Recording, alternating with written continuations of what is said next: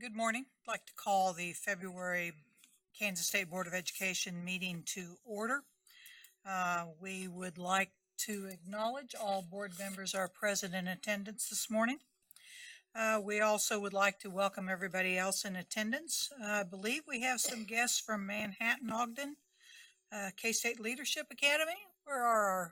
Would you stand and just introduce yourself?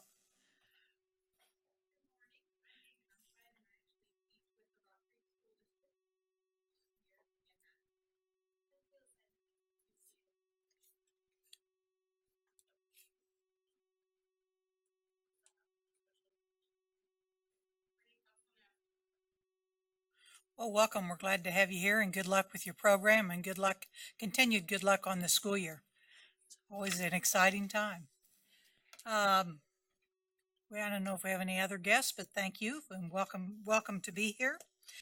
We would like to thank the Kansas Association of Independent and Religious Schools and their chair, Dr. Nick Companion, for hosting the board members this morning. We had a great breakfast with them and a discussion, visiting with them this morning for a breakfast meeting. I'd like to read the mission of the Kansas State Board of Education. It is to prepare Kansas students for lifelong success through rigorous quality academic instruction, career training, and character development according to each student's gifts and talents. Our vision is for Kansas to lead the world in the success of each student. At this time, we'd like to pause for a moment of silence.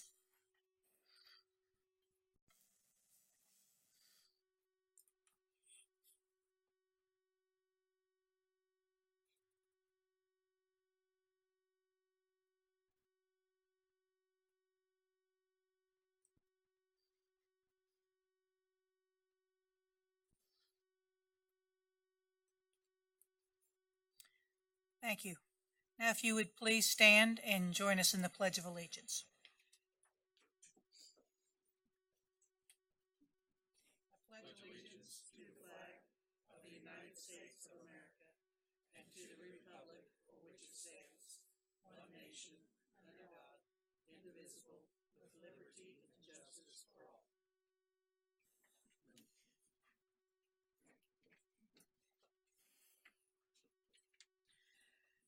Okay, we'll take a look at the agenda. Are there any changes that need to be made to today's agenda? Mr. Roberts? I would just like to be able to speak for, probably 10 or 15 minutes on item 12. I don't know how much time was allotted, but just to kind of give a heads up, item 12 looks like it's slated for 15 minutes. That might run a little longer. I probably have 10 or 15 minutes of remarks to make.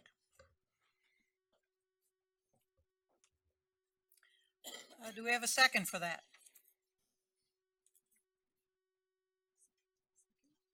Okay, Michelle Dabrowski. Okay, so it has been recommended that we include some time in item 12 for Mr. Roberts to address a couple of points. So we have a motion, an amendment, and a motion and a second. Did I do that right? Okay, good enough. To the agenda, all in favor, please raise your hand. Opposed? Okay, well, passes 10-0. Okay, January minutes. Any additions or correction to the January Board of Education minutes?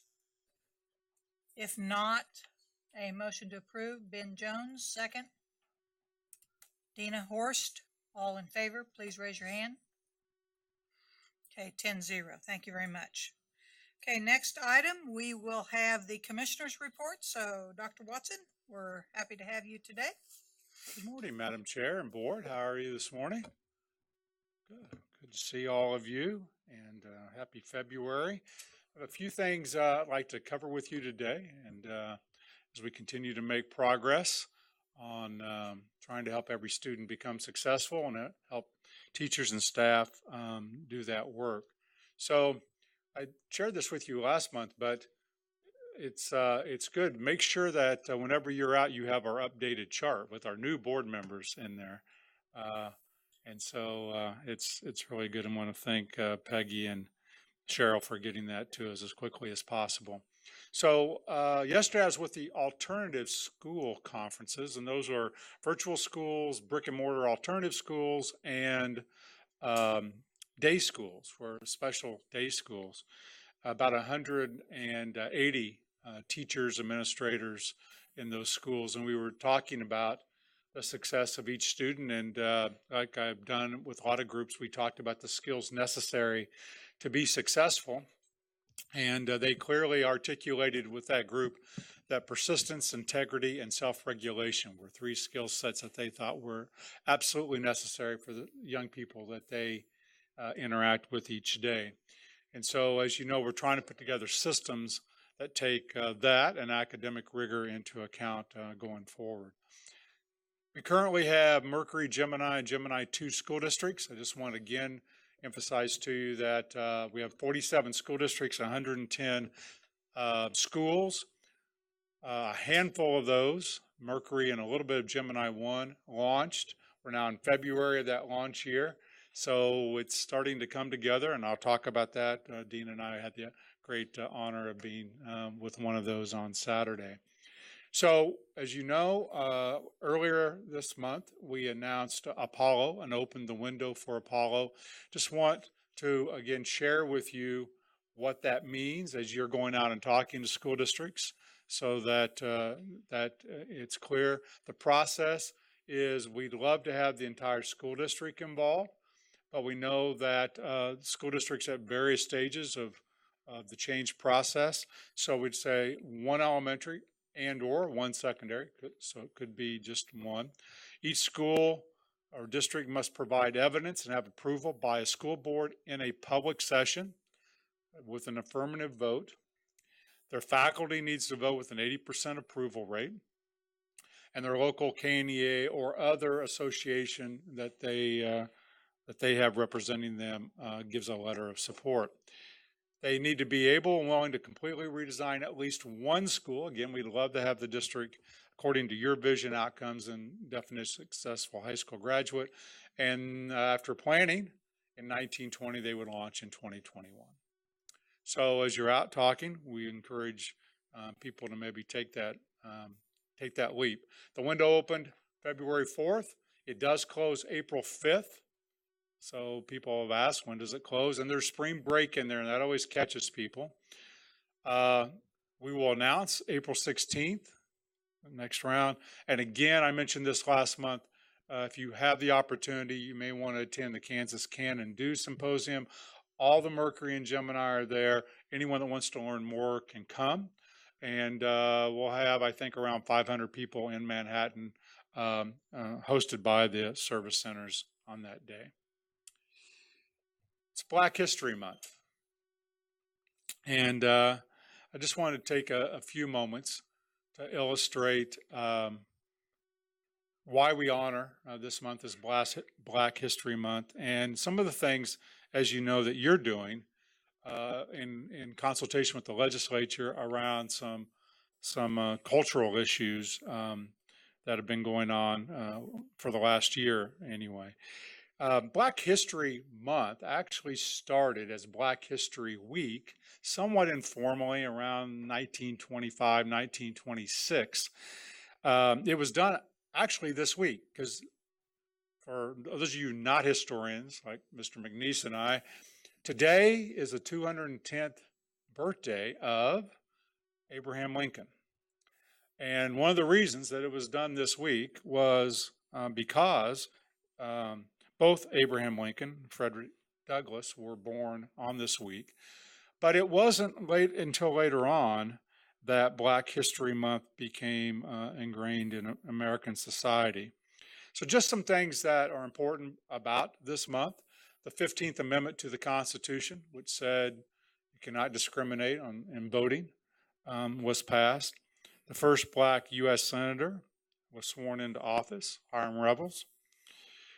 The founding of the National Association for the Advancement of Colored People, the NAACP, was done, and the Greensboro Woolworth lunch counter that we may often remember from the civil rights also happen during this month. But it wasn't until 1970 that students at Kent State, interesting enough, Kent State said we ought to have a nationwide celebration of this month, and Gerald Ford signed that into law when he was president in 1976, and also celebration of the bicentennial. Now, as you know, 65 years have passed since Brown versus Board of Education, and over 55 years since Martin Luther King gave his I Have a Dream speech. And last year, you joined Representative Wynn and Representative Akala in a cultural pedagogy, relevant pedagogy workshop for social studies teachers. And while it started small, that work continues. It's important work to make sure that students understand cultural representation of all cultures in America. And we want to thank them and thank Don Gifford for all their work in putting that together, and that will continue this summer. This weekend, Dean and I had the pleasure of getting up a little early and traveling to Stockton, Kansas, and we saw some remarkable things. They were holding an open house, if you would, for any school that wanted to come learn from their experience as being a Mercury school district. I thought this quote was pretty good. I found this: "Don't tell me the sky's the limit when there's footprints on the moon." That pretty well sets where we're trying to head. These are 3 board members that were really brave, and along with their staff, and embarking on this. There's just a few photos of that day. It seemed to me there were about 100 people there. There were a lot of those were the staff of Stockton. I think they had 30, 35. So 2 and 3 teachers from small school districts all around there come and learn what they were doing. And it was just remarkable how one little school district, you're talking about 1 teacher per grade level, was going about redesigning education. And we learned about how they were personalizing that. We learned from a kindergarten teacher how she was personalizing every lesson, every phonics lesson, every phonemic awareness lesson, every skill lesson for every kid in her classroom. And then part of that day was also in projects where she was enhancing that in real world work. So Dina may want to speak to this later on, but I know we were just honored to be there, and it was a lot of fun to see.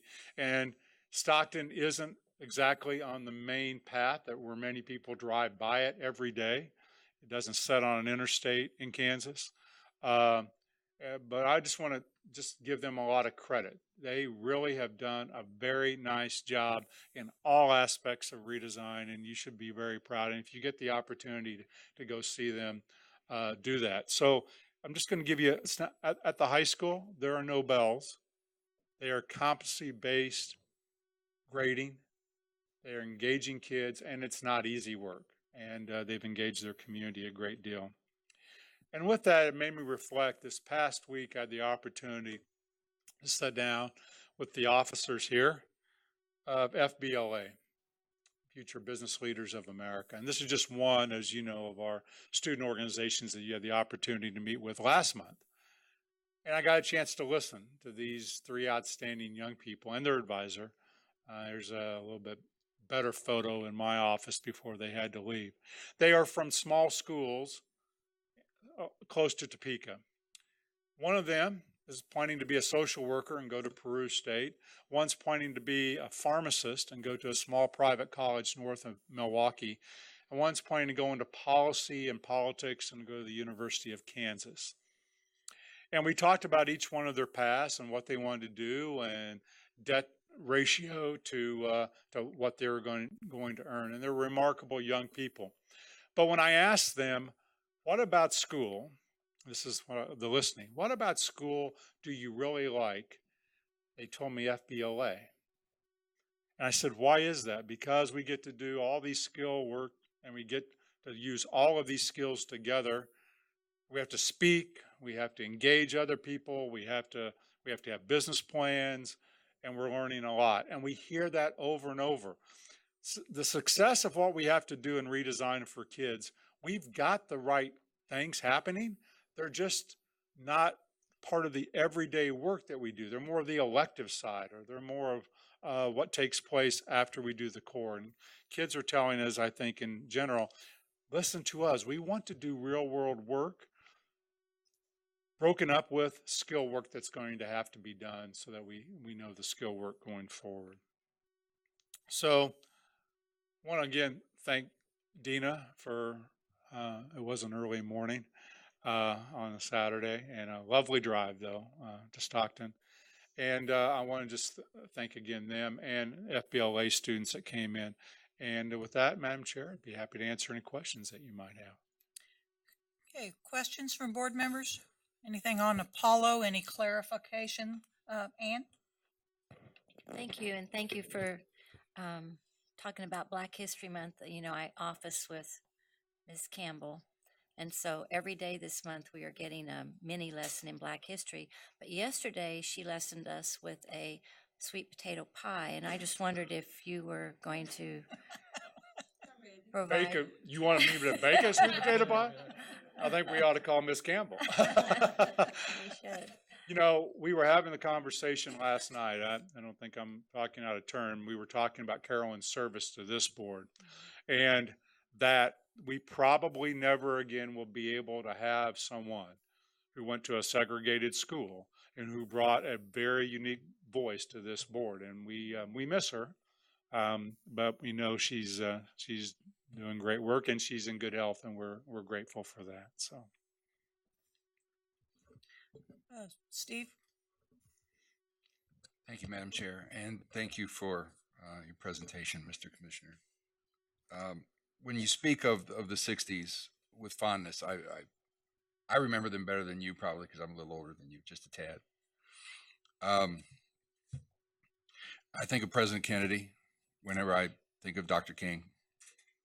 And so the other day I grabbed a screenshot of just the first 4 sentences of Kennedy's inaugural, and I'd like to read it. We observe today, this is January of '61, obviously. We observe today not a victory of party, but a celebration of freedom, symbolizing an end as well as a beginning, signifying renewal as well as change. For I have sworn before you and Almighty God the same solemn oath our forebears prescribed nearly a century and 3/4 ago. The world is very different now, for man holds in his mortal hands the power to abolish all forms of human poverty and all forms of human life. And yet the same revolutionary beliefs for which our forebears fought are still at issue around the globe.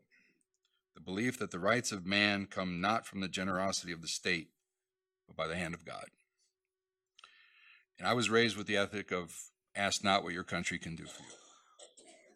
So having just come from a breakfast with an association of independent religious schools, can you speculate that as we go into the future and try to solve, this is pretty lofty, and I hope we have time for you to excogitate a bit.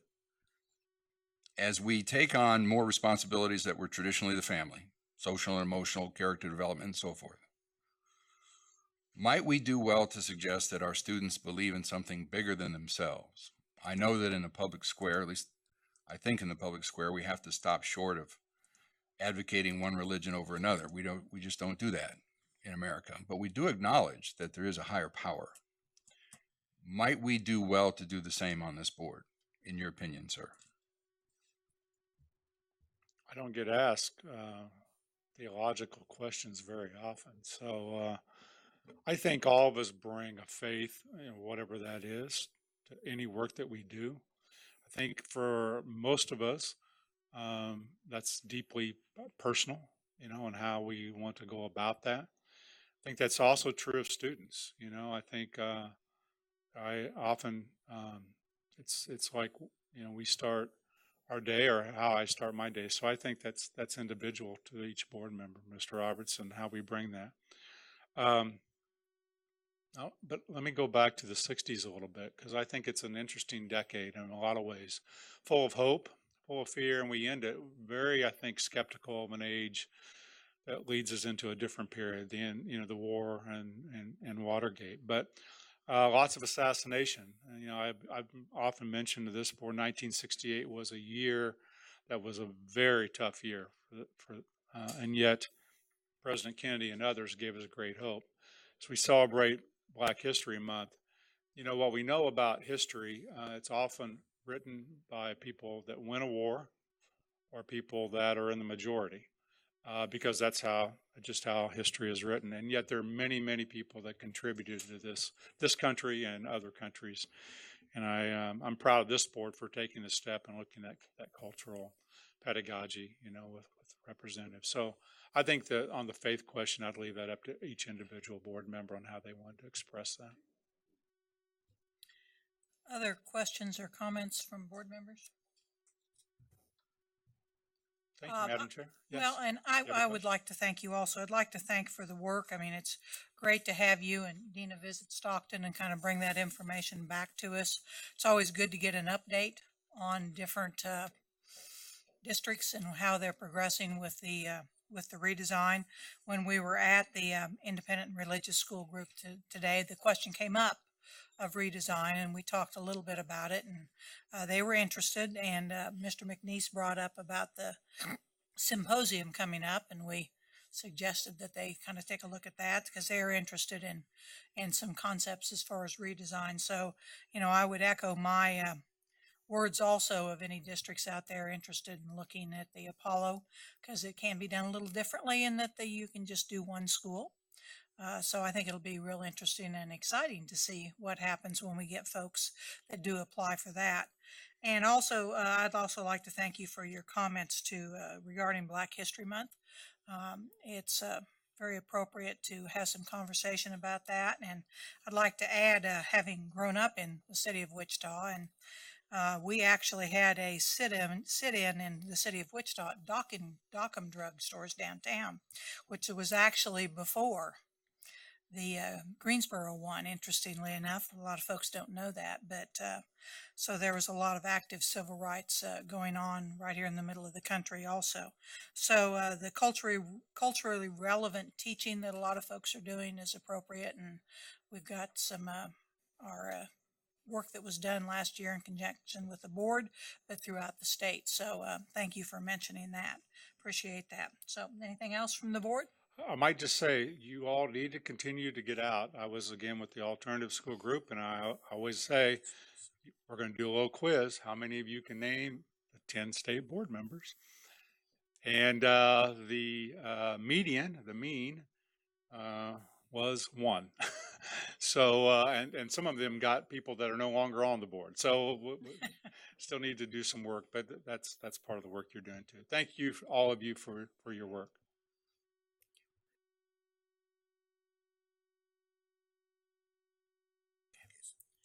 Okay, we're a few minutes early for open forum, but I will continue. We'll go ahead and open forum. So I now declare citizens an open forum of the Kansas State Board of Education meeting open at 10:25. The State Board provides this opportunity for citizens to share views about topics of interest or issues currently being considered by the State Board. The State Board asks that speakers identify themselves by name and the name of the group they represent, if applicable. The State Board also asks that each speaker focus their remarks on issues or topics. Personal attacks will not be tolerated. Each speaker will be limited to 3 minutes. Any board questions will be for clarification. Our first speaker will be Walt Chappell, followed by Linda Husers.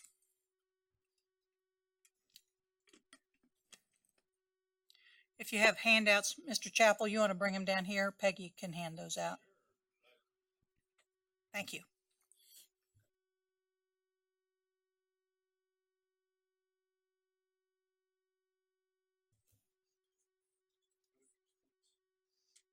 Okay, go ahead and come over to the microphone. And we do have a timer here that Mr. Ferguson has.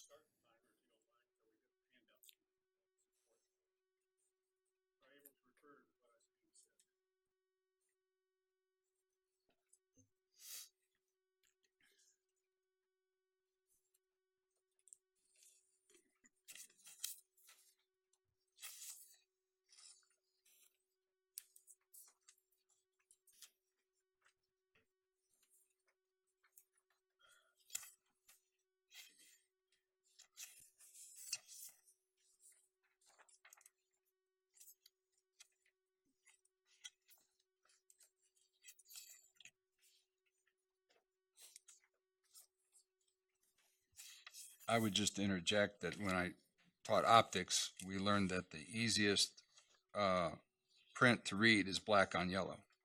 It's the very easiest. So thank you for that. Okay, Ann, did you get one? Are you? Okay. Let's start that clock, Mark. I'm here today as a very sad individual. I'm very concerned about what's going on in our schools, as you are.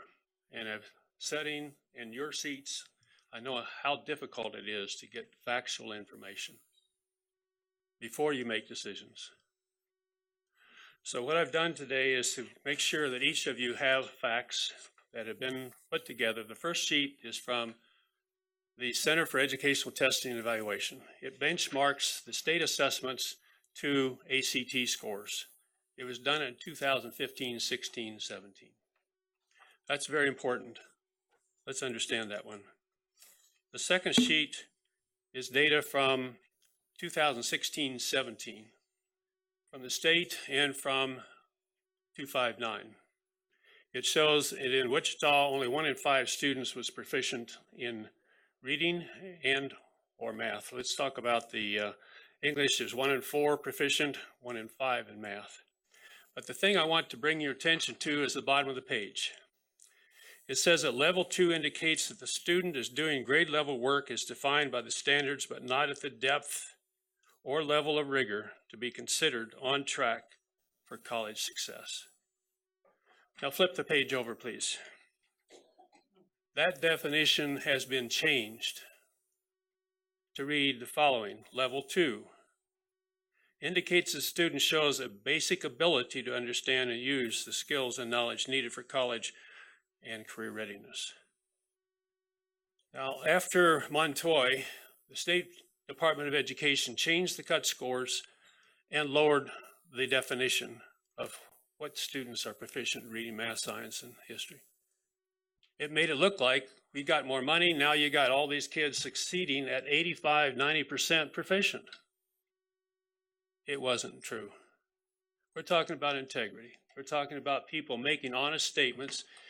The whole state and the Supreme Court was all thought, well, we got 1 for 1. If you give more money, you're going to get higher results. It didn't happen. Now, Mark's holding up a little thing. He says, I got 1 minute to get to the final point. Look here at these assessment scores for Wichita now. They've gone down. They've gone down for the state. Only 19% proficient in math, only 23% proficient in reading. And yet we claim we got all these kids ready to graduate. Last month, you had a presentation from Dr. Schrock. I'm finding that there are teachers in this state now being told if they don't graduate a kid or pass them to the next grade level, they're not going to get a contract next year. That's coercion. That's blackmail. It needs to stop. Thank you very much for your time. I'll answer any questions you might have. Thank you.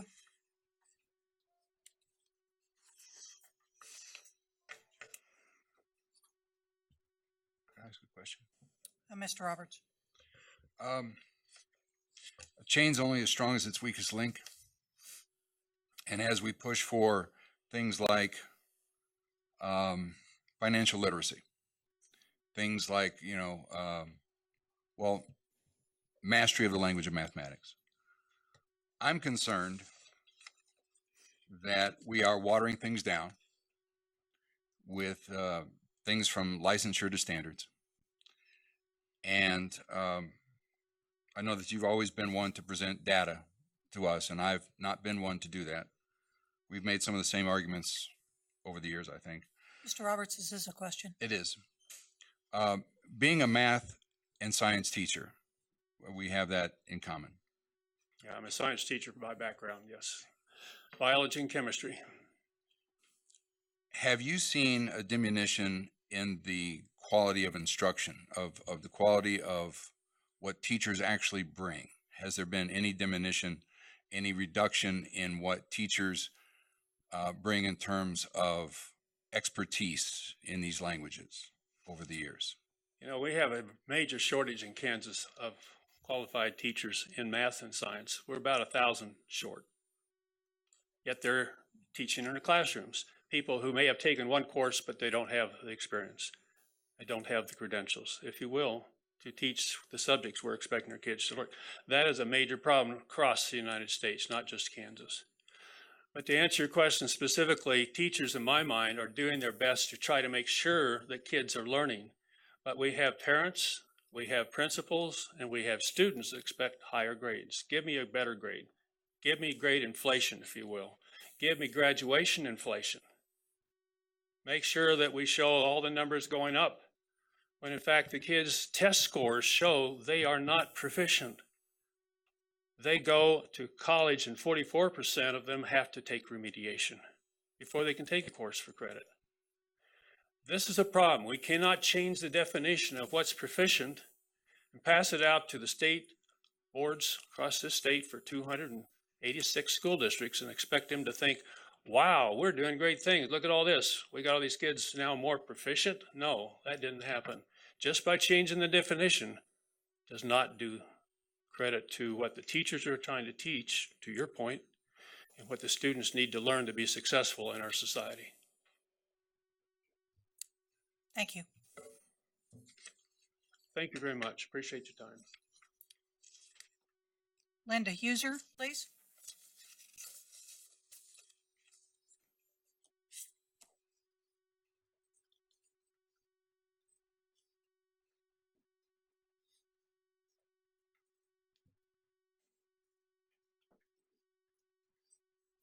Good morning.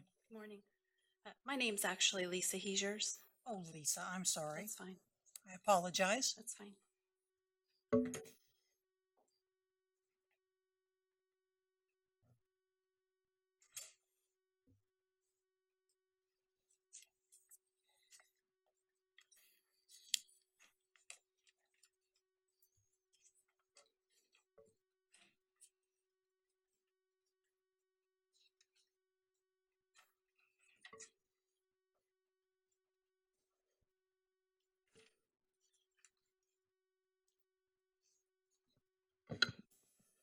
You ready? Okay. You bet. I'm here to speak specifically in regard to the recommendation number 3 that the board will be voting on today, required suicide awareness and prevention training, and the recommendation to promote the CTC survey as a part of that recommendation. First thing I'd like to do, so I make sure that I get to it, is I have some recommendations in regard to this survey. As a parent, I have had kids in Kansas public schools since 1996. So I've been around a little while. I have 5 kids, so I have quite a bit of experience in all kinds of the age groups. The CTC survey, when asking for parent approval for their kids to take the survey, needs to have an actual link for parents to the survey when they're asking for permission.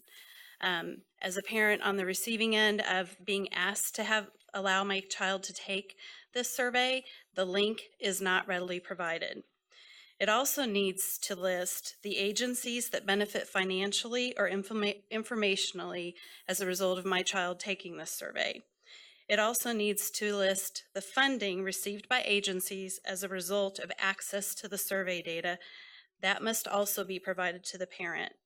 And the programming and the agencies and the programming that they put together as a result of having the information from this survey needs to be provided to the parents so that they understand that by their child taking this, it may end up in some type of mandated program for their child in the school. Very familiar with the CTC survey and its administration.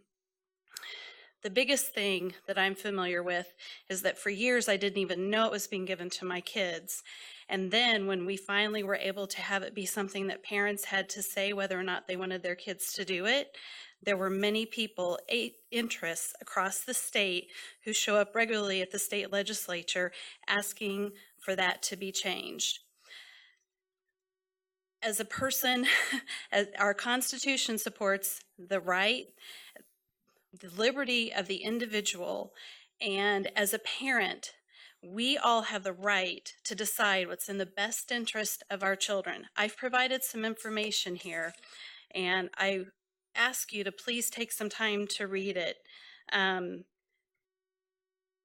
as parents, our right to raise our children and to determine what's in their best interests needs to be respected. It's not respected in the policies and the actions of the State Board of Education. There are many programs and the social emotional learning and everything that's happening in the schools, and this survey is a part of that, that's being used to force our kids to participate in programming. And I can tell you that Kansas superintendents say that they're being required to mandate it for every single child and that it's a part of their state accreditation. Thank you. Thank you very much. Okay, State Board of Education Citizen Open Forum is closed at 10:37. We'd like to thank our speakers for sharing their views with the board. The State Board will determine if any issues should be addressed as an agenda item at a future meeting. Thank you. I have one question. Has the board seen the Pardon me? survey? Have you guys actually seen the actual survey? Uh-huh. Okay. Thank you.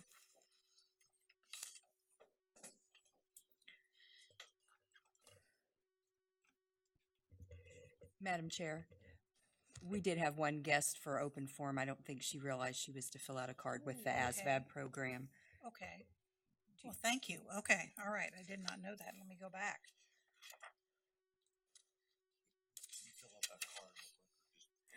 Yeah, if you just fill out that card real quick and we will actually reopen the open forum. Thank you, Peggy. Appreciate that. And we'll wait just a moment. We do have another speaker.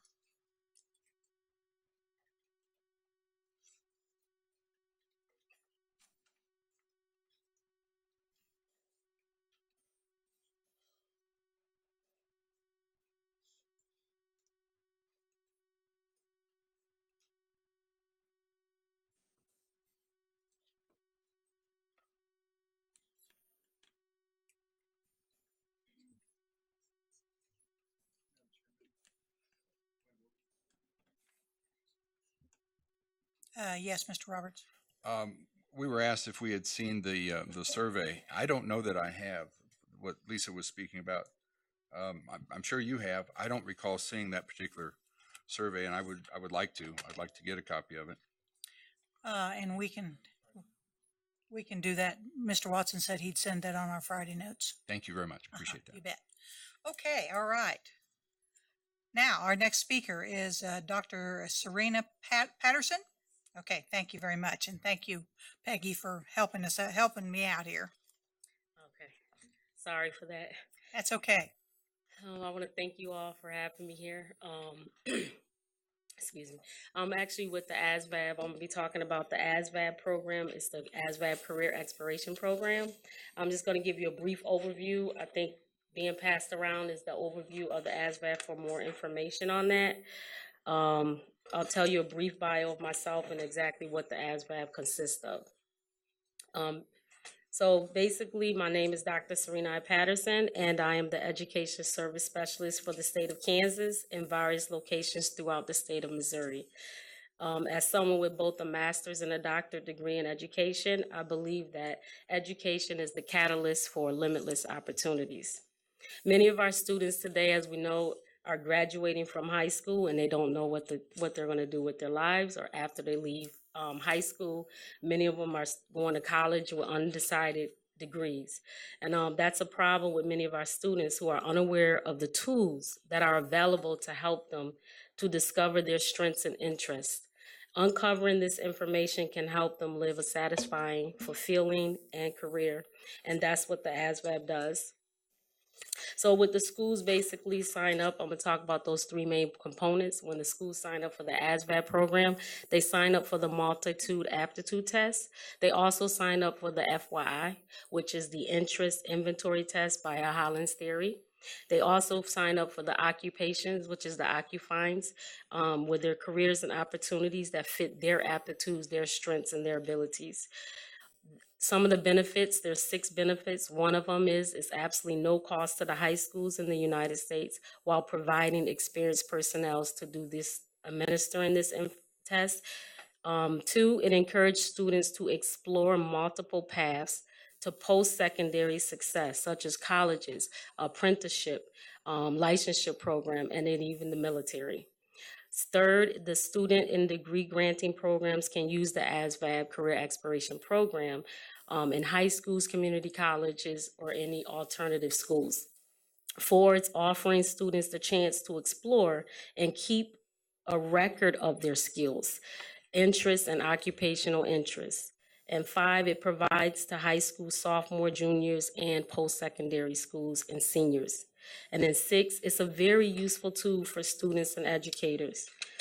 Some of the facts about it is that is no recruiting during the administering of this test. Schools decide whether or not students' information is released to the military. It's more than just a military test. And the last thing to conclude everything up is that students will gain valuable skills in the career exploration and development process that can help them now and in the future. ASVAB will provide a comprehensive state-of-the-art career exploration and planning program at no cost to any high school throughout the United States. And that concludes my presentation. Okay. Thank you very much. We appreciate it. Okay. Okay, Mr. McHughes. Yes. And how many schools are utilizing the ASVAB test or the other components of your program? Right Kansas? now, based on where I'm at, I'm in the Kansas City area, so I have 672 schools. Majority of the schools do offer it, but they're not aware of it's more than just, they offer it as a military. So we're trying to get the word out that it's more than just a military test. I mean, military is a career, so it is an option for them, but it's also to help other students. I don't have a record of a number of how many are using it. Okay, thank you. Appreciate it. Thank you. Now, the state board's citizens open forum is closed at 10:45. And we would like to thank our speakers for sharing their views with the board. And the state board will determine if any of these issues should be addressed as an agenda item at a future meeting. Thank you very much. Okay, we now look forward to our report from our Kansas State School for the Blind and Kansas State School for the Deaf. And John, I believe you're up first, so welcome.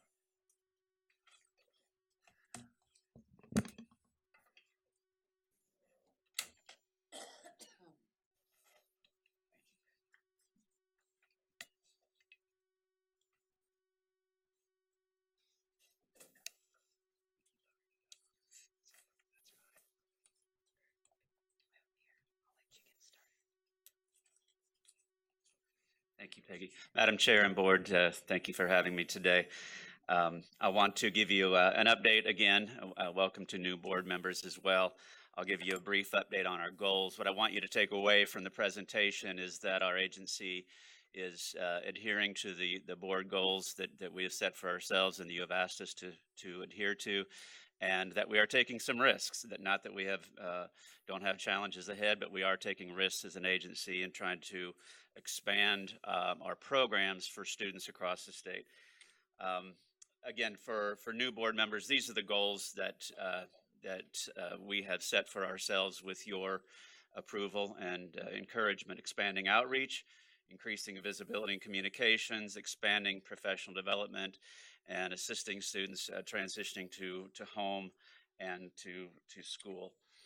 I'm going to give you an overview of some of the programs that I think are doing helping us meet these goals. This one is Can Love Kids, also known as our low vision clinics. Very proud of this program, and I would be remiss to say that it is funded in large part by the Kansas Lions Sight Foundation. They give us a grant to run the Can Love Kids low vision clinics. We have 12 clinics so far this year. We've got 6 scheduled and 66 participants.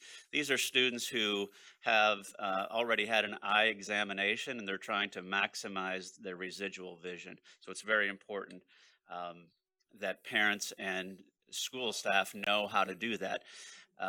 It's personalized, family-centered, and each family walks away with a report and recommendations that they can take back with them to school and to home to implement some of those recommendations that the doctors have for them. The other thing we have is an optometrist and an ophthalmologist. In this picture, Dr. Linda Lawrence is an ophthalmologist, pediatric ophthalmologist in the Salina area. And the information that she's able to provide to parents isn't really unparalleled. We're very fortunate to have her. And Dr. Gerson was our optometrist in the previous picture. I want to talk a little bit about online classes. We see this as an opportunity, sort of an unmet need that's out there. This year, we have two online classes. We do a music braille class. Our music therapist offers music braille to schools and kids across the state. We just had an online algebra class started this year, and next year we'll be doing computer science in partnership with Microsoft Philanthropies. When we look at music braille, here are the places where the students are located who are taking the music braille classes. And this is, as far as I'm aware, we're the only agency really in the country to be doing this. I'm not aware of any other school that offers this service, so it's very unique and very popular, actually. So teachers of the visually impaired sign up their students to take this. Parents want this for their own students, and we're happy to offer it. The online algebra right now is just very limited. We're offering it to students in Oskaloosa and Lawrence. Our math and science teacher gives credit for that course. And next year, we're going to partner, as I said, with TEALS to offer computer science across the state of Kansas. Again, I think an unmet need and something that we can help schools with, simply because it's very difficult to adapt math for students who are blind or visually impaired. This just shows some of the statistics that say computer science is very much wanted. You can see parents perhaps want it more than the kids do, but kids want it too, and educators certainly want it. The computing jobs are the #1 source of new wages in the United States. It's no secret. This is well documented, and it's an area that we have to be a part of as well. These statistics I sourced from a place called code.org, and they are indicating only 23% of all public high schools currently teach computer science. And that's not a criticism, that's simply an acknowledgement. There's a space for us here to contribute. So we want to be in the game. Our field services, as I've talked about previously, what are they doing? They're doing direct service as well as professional development. These are 29 activities are planned intensive technical assistance to teachers and administrators and to families. And you can see that most of those go to assistive technology, the special ed process, and compensatory. What is compensatory? That's skills that help a student keep up in regular education. That's often difficult to do when you have a visual impairment, so our teachers and other teachers try to help students keep up in regular education. Those are the topics that we often address. Here's just a picture. The two representatives in black in front are KSSB field service employees. They're working with new teachers in the field. These are first, second, or third year teachers in central Kansas.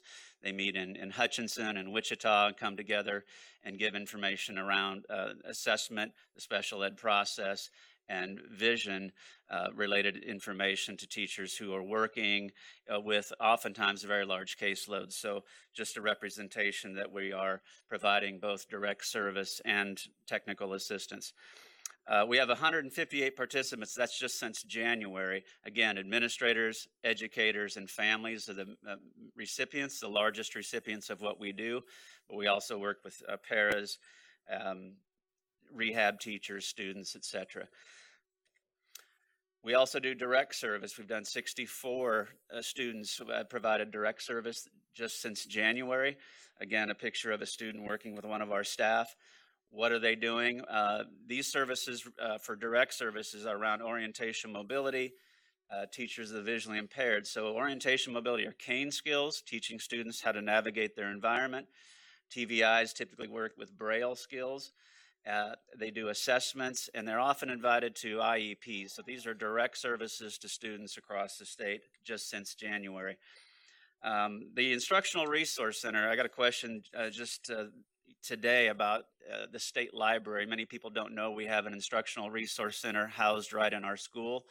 and they have served 1,149 students just in the second quarter. So they're sending materials out to these regions. You can recognize your region on the left and how many students have received materials from Kirk, large print, Braille, auditory materials, and sometimes technology. So very busy and very proud of that work. Our Braille Challenge is hopefully, weather permitting, will be Friday this week. Everybody is invited to that. We will also have a Braille Challenge in Wichita, I believe March 2nd, weather permitting. So I certainly invite you to attend those. Very exciting time for us. I want to leave you with a couple of things. Again, the idea that we can share in 15 minutes all the things that we're doing is hard to do, but I do want you to know that we're in a struggle, and a good fight to move forward and to take risks. All these are under our umbrella. I'm very proud of the KC Blind All-Stars, our nonprofit board, and the things that they've helped us with. They secured a new sensory room for us, which will be opened next year. They're looking for a larger coffee cart for our kids, improving our track. These are sort of extras, and they have been very ambitious in helping us do that. We have a 5K run walk next fall, again, to raise awareness and to raise money for students. I also want to talk a little bit about, the Deaf Blind Project is an important part of our work. I've mentioned, I think before, this extended school year, very popular 3-week program in Kansas City, and we'll do a week in Hayes. And I've mentioned our involvement with Cosby. In April, you'll be coming to our schools, and I just want to leave you with 3 things. I'm going to ask you to help us a little bit with accreditation, talk about that in April. I want your help with teacher shortages, addressing teacher shortages and listening to what other states are doing. I'll have somebody come in and talk about that. I want your thinking cap to help us think how we can stay ahead of that curve here in Kansas. Teacher shortages for teachers of the visually impaired, orientation mobility specialists. And finally, I want to talk a little bit about employment and our efforts to increase employment for students who are blind and visually impaired, some of the advocacy that we've done, and your thoughts on that. I will, Madam Chair, stand for questions now if there are any questions. Okay, do we have any questions from board members for John? John, you mentioned the Braille Challenge in Wichita on March 2nd. Can we have a time and a place on that as well? I'd be happy to share an agenda in Friday notes. Okay, great. We've got an agenda for this Friday. We'll have an agenda. The Wichita location is actually Derby Middle School. They're generous and provide space for us so we don't have to pay, but we'll send an agenda. Derby. We like Derby. I'm sure they like the board too, but we're happy to give you an agenda for the March date. Okay, other questions, board members? Okay, John, I'd like to thank you for your presentation. The coding looks particularly interesting. It would seem to me that could be a good career opportunity for your visually impaired students also. It's not that everybody will be a computer programmer, but the advantage to this program is it's strongly supported through curriculum aligned with state standards. I don't believe there are state standards in computer science in Kansas yet, are there, Commissioner? In March, the state board will hear our first K-12 standards. So through Microsoft Philanthropies, they will provide the curriculum and the teaching for the first year, supported by our staff, and then we'll take that over in subsequent years. It's using Python as a language, so we're excited about that. That's great. Very good. Okay, thank you. Luann. We'll look forward to the School for the Deaf report with a little technology assistance.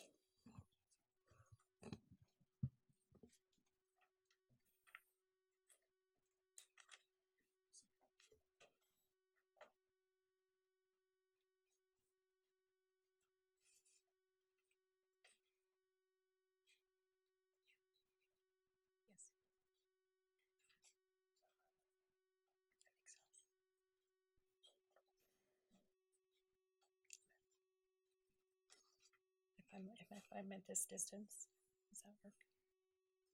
Or do I need to maneuver? Okay. Good morning, Chair and board members. I can tell you that since the December presentation and this presentation, our numbers have grown proliferately. And we have an increasing number of requests for needs, and our programs and numbers are growing. For example, our early intervention services, we just hired a new early interventionist, which gives us a total of 2.5 early interventionists for infants and toddler services.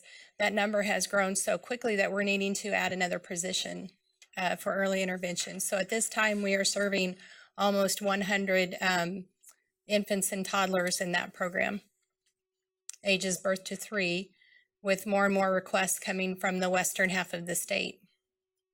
And you may or may not realize this, we have around 200 infants and toddlers birth to 3 throughout the state. So that means that we are serving 50% of those children now, which is a good problem for us to have. And there are many other programs that are happening. And I really wanted to focus in on our work with families that is happening at this point. Parent support, we feel that it's a very critical time and very critical effort for that to happen. Oftentimes parents, when they have a deaf baby, they may not have ever met another deaf person in their entire life or a hard of hearing person. And so they do not know anybody else. This may be the first person they've known. So it's very important work. I wanted to focus in on 3 specific positions that we have: our blended learning, family community engagement, and early intervention. Not only is that for parents and children, but it also can apply to their extended family members also. And that number is growing. In the blended learning opportunities, it's sort of a hybrid of distance learning, ASL classes, as well as some on-site services and visits. That number has grown exponentially, and there's an obvious indication there that needs are not being met. And really, that has just taken off. And so I'll be talking more about that in just a few moments.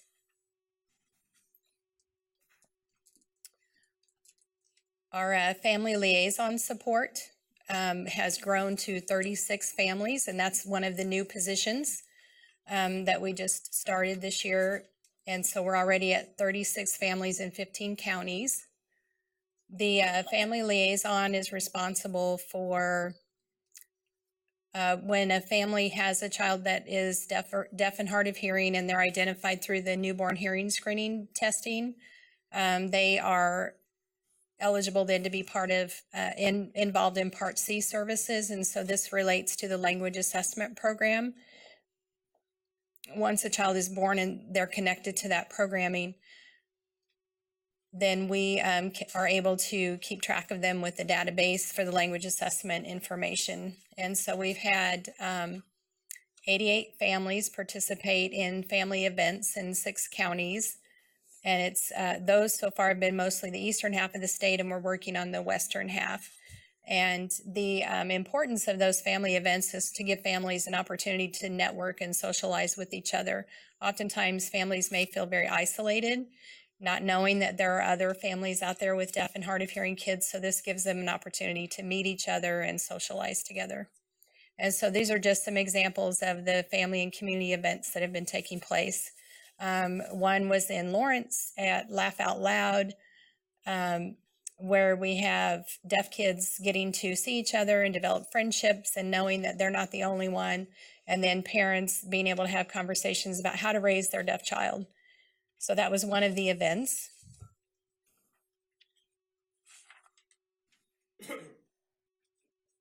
There have been several family events that have taken place. We have 4 or 5 events on an annual basis, and that number grows with each event. The need is obviously there for families to be able to get together.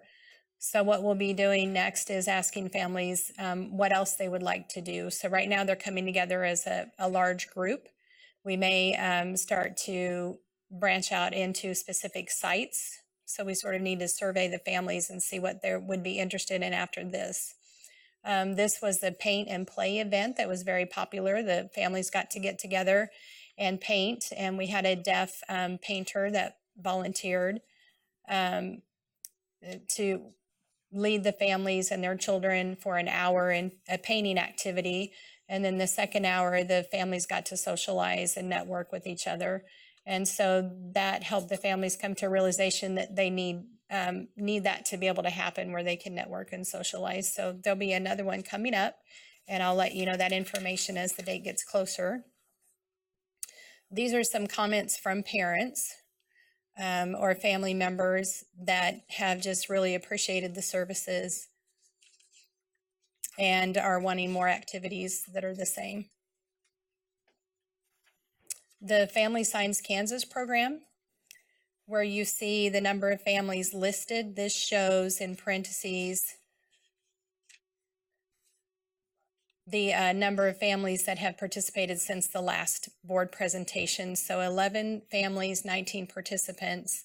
The family members can be grandparents, siblings, aunts, uncles, anybody associated with that family can participate in an online class. So we're providing that now in 13 counties. That number is growing. Family Signs Kansas is financed through the TIPS program. And that's grant money that we received for a specific purpose targeted towards Family Sign Kansas. And as that program grows, we'll be able to find additional funding to support it. We really do believe in that program and want it to continue, because there are no other resources in the western half of the state to provide that.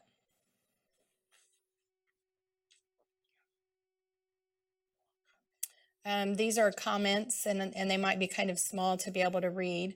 One of the comments is, basically living in a small town, having access to the Family Signs Kansas program online allows us to learn sign language. We continue to do this for over 2 years now because it works for us from our own home. The second comment is, thank you for all that you do to support us. You have been a very noticeable presence this year, and it's appreciated. And noted and appreciated, I think, is being stated because we have become much more visible now. The third comment says, I want to support my child's education in school, so I am learning signing. I think it's going well. And so these comments come from evaluations that we send out after the services to see if we're meeting their needs. And then this next, I'll be talking about the blended learning opportunities that has become very popular in other parts of the state. This program at this time, we have 12 school districts, and it started in December. And so it's grown since then. We have 12 school districts, and we have added 5 more since the beginning. Some of the districts have multiple programs in one building. Some of the districts have multiple buildings that we're going to. So at this time, we are providing 19 classes in teaching ASL storytelling. And at this point, we have 29 students receiving those services. And not only the students, but their parents are welcome to attend for that time period at school with their kids. Their hearing peers can participate as well, and so that they can be able to communicate and interact in sign language with their classmates and with the staff as also. There's a very high interest in the Dodge City area, so obviously there's a need there for that.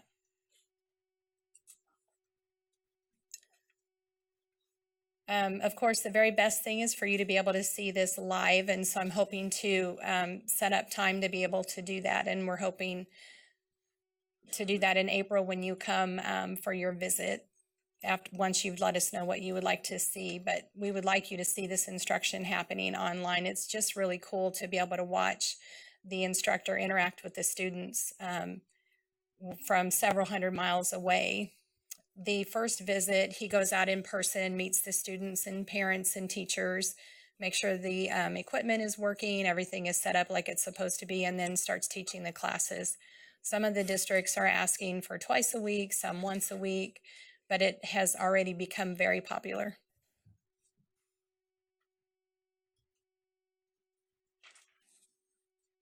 I have three other important statements from teachers in districts that I would like to share with you. This is a third grade teacher, and they're stating that being in rural Kansas, we often feel that we are alone in providing the best opportunity for him, and she's speaking about a specific student. Limited and non-existent exposure to deaf culture. He does not have the opportunity for direct communication, as it always is through an interpreter. Those tears last week were because he got to see what he could become. So this is a very powerful message. This student got to see that he didn't have to always communicate through an interpreter, that he could communicate directly with another person in their own language. This next one relates to KSDE outreach program and offering a unique opportunity for our students to gain communication knowledge from a deaf role model. It provides instruction on students' present level of development, which leads to higher understanding and a way to communicate their thoughts. And this is a fifth grade teacher. They did not realize the potential that the student had and the growth that was possible that they've already seen in them because of ASL. Oftentimes that gets overlooked because the communication is through an interpreter and the message can get lost at specific levels. And so they're getting to know that child more and what they're capable of because of this program.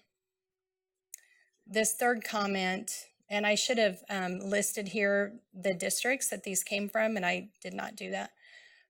This next comment says that our students look forward to their sessions every week, and they work hard to build their communication in order to be ready for the new lesson. Thank you for the opportunity to help our students succeed. The instructor that's doing this program is doing a wonderful job. He checks in with the teachers to find out what vocabulary they're using, what lessons they're working on, so that he can prepare and make sure that he is meeting the students where they're at and working on the concepts that they're learning. And so they're meeting through video technology, and so he gets a very clear understanding of the intent of the lesson before he starts to teach the class.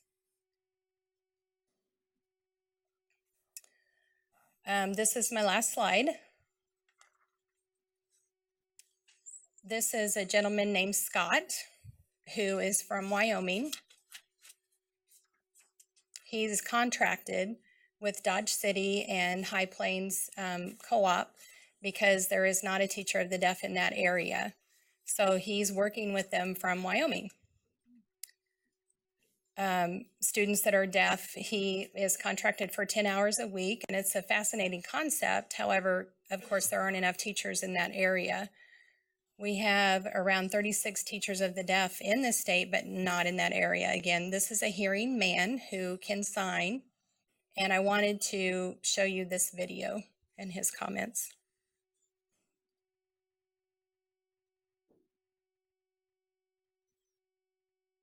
I would like to say thank you so much to the Kansas School for the Deaf and their outreach program.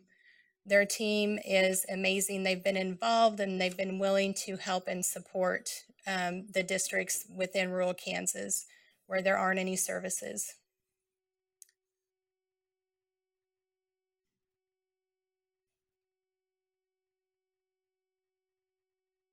What they've been able to provide is that they can come out to the schools, they can provide an assessment for the team within the school. They're providing the video technology, sign language classes and stories, and a host of other services, and just wanted to be able to thank them for that. In these rural areas, they're really struggling to be able to provide those services. You might ask how much this cost. And my response to the districts is that it's free. There is no cost, and they're quite shocked by that. So just very thankful to the outreach department. I am a teacher of the deaf and hard of hearing. And in those rural areas, it's very difficult to receive services. Again, the outreach team at the School for the Deaf are the best, and they're the experts in this area, and they can provide that support, and wanted to thank them for that. At this point, I work with 20 different school districts, but I'm only available for a very limited time. But the need is huge. And the School for the Deaf has been very helpful for that. And I feel as though I've been more successful because of their help in being able to support the districts that I work with. Thank you again to the Kansas School for the Deaf for that support. So this is a very powerful statement to be able to recognize the needs that are out there and that he himself is not able to support those needs. But the School for the Deaf is committed to being able to do that and serve those students, not only those direct services with students, but teachers of the deaf also. And so we're just very proud of our work. We continue to have challenges and areas within the northwestern part of the state that we haven't been able to have reach out to them yet, but our efforts continue. And thank you for your time. Thank you very much, Luann. We do have a few questions. Start with Ben. Thank you, Madam Chair. This goes to John and Luann both. I just want to thank you from my district, which is Central Kansas, for the outreach services that you provide. I was at a civic organization yesterday presenting general updates from the board, and I made mention of the outreach efforts that our two schools are doing, the School for the Blind and the School for the Deaf, which some of them were shocked that they exist, which is unfortunate still, because they've been around for a long time.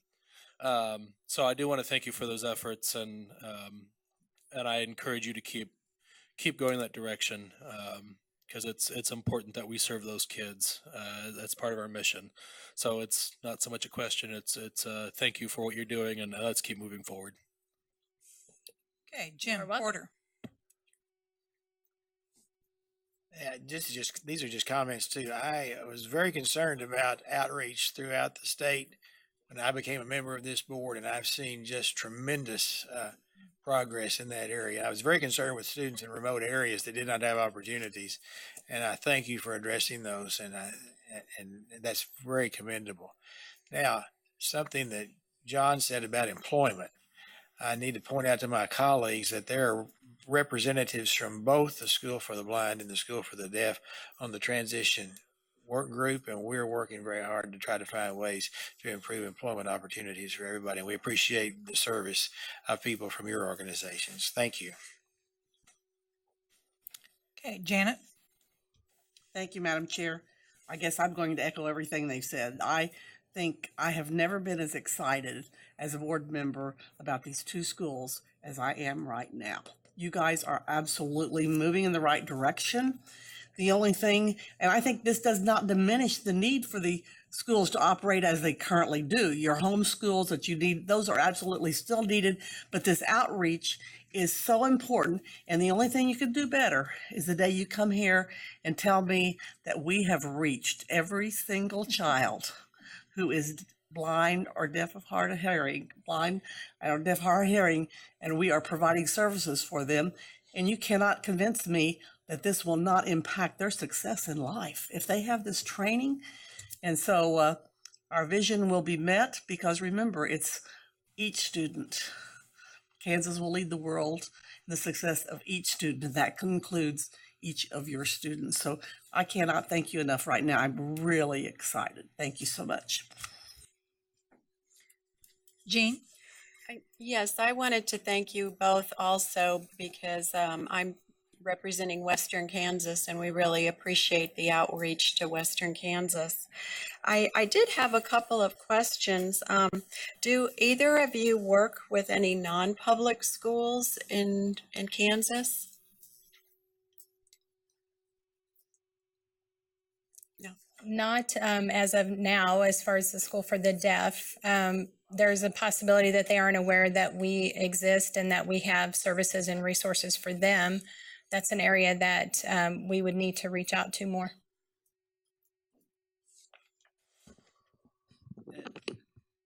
This is a question that relates to, I think you're asked if we work with any non-public schools. Is that correct?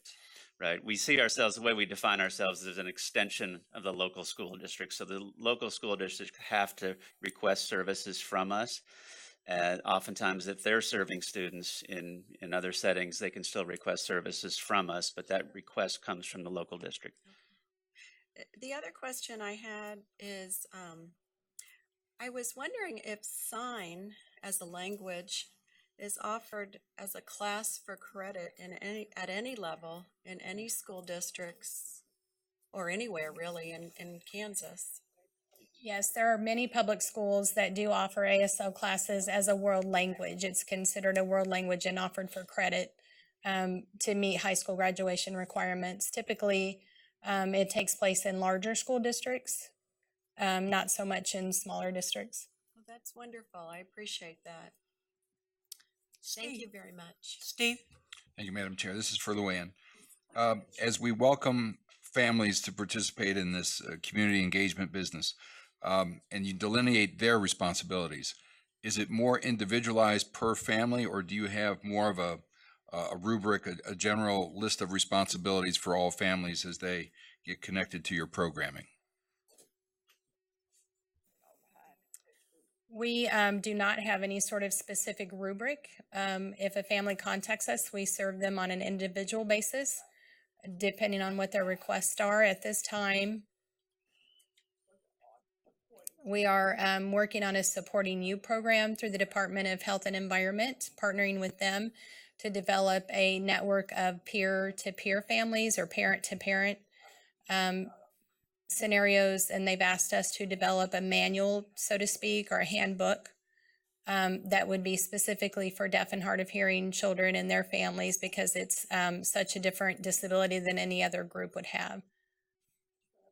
And once the database is developed, then we'll be able to develop that family matching where we can put families together to support each other. So there's more work to be done in that area for sure. Okay, I'd like to extend my thanks also to both of you and your schools and the work that's being done. We kind of challenged you a few years ago to really expand the outreach, and you certainly are working on that and moving forward on that. I'm sure Jean's pleased to hear about the expansion into Western Kansas and other areas also. Thank you very much for your report. We look forward to coming to your facility in April and seeing both schools in April. So that'll be a great opportunity for us and our new folks to be there for the first time. So we look forward to that. Okay, we're going to take a quick 10-minute break, and then we'll be back for the rest of our morning agenda. Thank you.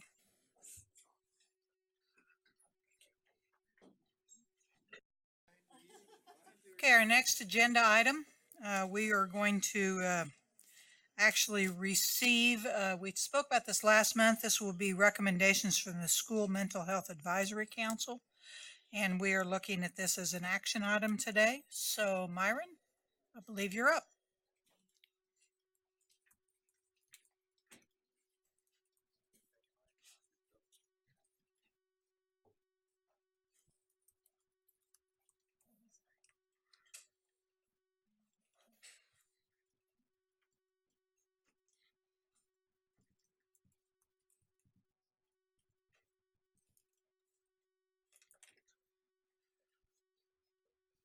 Good morning. I am Myron Melton. I'm an education program consultant with the Special Education and Title Services team here at the Kansas State Department of Education. And it's a pleasure to be back with you again today to review some information that we brought to you last month, January 15th. We had representation from the School Mental Health Advisory Council here to share recommendations that they had for the state board regarding suicide awareness and prevention and mandated reporter training. The recommendations I'm going to share with you today have been modified slightly. And the modifications, and we'll talk about that as we go through, those modifications are a response to the questions, concerns, comments that you all had for us at the meeting in January. So first off, just quickly want to once again highlight and review the requirements from the Jason Flatt Act. Noting in the requirements, number one, that we do have a requirement for a 1-hour staff training each calendar year for all the staff in our district. And also there's a requirement that each building have a building crisis plan, and included within those plans are steps for recognizing suicidal ideation, for appropriate methods and interventions, and for a crisis recovery plan. And The recommendations that we're going to make today don't vary from that. We feel like the recommendations really help us provide that in a more full manner. The council recommendations that we brought previously, there were 3 that were related to suicide awareness and prevention training. The first one is the State Board of Education provides guidance to districts on the implementation of the Jason Flat Act, which would include initial overview for all new staff and staff who would benefit from comprehensive training as determined by administration. Where we have changed that slightly, the initial overview for all new staff, we feel like it's really imperative that all staff have that initial comprehensive training on suicide awareness and prevention. But we also noted that as veteran staff and staff with specific roles, those needs might vary. However, we felt it was important to leave that option there for local control. So if local administrators felt like there were people who were beyond that initial year or 2 but could still use that comprehensive training, that option is still available. The second bullet, differentiated training for successive years based on years experience and role of the employee. One of the comments that we received from you in January was the concern that this training would become a checklist, and this training would become that rote thing that we do every year, and we take something that's as critical as suicide prevention and awareness, and it lose its purpose and lose its intent. So we want to be able to provide that differentiated training for successive years based on that experience and the role of the employee. And then the third bullet, districts develop and implement suicide protocols embedded in a crisis plan with the support and materials and resources provided by KSDE. One of the things that we gathered from the survey that we did is that the focus of this for a lot of districts has been that 1 hour of training. And that training is really critical, but just as important are those protocols that districts have in terms of how do they address these needs of intervention, training within an embedded plan. One of the things that came from the board last month was to be cognizant of the needs of larger districts, smaller districts, and that we need to be sure and have resources that are available to all. So in a lot of the recommendations we have, you'll notice that we have supports, materials, resources provided by KSDE that we would be providing those things for districts. The second recommendation required suicide prevention training continued. Direct KSDE to revisit how they monitor the implementation of the suicide prevention requirements within the accreditation regulations. Regulations are listed there, and provide support and resources to districts for families, students, community, and other related suicide awareness prevention. So as we read that first bullet, currently the way we are monitoring the implementation, because it is part of the accreditation requirements, we do that through the KISA process and through that accreditation process, and that may be adequate to do it that way, but we felt like we want to go back and look at that and make sure that we have adequate monitoring and a way of ensuring that this is being implemented consistently across the state. With regards to providing resources to districts, we feel like that's a role that we need to take.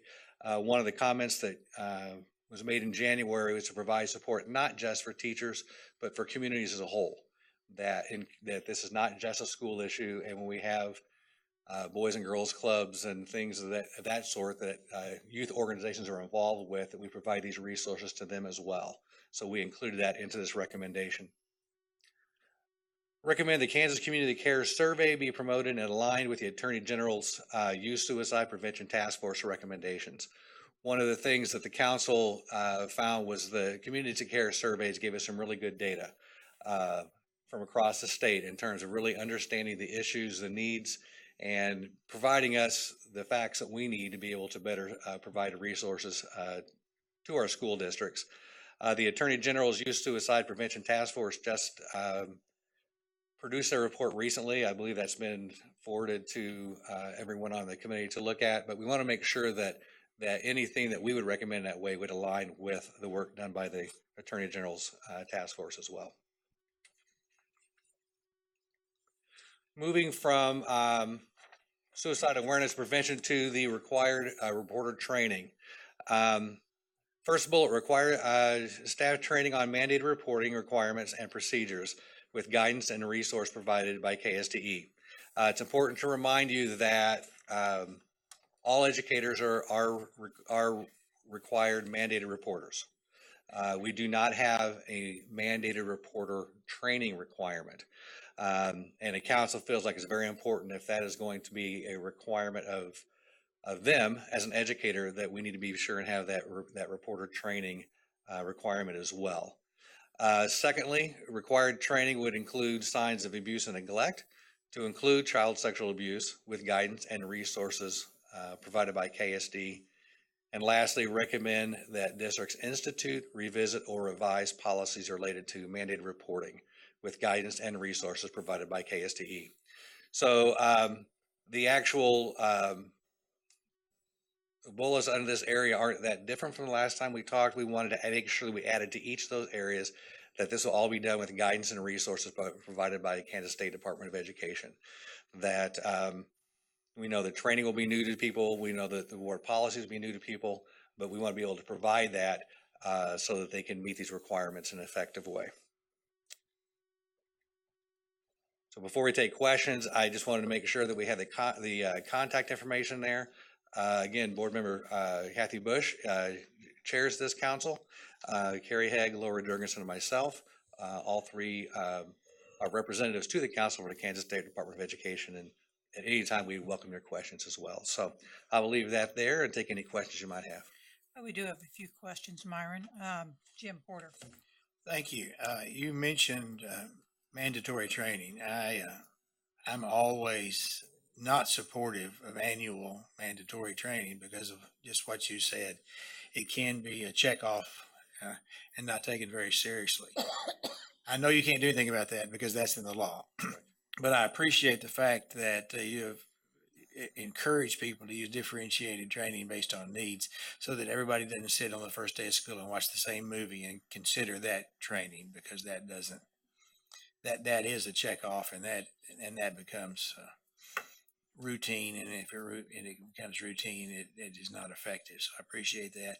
I would prefer to eliminate the hour requirement, because I would assume that if you're going to do this faithfully, it would take a lot longer than an hour, and schools would choose to do that. So I think that the fact that they have required that annual training for an hour is probably limiting, but we can't do anything about that. That's the end of my sermon. Madam Chairman, I move that the Kansas State Board of Education approve recommendations from the School Mental Health Advisory Council and instruct Kansas State Department of Education to take the necessary action to put each recommendation into place. We have a motion. Do we have a second? And then we have more comments. Janet Waugh, second. Okay, additional comment or question, Dina? Thank you. I would say I agree with what Jim said, because I was one of those who voiced a concern about seeing the same program over and over again each year, and the repetitiveness of it kind of takes away from the impact. The other thing, we did have a question about the survey brought to us earlier, and my understanding of this survey, and I'm asking you if that's correct, is that there's no names. It is sent to the state, and it is compiled as an overall document, not one that would reveal in any way who that student was. That would be correct. And it actually is data that's not necessarily collected by the state. It is the survey is put together through Greenbush, And I believe the the KDHE, I believe, is the other organization that puts that survey together. So what actually comes to school districts and individual buildings is their group data, and you can disaggregate it out, but it's not individual student's name attached, not individual student data. It's basically to inform a variety of things. It's not just what you would term as a quote unquote at-risk type of a survey. It looks at a variety of different areas that have to do with school culture, school climate, and also at-risk behaviors as well. But there is not individual student data that's collected. And have seen that particular survey in the past. I haven't recently seen it, but if a parent has issues with their child taking surveys, it would be within their purview to exempt their child from that survey, would it not? It would be. And I think Commissioner Watson addressed this in January that what at one point in time was an opt-out survey where you had to opt your child out is now an opt-in. So for a child to be able to take the survey, parent has to give permission for them to be able to do that. Okay, so that's because of a change in state law, if I recall. It's part of the Privacy Act. Okay, thank you. I might follow up on that if I may. The AG's recommendation, and please correct me if I'm wrong, one of their recommendations is to try to advocate for that Kansas Community Care Survey to go back to the opt-out. Is that not correct? That was a point of discussion. I hesitate to quote the recommendation because I'm not as clear on that. But during the conversations that they had as a task force, that conversation didn't come up, and that was a area that was recommended then. But I haven't seen the seen the final recommendation. Okay, but they did have discussion on that. Correct. Okay, well, that's what I thought, and I just But wanted I to clarify. I can't recall whether that came out as one of the final recommendations or not. Okay, all right. Other questions or comments? Michelle? I'm assuming that I haven't seen the survey as well. Is it I mean, is there an age difference on this? What years are we talking about? It is. They give it they benchmark it. They do ages. Oh, I'm going to try. I hope I get this right. I think it's 4, 6, 8, and 10. 6, 8, 10, and 12. Right. Okay. Yes, grades. So for purposes of looking at that data, for how we would use the data, it would be data that we could look at over time. Be good trend data, so you can look at 4th grade over time, or excuse me, 6th grade over time, or 10th grade over time. And you can actually measure, improvements of your district in that way.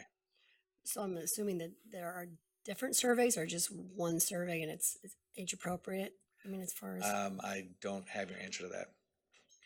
As I remember being a middle school principal, where we gave grade 6 and 8, it was differentiated. Like you say, probably age appropriate would be a way to describe it. Okay, that's good. Okay. But again, I've been out for a few years, but that's what it was. Yeah. Yeah. I mean, that's how I recall it, but I hesitate without knowing I'm exactly. assuming that 9th grade would be different than 6th grade. And the questions would be different. Right. Any other questions or comments? If not, we'll take a vote. We have a motion and a second for approval of these recommendations, and that the department take necessary action to put the recommendations in place. So all in favor, please raise your hand. Opposed? Okay, we have a 10-0 vote. I'd just like to add a couple of comments. I would like to recognize our School Mental Health Advisory Council. They've worked a lot on this the last many months. Also KSDE's folks who supported that work. And I know the council will meet later this week, and they will look forward to hearing the action that this board took, and then talking about next steps, kind of where do we go next steps, and then of course we're on to additional work as far as the School Mental Health Advisory Council. So again, thanks to the department for your assistance and the School Mental Health Council for their work also. So thank you very much. Okay, we'll move on to the next agenda item. And how appropriate, we're going to talk about School Breakfast Leadership Grant right before lunch. I love it. Okay, I believe, Cheryl, you are up. Not sure, got a whole host of folks with you today. Very exciting information, and we look forward to hearing what you have to say. Oh, yeah. Cheryl, Janet wants to know if you brought any sweet potato pie. Oh, I wish if I would have known. I could have. I know. Will you be here all day? And tomorrow, right? Well, welcome, and we're looking forward to hearing what you have to say about the new breakfast program. Thank you. Okay, well, Madam Chair and State Board and Commissioner Watson, I am thrilled to be here to talk about how child nutrition programs complement the Kansas State Board of Education's vision, the furthering the goals of redesign, and also help schools meet accreditation requirements. Access to nutrition boosts each child's ability to succeed at school and in life. We truly believe that. In your packets today, you will find a handout that looks like this. This was created with the help of our communications team, who did a great job with that. It shows how child nutrition programs can be a part of school redesign in positive ways and still meet federal requirements. And today we're mainly going to focus on innovative school breakfast, but I wanted you to see how we're trying to be a part of the board vision and helping schools as they work on redesign. We have several folks with us today that I want to introduce. They are members of our breakfast leadership team. Last year in the spring, we applied for a grant from Share Our Strengths. We were one of 5 states. Well, actually, I guess they awarded 6 states. They initially said they were going to do 5, but 6 states were awarded. Kansas was one of those. We went to a Breakfast Leadership Institute in Chicago in June. Jim Porter attended with us. He is a member of our team. Suzanne Patton from Pratt, superintendent. Josh Matthews-Meyer, the Kansas City, Kansas School Food Service Director. David Paul, Director of Wichita Public Schools Nutrition Services, who David is with us today and will be presenting. Joey Hensler from Kansas Appleseed, Robin Stewie, who is also with us today and will be presenting. Here's Robin, Midwest Dairy. And myself went, and then Jill Ladd from our CNW team, who is our Grants and Special Projects Director, is here with us. She is a part of our team and has been directing the grant since we received it.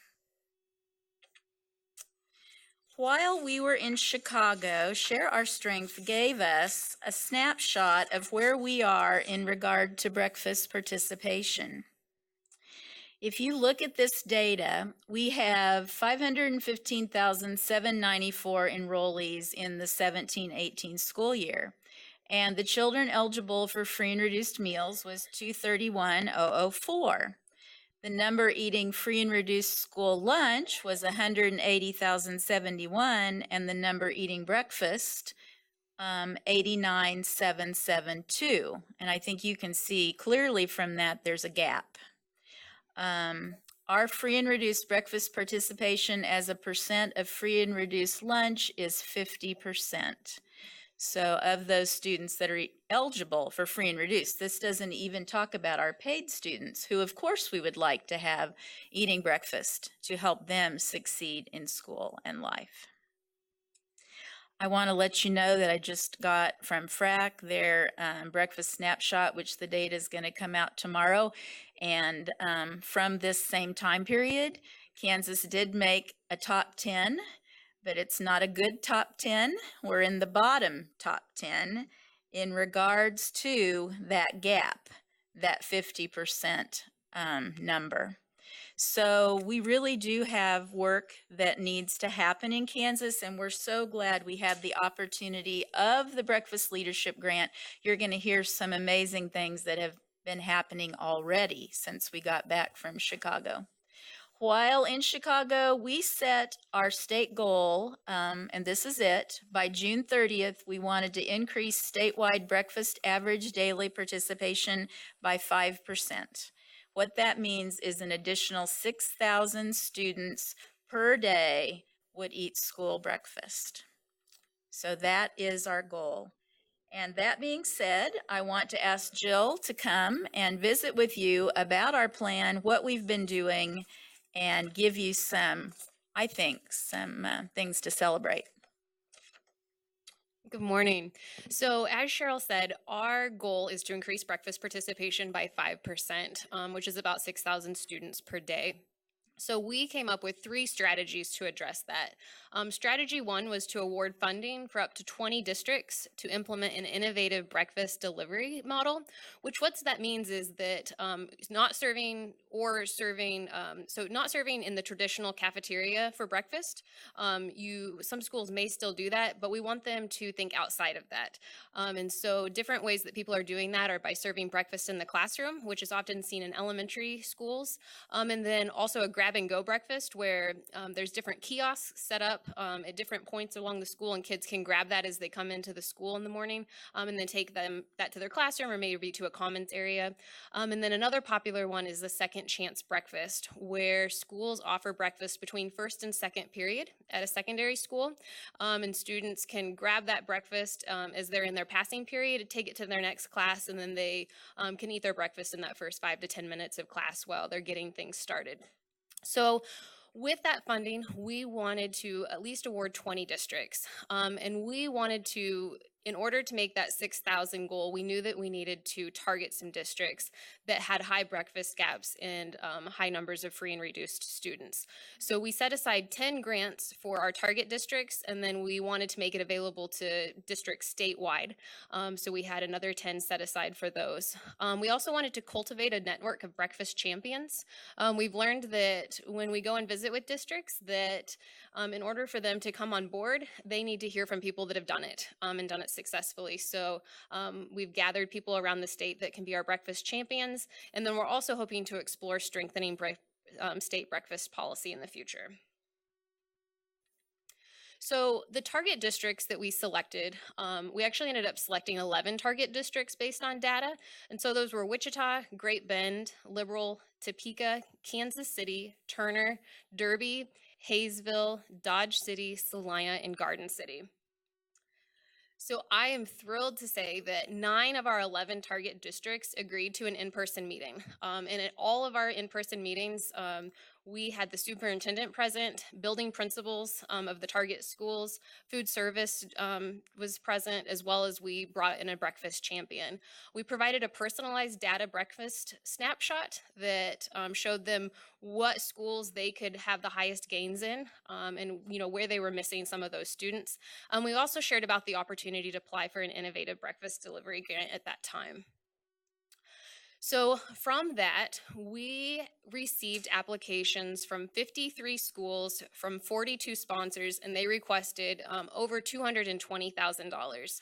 And we actually only received $60,000 from Share Our Strength. So that is where I'm going to introduce Robin Stewie with Midwest Dairy Council, who's one of our partners, and to share a little bit about how we were able to award more funding.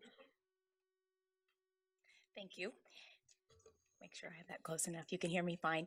So we were able to provide additional funding for the state of Kansas. Midwest Dairy Council has often supported school breakfast and the benefits of what we know it provides for students. And so that was fortunate that I was able to ask, and we had some available, and they allowed us to do that. And so we were able to award 43 schools from 36 school districts as well as some private schools as well to do their innovative models. And you can see what schools have purchased. So to do this, you know, they're taking it outside of the cafeteria. They may be delivering it to the classroom, so they need carts and they need crate coolers. They need cooking equipment, trash cans, some things, you know, that just help to make this easier on their whole staff. Kiosk, point of sale systems. So this would be the items that they could utilize to purchase these equipment. They could use the funding to purchase equipment that could help them do that. And the next few slides are going to show the different grant awardees that we have. And we have 2 here today to share about their success stories, so I'll let them share those. But you can see we really do have a mix from across the state, from large school districts, smaller schools, as well as large schools, because we know there's a need all across the state. It doesn't just fall in one area. And so we're really happy to see the variety of schools. Many are high schools or secondary buildings, I should say middle school and high schools, and often they may be looking at that grab and go option as well as the second chance breakfast option for those students. But we do have elementary schools that are providing breakfast in the classroom. They may also do a grab and go option if that works best for the schools. I think what's great is we see that schools really are doing the approach that really fits them. And that's the great thing about innovative methods is, you know, you may have a couple kiosks set up in a couple different hallways depending on the size of your school. We know some schools are very large and they may have 4 different places that students can grab that breakfast and go. So we're excited that we're going to have some, you're going to get to hear from a couple districts doing some great things as well. And lastly, I will share a little bit on November 6th, KSDE hosted 53 participants, and that included all awarded schools. So somebody from all of the awarded schools attended a Team Up for School breakfast. There's been other opportunities. I've participated in other Team Up events, and these are super. They're just really a great thing for our state and for our schools participating. So with that, they got to hear from those other districts that have already done innovative methods, and you know they've had some successes. They could share those tips on this is how you do this. This is what we found, or don't go down this pitfall, or you know they could share some of those different successes and tips on how to make it improvements at their school as well. So they also worked with a mentor. So the schools had a mentor to work with so they could set goals for what they wanted to do in their buildings. And there's 2 different areas that they could set goals in. They also learned about various resources and tools that could help them be successful from partner organizations to move forward. Because we have some great partners in the state of Kansas that can help them with that. So I'm going to pass it on to David Paul, who's with Wichita. He's going to share about his success, and then we'll get to hear from Noah Francis from Erie, sharing about their success there. Thank you. Thank you, Robin.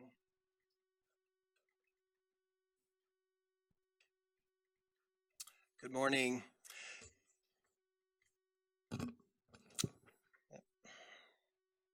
All right. Hopefully we're not all getting dizzy here. Okay, thank you for allowing me the opportunity to come today to speak to you about some of the great opportunities, some of the great things that are happening at Wichita Public Schools with regards to our alternative breakfast programs. We all know the importance of breakfast, and especially in schools. The breakfast program ensures that kids get the nutrition they need to learn and succeed in school. A student who eats a school breakfast is more likely to do better on standardized tests, attend class more frequently, and have fewer behavioral problems. They're also more likely to consume critical vitamins and minerals, as well as have more milk and fruit compared to students who eat elsewhere.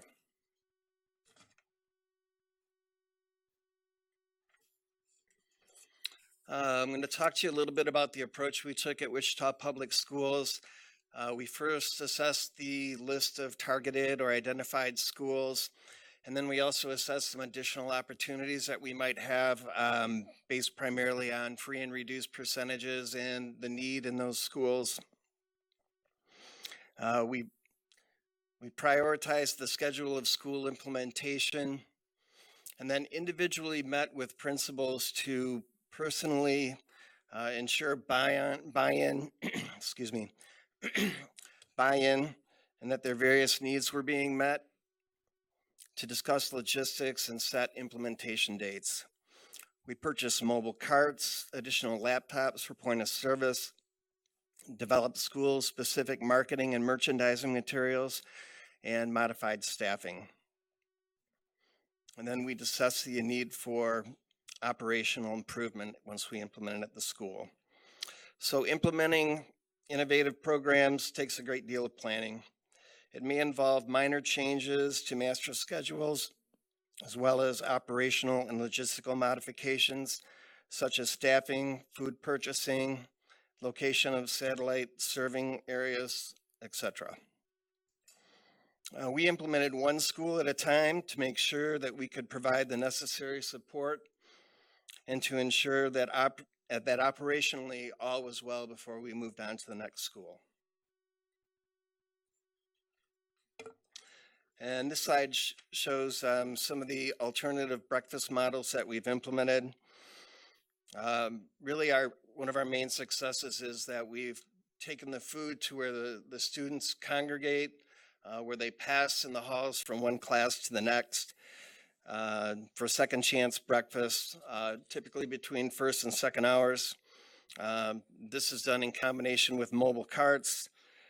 We've also extended our breakfast times at some of the schools, run LTOs, that's limited time offers, promotions, and have begun piloting breakfast in the classroom for sixth graders at Coleman Middle School. And so far, we've seen a pretty good deal of success. This slide shows middle schools that we've implemented, and this data is through December of 18. You'll see Brooks, 7% increase. Well, that's not really all that impressive now, is it? Well, we actually implemented second chance breakfast at Brooks in August of 16. And so we've done some modifications to their program there. So again, for Brooks, a nominal increase. But you can see that we've had Curtis Middle School and Mayberry have increased their average daily participation, that's the BADP, from 17-18, that's the whole school year data, by 59% through December of 18. Really good success at our high schools. Again, I put down category targeted, added. You'll see that for these high schools here, these are high schools that we added on that weren't part of the targeted list of schools. And actually West High School was the first school that we implemented, and that was actually the first day of school this year. And things are very, very competitive amongst our high school managers. The banter back and forth about who had the highest meal count today was really kind of encouraging and exciting for us. North High School currently holds the district record for breakfast schools in one day of 801, served on November 15th, 2018. And East High School is a close second with 781 a day. So these numbers are pretty mind-boggling compared to what we've done in prior years, and we're really happy with the results thus far. And our work doesn't stop there, of course. We have 90 schools, so we have a little bit of work yet to go. We're actually going to be meeting with elementary principals and our assistant superintendent for elementary schools here in the very near future to look at adding some schools. One of our big initiatives in Wichita is how do we service the students who arrive late for school that are not bused? Because the current practice is that if you're a bus student and you arrive late, you can eat breakfast regardless. That's not always the case with those that walk or get dropped off by their parents.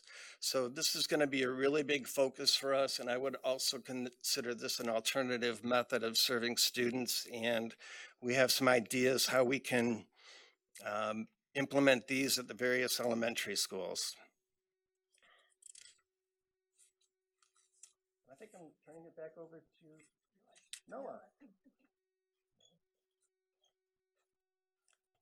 Good morning. I'm Noah Francis. I'm the high school principal at Erie High School.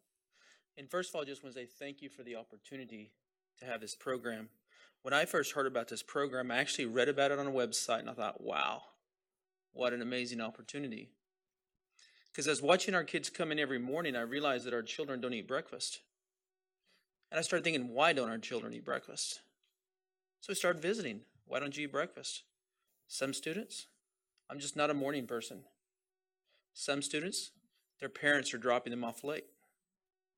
As was already mentioned, our buses come in late, and we want our students engaged in the classroom so they're going to class. Some of our students are on medications, and those medications affect their stomachs in the morning and choose not to eat. But what intrigued me was we have students who are not eating breakfast, but we already had a built-in break 2 hours later where we had a school store that our leadership class sold the good stuff. Of course, all met guidelines, baked chips and juices and cheeses and different things. And that store was incredibly busy for the students that had money.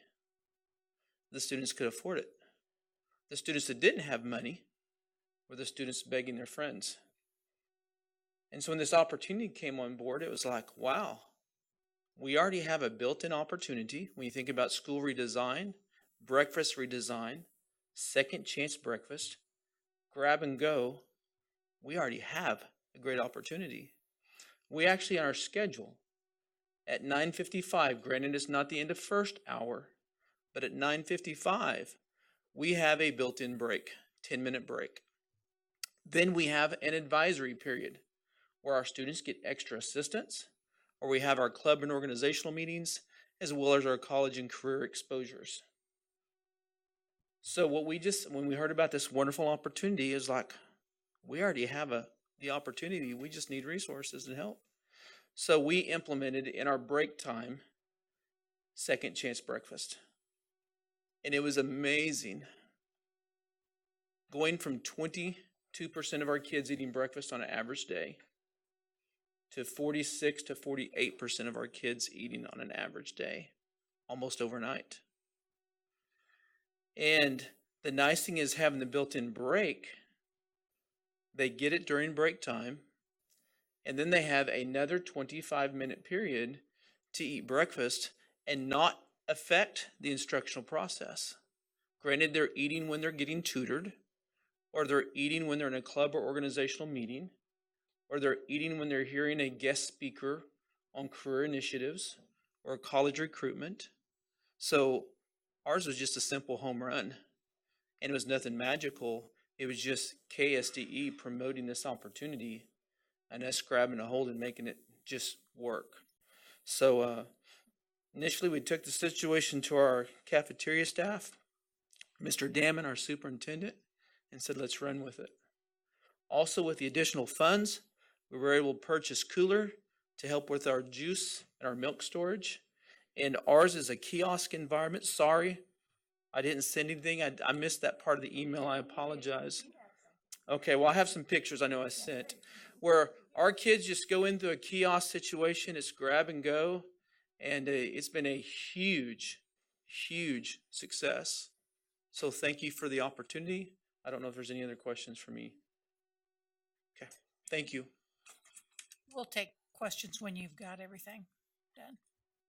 So these were just two of the successes that we've seen from some of our grantee schools. And I just wanted to highlight a few others. So I was looking at breakfast data from last November to this November, and we had 7 schools that were serving 200 more students per day in this November as compared to last November, and several others, in the hundreds as well. So Deerfield High School has doubled breakfast participation at its school since implementing a second chance breakfast. Stockton was only reaching about 42 children per day in their traditional cafeteria breakfast, but after they implemented a grab and go breakfast, they've seen participation soar up to 100 students per day. Linden High School has seen quadruple the number of students consuming breakfast since implementing a second chance breakfast at the start of this semester. Great Bend High School started this semester as well, and they are reaching, their numbers are continuing to grow each week, and there are over 90 additional students eating breakfast at their high school each day now. Wabaunsee started a second chance breakfast at both of their secondary schools at the beginning of January. They've seen participation increase from 25% to up to 56%. And Dodge City started offering a grab and go breakfast option at their high school on January 14th, and they're now feeding over 100 additional kids. And that was just after their first week. And so typically we see schools that, they definitely have a jump in participation in their first week or two, but that number continues to climb as word gets out that it's cool to eat breakfast, and it's, the place to go. And so it's just really exciting to hear all of the successes from our schools that are doing this innovative breakfast delivery. So what are our next steps? Well, the first thing that we're gearing up for is to celebrate National School Breakfast Week, which is the first week of March. The theme this year is School Breakfast, Start Your Engines. And so there's a lot of fun to play with that. We've talked with some of our secondary schools that are doing second chance breakfast or grab and go that they can have pit stops. And so we hope that schools are going to have fun with that. And we do know that there are already districts that have plans, and we hope to celebrate them during that week. And we're very excited. We didn't want to lose momentum from all of these schools that are offering innovative breakfast. We've had more people that have expressed interest in starting to implement innovative breakfast strategies after hearing successes like Erie and Wichita.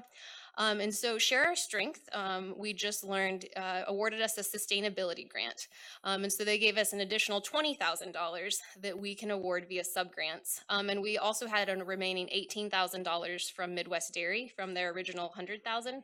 So we are going to be offering another round of innovative breakfast delivery grants. And so we will be announcing that here over the next month or two. We'll be doing some additional target school visits, and we are excited for those schools to start offering innovative breakfast at the beginning of next school year. We also hope to explore strengthening state breakfast policy. We hope to provide a summer board meeting update so that we can tell you exactly where we're at in regards to that 5% increase. As you saw in a lot of the successes, most of our schools started at the beginning of this semester. So we are hoping to see numbers even continue to grow throughout this next semester or the rest of this school year. And then we just hope to continue celebrating successes, sharing what other schools are doing, because that's where people are getting those innovative ideas and, stealing and not reinventing the wheel. And so we are just thrilled to have the opportunity to share with you guys the success that we've seen. And I want to thank you all, because we know that when we presented to the board earlier last semester, that got some people's wheels turning. And I know that you reached out to some of those target schools, and that really helped invigorate and make this so much of a success. So we will accept questions now. Well, thank you very much for the presentation for the two districts that came today to share with us. And thanks for Midwest Dairy for your donation. That's very generous, and obviously it's working. We do have some questions. So Ben Jones is up. I have a comment and a clarification question. First of all, Cheryl, I talked to a food service person in one of my small districts, and she just couldn't sing your praises loud enough for the support that your department provides to all of our schools. And that was my shocker during orientation, is how much regulations you work on. Not that you do and you make, but you have to meet. So Try to make it easy. yeah, I mean, a lot of it comes from other people, and you're just trying to make it easy for schools to meet. So you're not the source of it; you're just the bearer of the news. So I've heard a lot of good things. So congratulations, and that was a comment that I received last week. But my question is a clarification on the slide where you had the numbers. That I think it was like the first slide or the second slide with that 89,000. Is that total breakfast, or is that free and reduced? That one. That number is, I believe, total, wasn't it? I think that is a free and reduced. Okay. So the number of children eating free and reduced school lunch is the 180. And then of those 180, 89,000 of those students are eating breakfast. Okay, so that'd be free and reduced Right, breakfast. because we're Okay. up about 112,000, I think, total. Okay. So that would be right. Okay, that was just a clarification. So when I gave numbers, I knew the context of what I was saying. Thank you. Good clarification. Dina? Thank you. Well, it's really exciting to see the increase just because they can grab it and go, and they don't have to be there at a specific time. So I think that sounds like it's definitely working, and hopefully will in the future. even more so.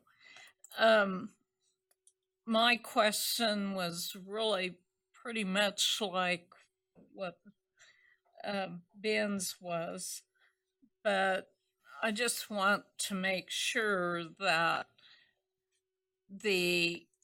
when you're talking about the total number or the percentage that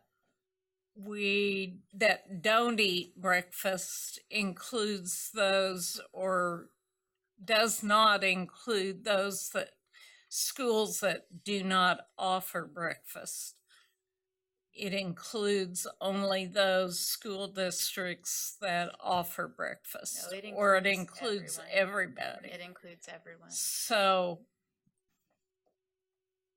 There are what are you doing to try to get those schools to offer breakfast that do not? Yes, as you know, it's state law that they can apply for a waiver if they have lower than, what is it, 30% And free and reduced. I'm aware of that. Right, so we have to offer a waiver possibility, but we are, on every one of those that comes in, we're offering technical assistance on ways they maybe could offer breakfast. So we are trying as a department to encourage that. So we are working on that, and our list has shrunk greatly. We're now to one page, whereas when I first started as director, we had like 4 pages of schools. So I'm optimistic we're even going to have fewer this year when you get that waiver request. I just talked to someone out in Western Kansas. I won't mention the name of the superintendent, but they were on that list. And I don't think they're going to be on that list next year. They're trying grab and go. And so I'm really excited about that.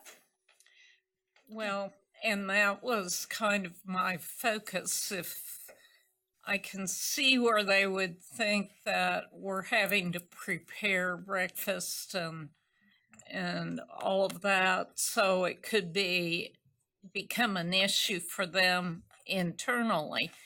But when you have some ability of them kids just grabbing and going, so to speak. And you don't have the waste. I mean, it can right. really cut down on that. And so I think that you can be assured that we'll be talking to everyone that submits a waiver to say, have you thought about this before we submit that to you all? I promise we will do that. Thank you. I'm going to have the questions that are on the list now, and with the essence of time, then that'll conclude our questions on this topic. So, Jim McNeese. Thank you, Madam Chair. Just a mundane question. What are you serving? So it varies. What am I grabbing and going with? Sure.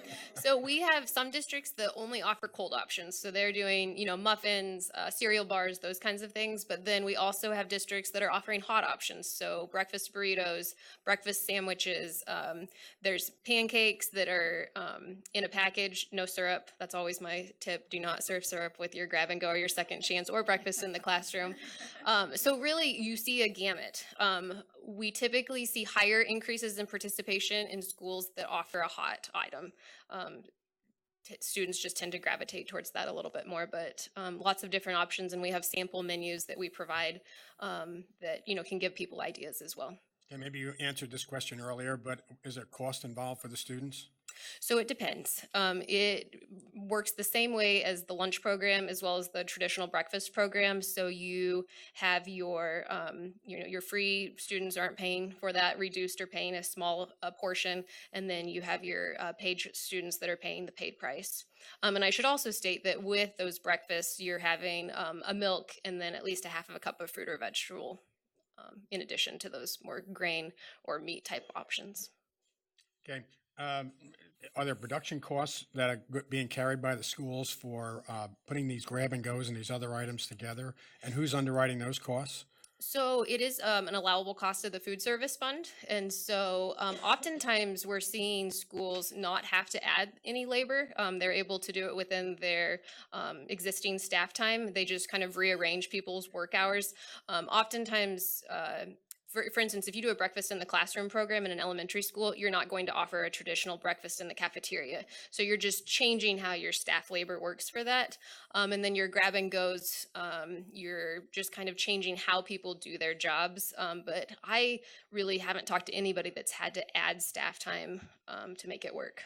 In terms of the grant that you have, is this paying for the production time and assembly time and so on? What's No. that paying for? The grant itself is paying for the equipment costs, so Okay. the sustainable costs. Because if you're going to start offering a grab and go breakfast, you're probably going to need a kiosk or a cart, something to take to that location, so that you can easily get it down there. So we've had carts, laptops, so that they can scan the students' ID cards.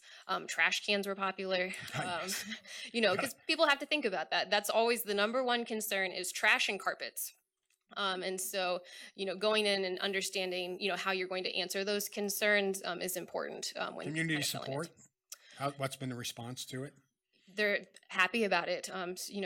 With parents that, are working, both parents are working, being able to know that your student has the option to have breakfast when they get to school and that it's going to be a wholesome breakfast. People are excited about that opportunity. I know that. Well, it's not just a breakfast. You've changed the start of school. Mhm. All of a sudden, the first time you tell them that the kids came late and they don't have to be in your class on time, we're going to feed them. Well, I had to be here on time. How come they're not doing that? So actually, we see that when you have a grab and go breakfast or you have breakfast in the classroom, tardiness actually decreases. Students are interested in getting there. Have you seen any of that? Yes. One of my dilemmas in the past was I had students that late arrivals, they're trying to eat breakfast anyway. So I had students in there at 7:55 to 8:05 begging the cooks to serve the cooks. Well, by having the second chance breakfast and the grab and go, we just eliminated that. Now we expect our students to be in the classroom engaged by bell time. So actually the second chance breakfast has improved our tardy situation. Okay, worked for you guys. Okay. Okay. Jean? David? Address costs, I think. Yes, I'll do that, Mr. McNeese. Basically, we just got approved to add 3 entire FTEs to be spread over 23 secondary schools for our programs. And what we find is that we do have some marginal labor to prepare and to serve the breakfast. At North High School, we have 5 carts. So you need 5 people out in the hallways for 7 minutes. But that increase in revenue, I think we figured we only need to serve about 5 breakfasts at a reimbursement rate of, let's say, average rate of $2.25 to pay for an hour's worth of labor. So it's pretty good for us financially overall. Good to hear. Okay. Jean? Helping students learn. One of my concerns is that students who would maybe otherwise be qualified for free and reduced lunches, but have parents who have not filled out the paperwork or are reluctant to fill out the paperwork. Is there any effort to try to increase that or to reduce the amount of paperwork? Because I don't think we're going to reach some kids unless we can get all of the kids who are qualified to have the right paperwork. Right. And in Kansas, we directly certify as many students as possible. Our direct certification rate approaches 100%. We get daily matches from Department of Children and Families. So we do that. Our schools are vigilant about doing that. If, though, they're not eligible for food assistance or they're not foster children and they do have to apply based upon an application, we have those available. We're in the process of applying for a grant. We're writing it right now. It's due March 1st, where we would have an online application available for all schools to use free of charge for their parents so they could go in and have that online capability to make it easier. So we agree with you. That is a need, and we are going to try our best to write a good application and make that happen for all communities in Kansas. Thank you. Ann? My question was answered. Okay, all right, very good. Okay, well, thank you very much for your presentation today, and I'm assuming we'll have some follow-up later on. Like grab and go tomorrow morning?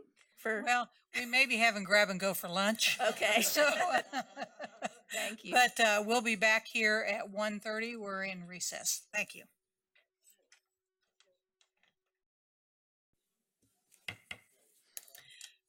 Okay, we'll bring the afternoon session of the February State Board of Education meeting back to order, and we'll turn it over to Mr.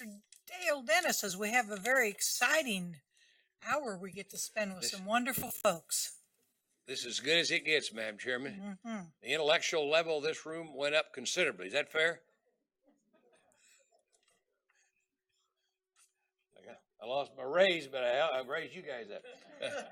But anyway, guys, it's great to be here. This is a phenomenal group of Teacher of the Year team members. Randy and I visit with them quite a bit, and it's really enjoyable, good, caring, loving teachers. And we're going to let them introduce themselves, tell you a little bit about themselves. Each one's got a message, then they'll open it up for questions and answers. When you get to question and answers, I'd rather be here, much rather, but I got to go across the street. But anyway, Nicole, I think you're going to start first, and they're going to take a couple minutes and introduce themselves, and then we'll open up for questions. You'll love it, I promise you. Nicole? Well, we welcome you. We're excited. Thank you.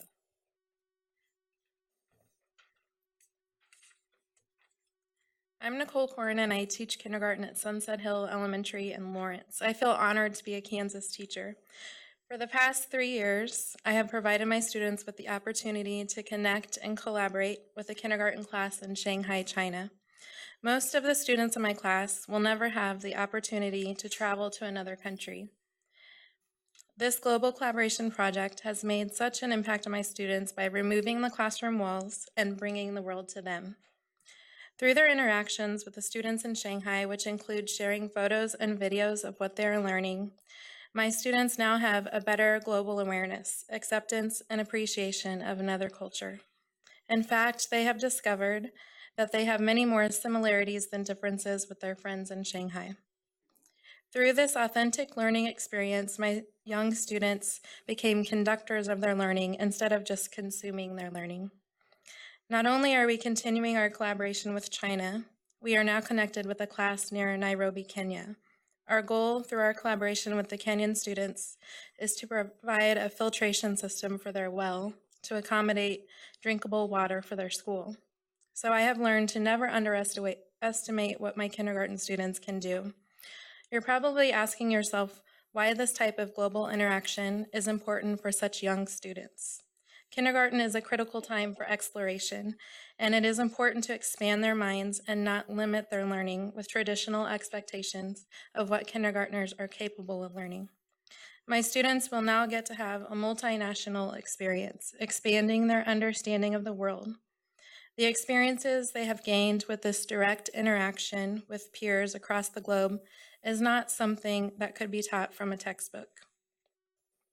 By providing these opportunities at an early age, teachers can encourage innovative thinking and a deeper global awareness.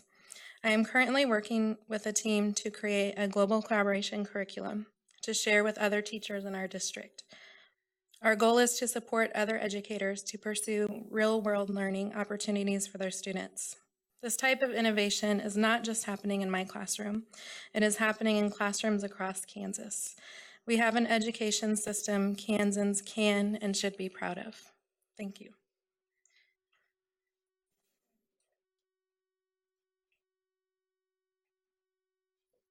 Good afternoon. My name is Megan Clark, and I'm an art educator, K-5, at Clear Creek Elementary in the DeSoto School District, and this is my 15th year of teaching.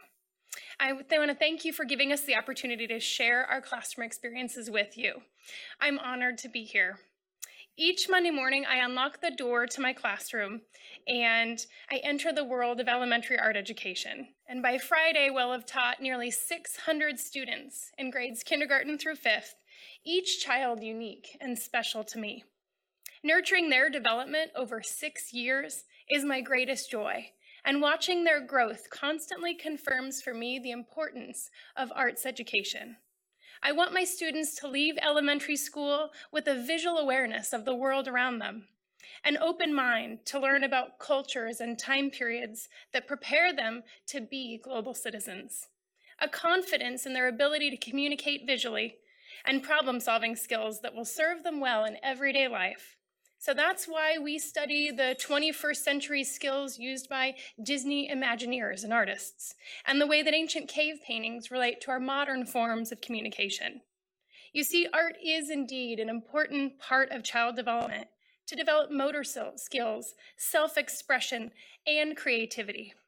As a parent of 2 young children and an educator, I'm excited about our profession's increasing efforts to honor the whole child and to address all academic areas as well as social and emotional needs that help them grow. For some children, the arts may be the place they feel most at home and successful in school. The divergent thinking opportunities in art honor the many unique ways that our students think, confirming their worth and also preparing them to be future innovators. It's now in the most unlikely of places that I run into my former students, one in a grocery store aisle, one a high school pizza deliverer, and another at a concert in Kansas City. There's always a moment of recognition, Mrs. Clark, and then a statement about how their experiences in the art classroom relate to what they're doing now. Art therapy, engineering, graphic design, military service, or teacher education. And then a statement about how those 2 things are connected, how important it was for them. So your support of arts education is critical for those who desire to become artists and those who seek other professions. The arts have content that is powerful and important in its own right, and I hope you continue your support of arts programming and encourage it as a regular daily or weekly scheduled K-12 class because it will truly help develop exceptional Kansas kids. Thank you so much.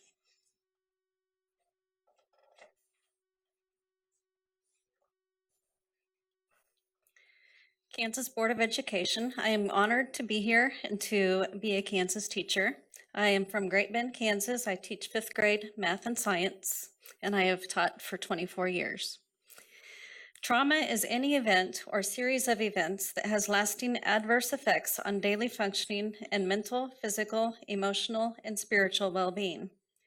More than 2/3 of children in the U.S. report experiencing a traumatic event by the age of 16. 2 out of 3 children have been exposed to violence.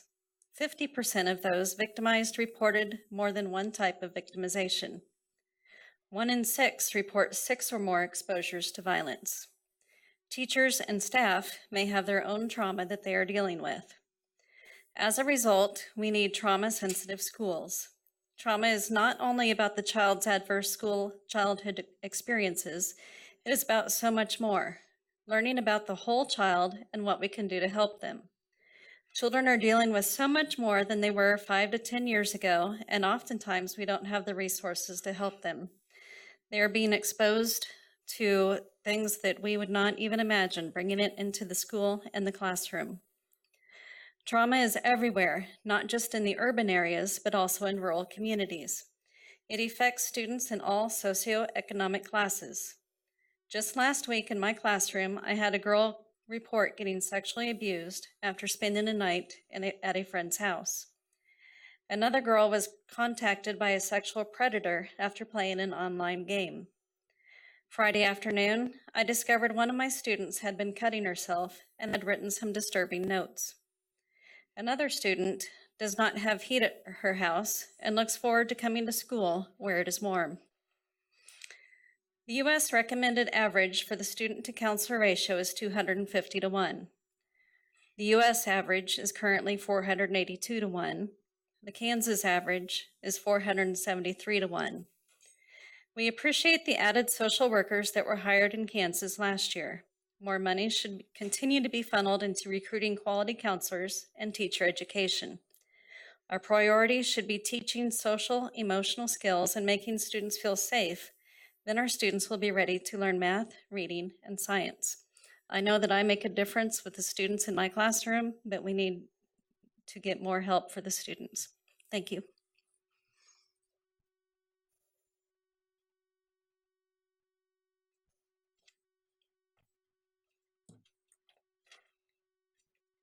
Good afternoon. I am TJ Warsnack. a teacher of 19 years from Halstead High School. As a social studies teacher, I want to thank you all for realizing and acting upon your civic duty. We appreciate your commitment to education in Kansas and the need to continue to move away from a one-size-fits-all model. I am here today because of two teachers who also coached and the effort that they put into making me a better person. Their efforts in the classroom, that helped me learn a lot of knowledge, but it was their efforts whenever they were on the practice field with me and in competition that led me to see that my potential was greater than I ever thought. And so I'm here today to speak on the connection that activities have on academic performance in our schools. A former principal of mine would often speak of academics and activities being separate sides of the same coin, emphasizing their equal worth to the success of our students. Activities encourage excellence in both in the classroom and on the field and on the stage. They build leadership, resilience, and organizational skills as they support academic rigor. Studies by the Kansas State High School Activities Association have found that 80% of those in activities reported GPAs higher than 3.0, and they scored higher on the ACT test than their non-participant counterparts. You see, activities in our schools also then provide a new avenue for citizenship skills for our kids. Students represent our schools and communities while helping others in numerous ways. We provide real experiences that teach self-confidence, poise, and sportsmanship. Students learn to control their emotions as they build tolerance and learn to deal with adversity. Finally, activities are a key at-risk program to help kids become successful Kansans. Teachers who take on the roles of coaches and sponsors get new avenues to mentor their students.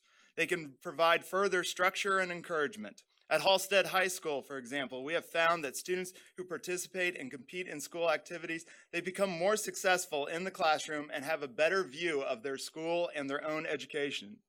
I stand here today as an advocate for all who participate, coach, or sponsor activities in our state. These programs are not an extra, but an essential component in helping Kansans to succeed. They are not a luxury, but the conduit kids need to gain the confidence and skills to shine. Thank you.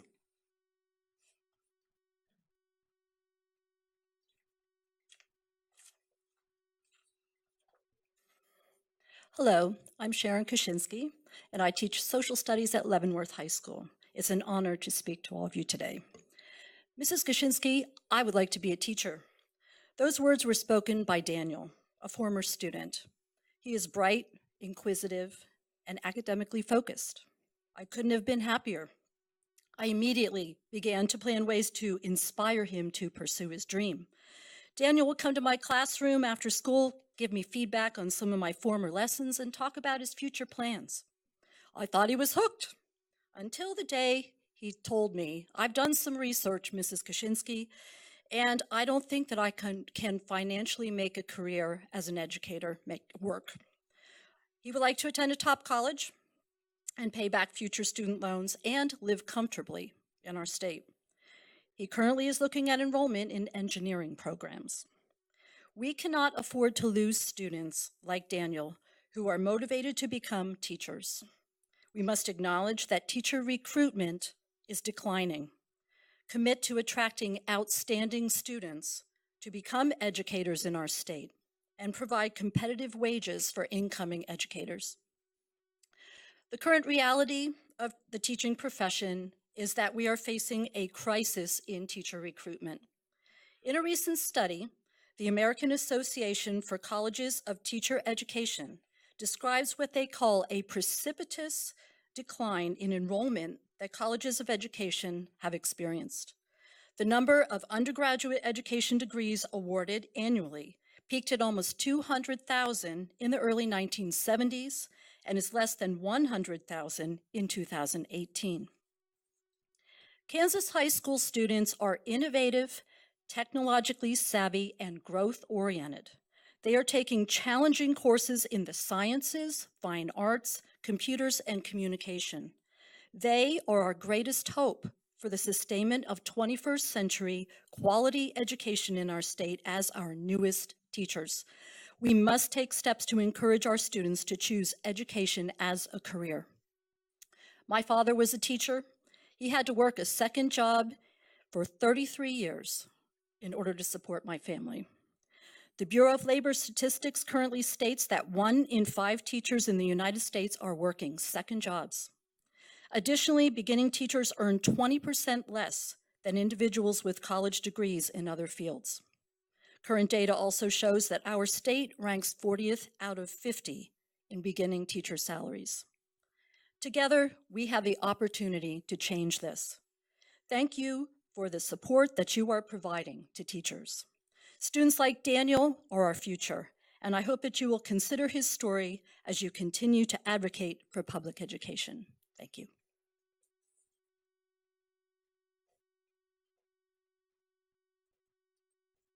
I need a step stool.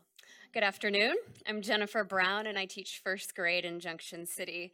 And today I'd like to address innovation in teacher education. As we march forward with our redesign of K-12 schools, we must keep the same open mind and critical eye for our post-secondary learners, especially those called to educate. The need for innovative training for the best and the brightest is of utmost importance. Keeping expectations for teachers high, demanding commitment and rigor, and refusing to settle creates the foundation for student success. I am fortunate to work with Kansas State University and their professional development school partnership with Geary County USD 475. In 2007, I began to mentor student teachers and practicum students by supporting their classroom learning with opportunities for practical applications with my students. And then in 2015, I assumed a role on the other side. As a graduate teaching assistant working on my PhD, I taught literacy methods to education students. I led professional book studies, and I also served as a university supervisor. This post-secondary teaching experience was critically important to my growth and understanding as a teacher and mentor. My students and their needs were changing. I grappled with my beliefs about teaching and how students learn. It forced me to consider how the undergraduates' university classroom experiences transformed their face-to-face time with students. How well was I truly preparing them for their careers? Where could I have the greatest impact? This reflection led me back to the secondary classroom in order to hone my craft and belief in experiential and individualized learning. As Derek Bell said, the satisfaction is in the struggle itself. It stands to reason that if the needs of students are changing, teachers, professors, mentors, stakeholders must change too. Public education in America needs teachers who are better prepared to meet the needs of specific student populations and are willing to speak up to facilitate innovative and transformative change. Without these teachers, effective reform to lead the world in the success of each student is not possible. But the power that we have together to use our voices to advocate for students K-12 and post-secondary completes and strengthens that circle. An outstanding example of civic engagement, reflecting what may be one of the most exciting times for education in Kansas for the future of our state, our students. Thank you.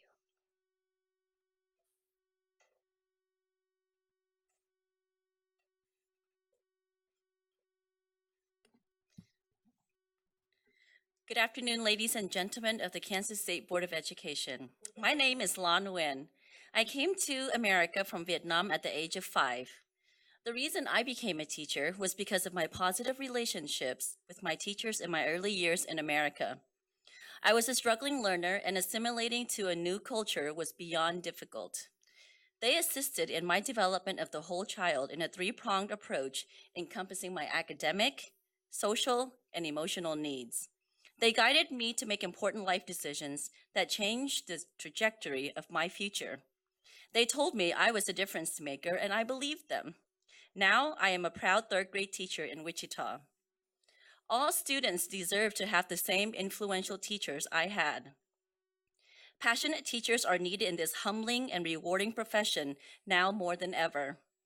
A study shows that in order for teachers to have mastered the craft of teaching, they are to be committed to spending at least 5 years in the classroom. Sadly, more than 40% of teachers leave the profession within 5 years of their teaching career. Considering the significant roles teachers have in our students, we need them to continue their calling because our students matter. If there is a lack of consistency of quality teachers, students can struggle to trust and build relationships, which will ultimately have a negative impact on their academic and social achievement. The Kansas vision for our schools and the Kansas redesign are providing opportunities for teachers to be leaders. We are empowered to make decisions that's best for all students on an individual basis. We are given a greater opportunity to collaborate cross-curricular and cross-grade level. As a result, teachers feel connected and supported by their peers, knowing they are not alone on this journey of leading our future. This positive experience will contribute in the retention of teachers. I would like to thank you for your support for educators and our relentless effort to meet the needs of all Kansas students. Your voice sets the tone of respect for the profession in our state and can encourage recruitment and retention. I will walk alongside you to share with the public that teaching is a prestigious and honorable profession. Thank you for your time.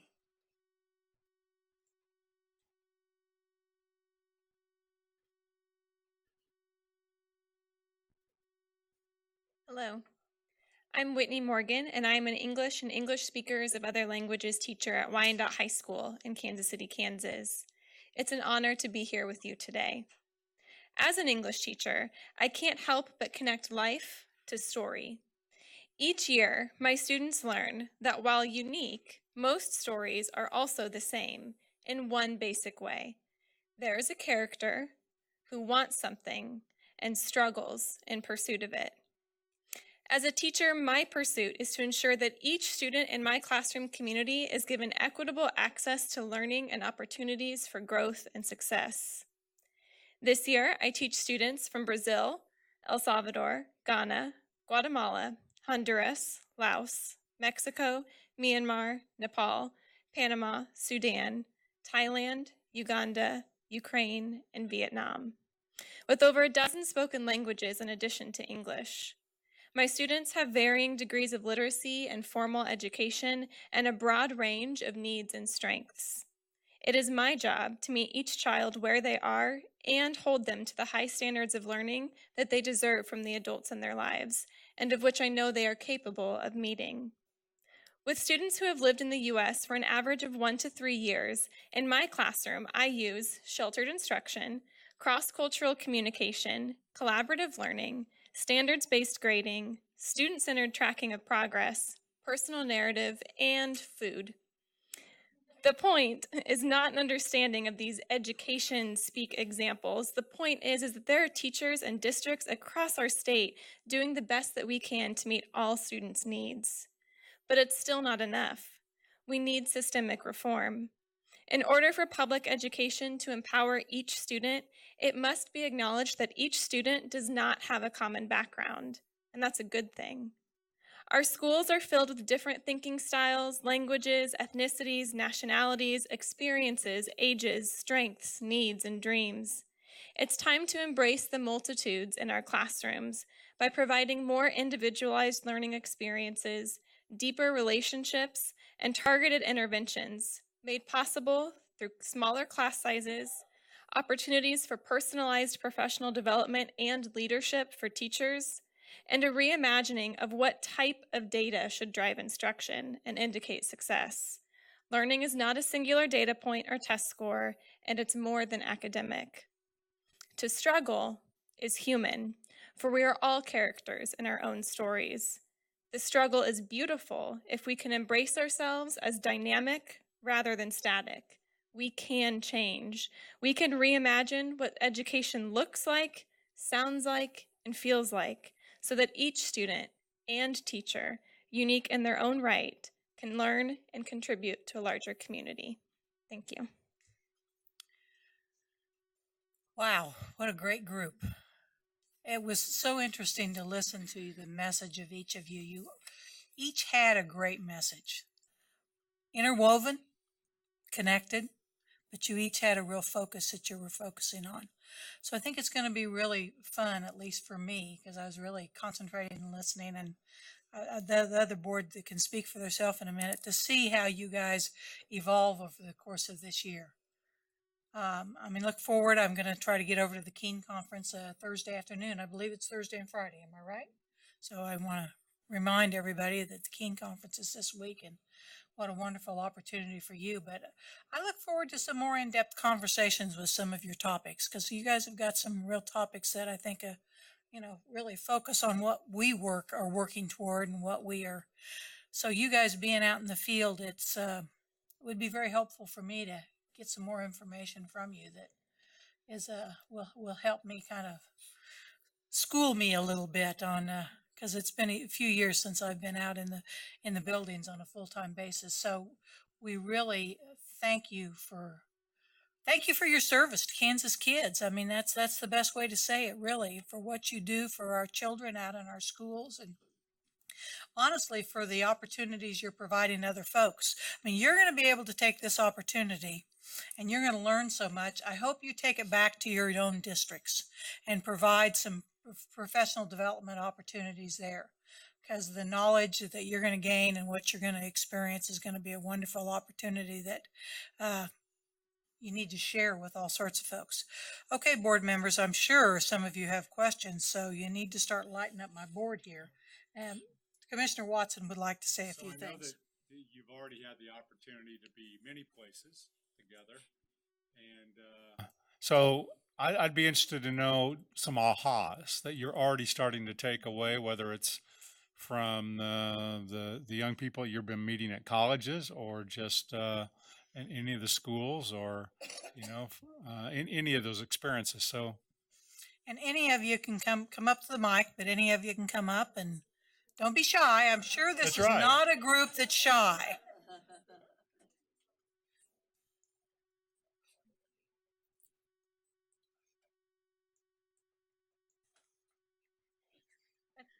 As we go to the colleges, I think it's been very inspiring to see all the education students. And at Tabor, we had one student, after we were done presenting, come up and tell us how inspired he was, and he was going to change his major that afternoon to education. So, and the education students are they are listening intently to what we have to say, and they come up afterwards and ask us questions, and we are making a difference as we go to the colleges. So, and we're looking forward to seeing each other's district. We've been to Halstead already, and saw some really neat things there. I think the thing that stood out to me, as we had the opportunity in November to meet 76, I think it was, district teachers of the year from around the state, and we had informal and formal conversations about things happening in our home districts, was how much we had in common, that we recognize our differences in district size and individual communities and student needs there, but the vision that the board has set forth and meeting the needs of individual students is what a lot of our teachers identified as something that we need in all of our areas. And so those commonalities really bring us together and give us great hope for working together as a state to address all of those needs of our students in varying communities.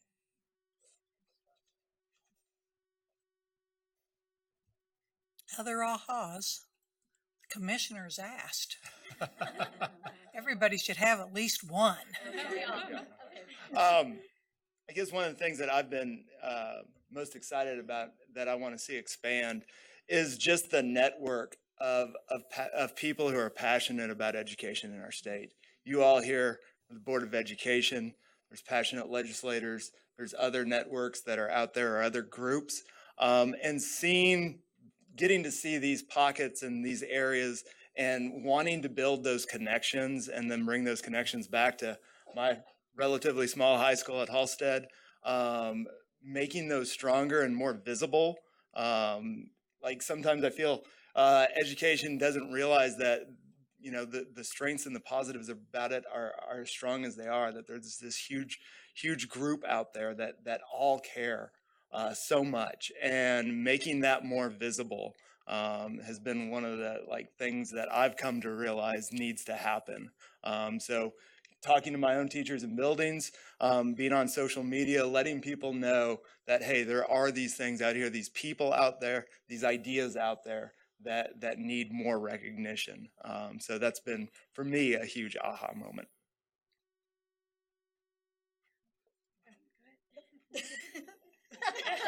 Kindergarten teacher first. I think for me, the biggest aha moment is how much I've learned just from my team. I mean, this team right here. So, I mean, we've already connected and we're so close already. And I've heard past teams say that they still talk to each other, you know, years later. And I can see that happening with all of us. So we've already learned so much from each other. And I look forward to the rest of our time together to see how much we learn from each other. I think I've really learned the power of collaboration more than ever. And I know you all collaborate together whenever you're here, I'm sure. This team, the energy that we provide when we walk in a room is amazing. And I think I really think that our role this year is to inspire people across the state, not just students in education programs, but teachers in other buildings that we visit, teachers in our own buildings. I can tell you I go back to my school now and I am psyched. That's a 70s word. I'm super excited to just walk in the building and share what I'm learning and the experiences that I'm having. I mean, my students are like, yeah, Mrs. Kuczynski, you spoke to the legislature. I mean, they were so proud of me. And I'm proud to be here today in front of you and to be with this team because it's an experience of a lifetime. Thank you. I think personally for me, I think the organic conversations that have developed around this experience for me, whether it has been when a few of us have been out to dinner and we were trying to win the waiter to the craft of teaching. I felt like I should have a little track to leave on the table. Like you would be a teaching loves you, love it back. Like those kind of conversations. Or when we were at the leadership conference a couple of weeks ago, there was another conference there. They weren't electricians, but whatever they were. But they turned around and we were asking them like what they remembered about their school experience and those type of conversations, and the idea that you have this idea that people think they know a lot about education, and sometimes I think we have these thoughts about what people perceive about us as teachers and what they perceive about students and how schools work. But I think sometimes stakeholders, whether it's parents, business people, they just want to be heard. And I think that's been kind of an aha moment for me. Just as we've had those conversations when we've been out together in public, or when I've been out even in my own community having these conversations, or when I've talked to, after our Emporia visit, one of my high school teachers was inducted to the National Teacher Hall of Fame in Emporia. And it was really cool to see her face on a plaque and to talk to her afterwards, and just those kind of things that happen and how we're all interconnected in this way. And education does that. Teaching has done that for me. And that's been the best part, the aha for me so far. So I've been teaching this is my 18th year of teaching, and I've been in my classroom, within my walls of my classroom, my school. I never imagined to be here today speaking in front of you. What an honor. And to be a part of this wonderful team and going on this journey and knowing that, wow, I'm going to have a big voice. Well, my kids say I have a big voice anyway in school, but I have a bigger platform to talk about this wonderful profession. And I didn't realize what a great magnitude this is, and to learn from the people behind me and to be able to meet with you. That aha moment to me touches my heart because I never imagined myself to be in this situation. And I know when I hugged my kids yesterday as they were leaving, because I know I won't see them until next week, I knew that I loved teaching, but when I got teary hugging them, saying goodbye, see you next week instead of seeing you tomorrow, I know this is what I was made to do. So this process that I've been going through really confirms and reaffirms that I'm doing the right thing and I'm in it for the right reason. So there's a couple aha moments in there, but thank you. Well, my aha moment's going to echo a lot of what you've already heard today from these other 7. But I think the power of the Kansas program is that it's a team approach, and I think it truly models how collaboration and partnerships can build a stronger education system for everyone. And so I think that I've read a lot from Grace Lee Boggs recently, and she talks about this idea of critical mass, and that it's not actually about critical mass; it's about critical connections. And so what you see and what you heard today was 7, 8 critical connections, as well as our connection with you all, and just how can we continue to build bridges and work together. I have grown so much because of my relationships with others. And so I think to me that's the most affirming. It is kind of an aha too, but I'm very grateful for the experience and the opportunity and to continue to deepen those partnerships. Okay, now I made sure, I think you've all responded to the commissioner's question, because you got to respond to the commissioner's question, but you don't really all have to respond to all the rest of our questions. But I did want you to be sure you had that opportunity. I don't want the commissioner to be disappointed that maybe one of you didn't respond. So we do have some questions that board members would like to ask, and whoever would like to respond is just great. So Ben. I know Janet was over here every time some teacher from her district goes, they're in my district. I'm going to do it how? TJ and Jennifer are both from mine, so. Well, I have to share half of Jennifer, but Dina has the other half. So Dina get a share.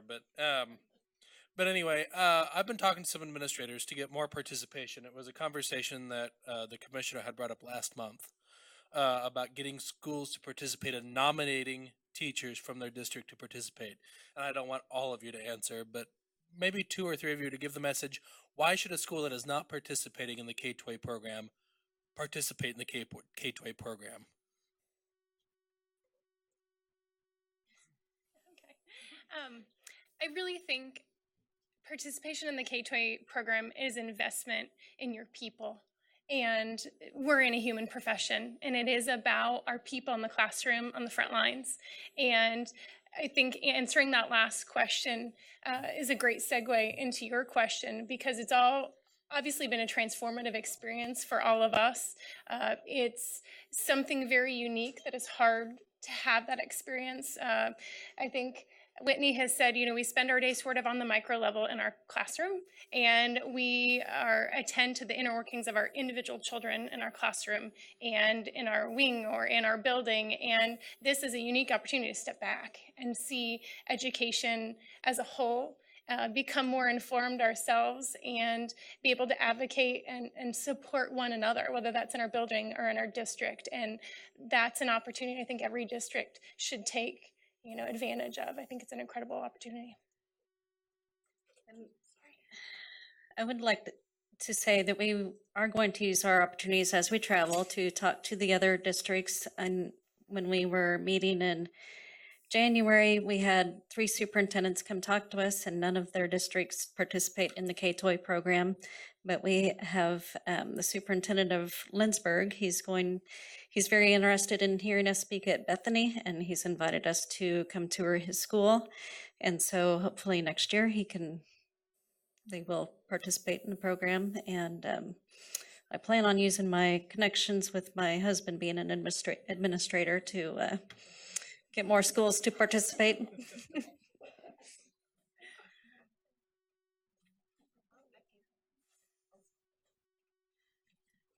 I think the program is a great opportunity to develop teacher leaders.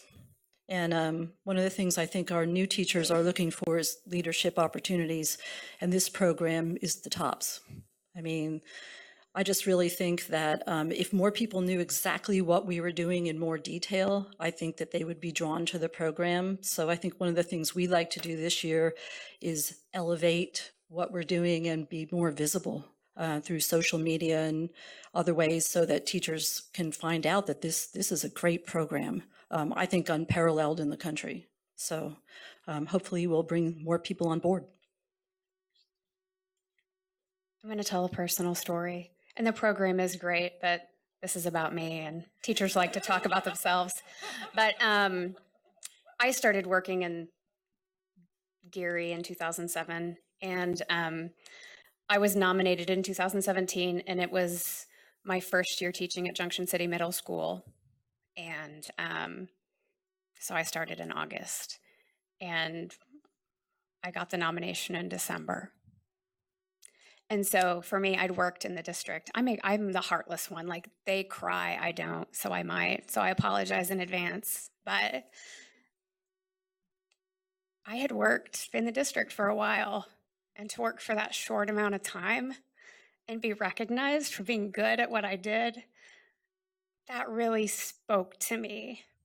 And I'd been told, yeah, you're good at what you do. And I'd done presentations and stuff like that. But getting that nomination, that did more for me personally, to say, hey, we think you really are good at what you do.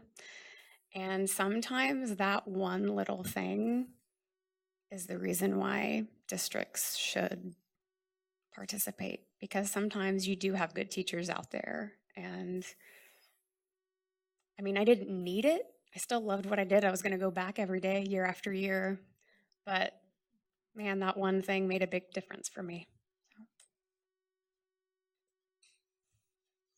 Yeah, I think a couple things I heard talking about when you're in the classroom, you're kind of on the micro level, and then when you step back, you kind of see the macro level. That's really a interesting and very true concept. And then the collaboration that you guys talked about. You know, sometimes as educators, we don't toot our own professional horn enough. So I think you guys kind of spoke to that also. Steve. Thank you, Madam Chair. What a good-looking bunch. And TJ, thanks for representing the Y chromosome.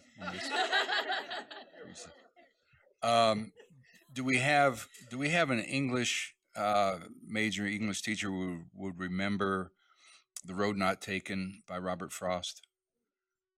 Because I'm recalling the first and the fourth stanza. I don't remember I learned it in 8th grade, I think. But the last stanza is something like, I shall be telling this with a sigh.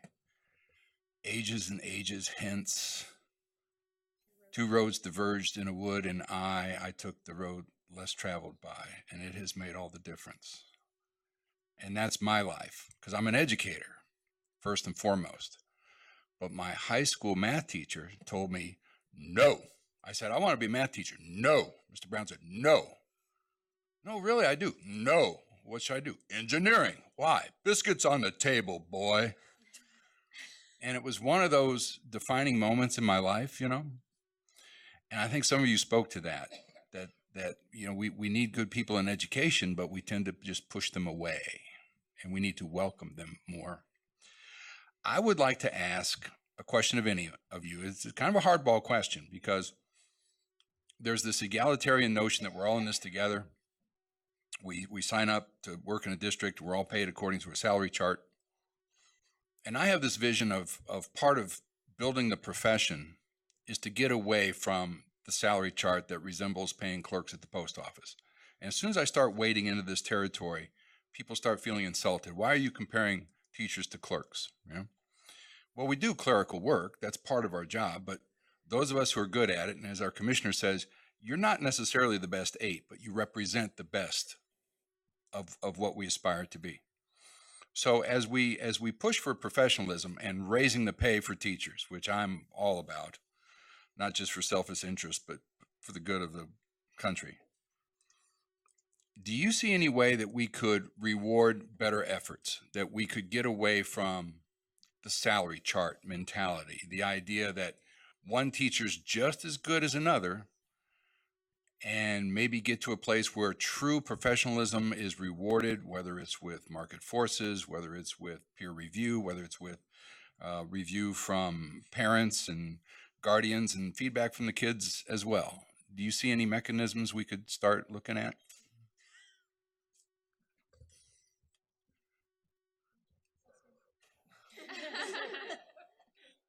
Thank you. Yes. I like your ideas about rewarding professionalism. I think part of the problem will be determining how we do it exactly.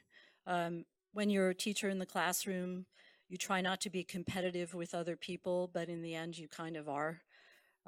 You know, you have your experienced people down the hall, and then you have that first year teacher in the next room, like I do this year, who deserves to have a living wage and be comfortable in this state. So I would be interested in sitting down and hearing some of the ideas people have about how to change it up from a typical salary scale. And I really admire that you said all of this because I think they're great ideas. So, thank you.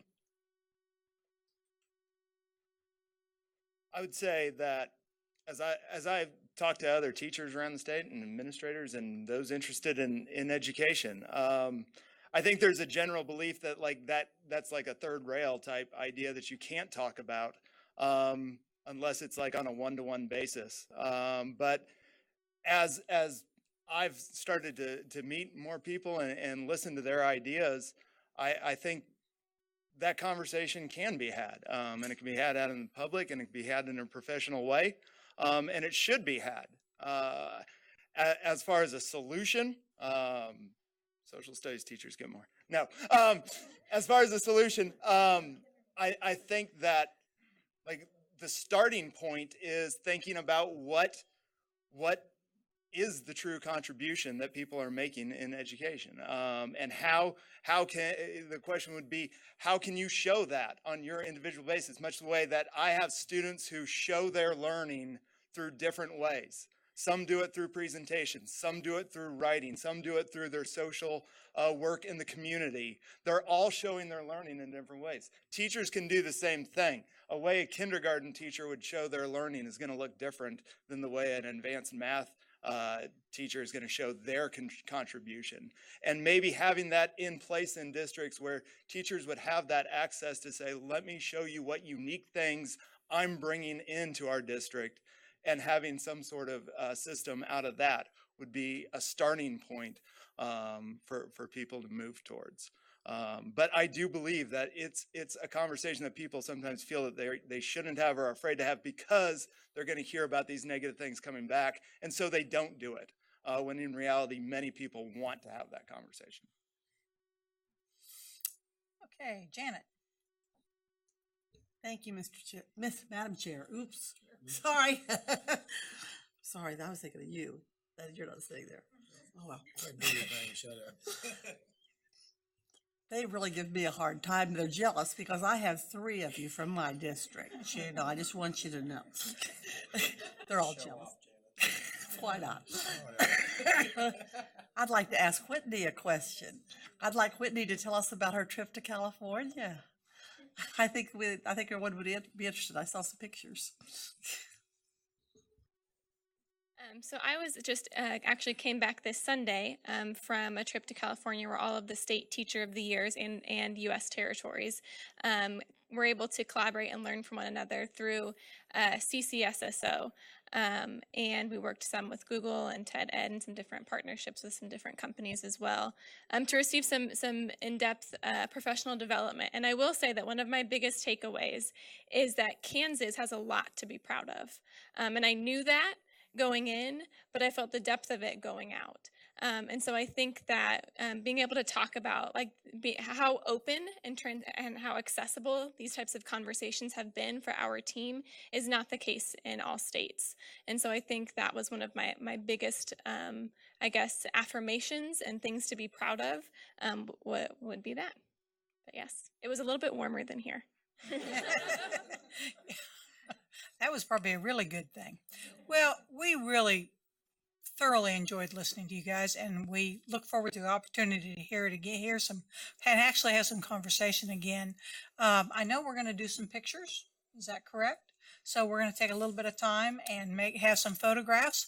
And once again, thank you for everything you've done. Thank you for everything you will be doing, not only for your children, but also for Kansas teachers, Kansas families, and representing our great teachers in the state of Kansas. So just thank you very much.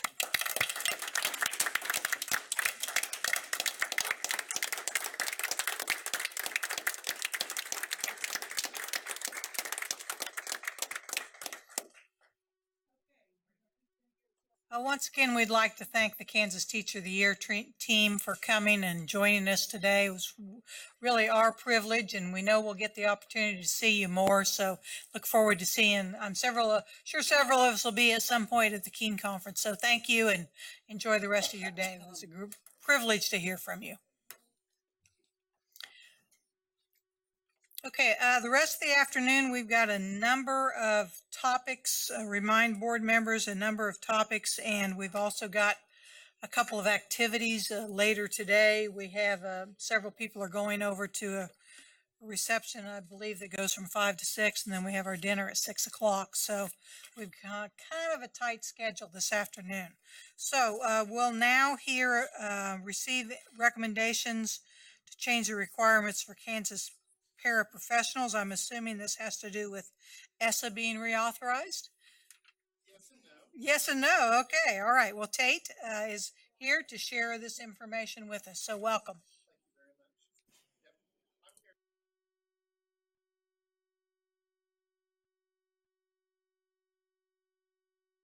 Change to what we consider highly qualified paraprofessionals, which is in ESEA. And with the reauthorization, the rules stated that for paraprofessionals and the highly qualified, it should revert back to what was in place prior to ESSA, which would have been the No Child Left Behind Title I highly qualified paraprofessionals.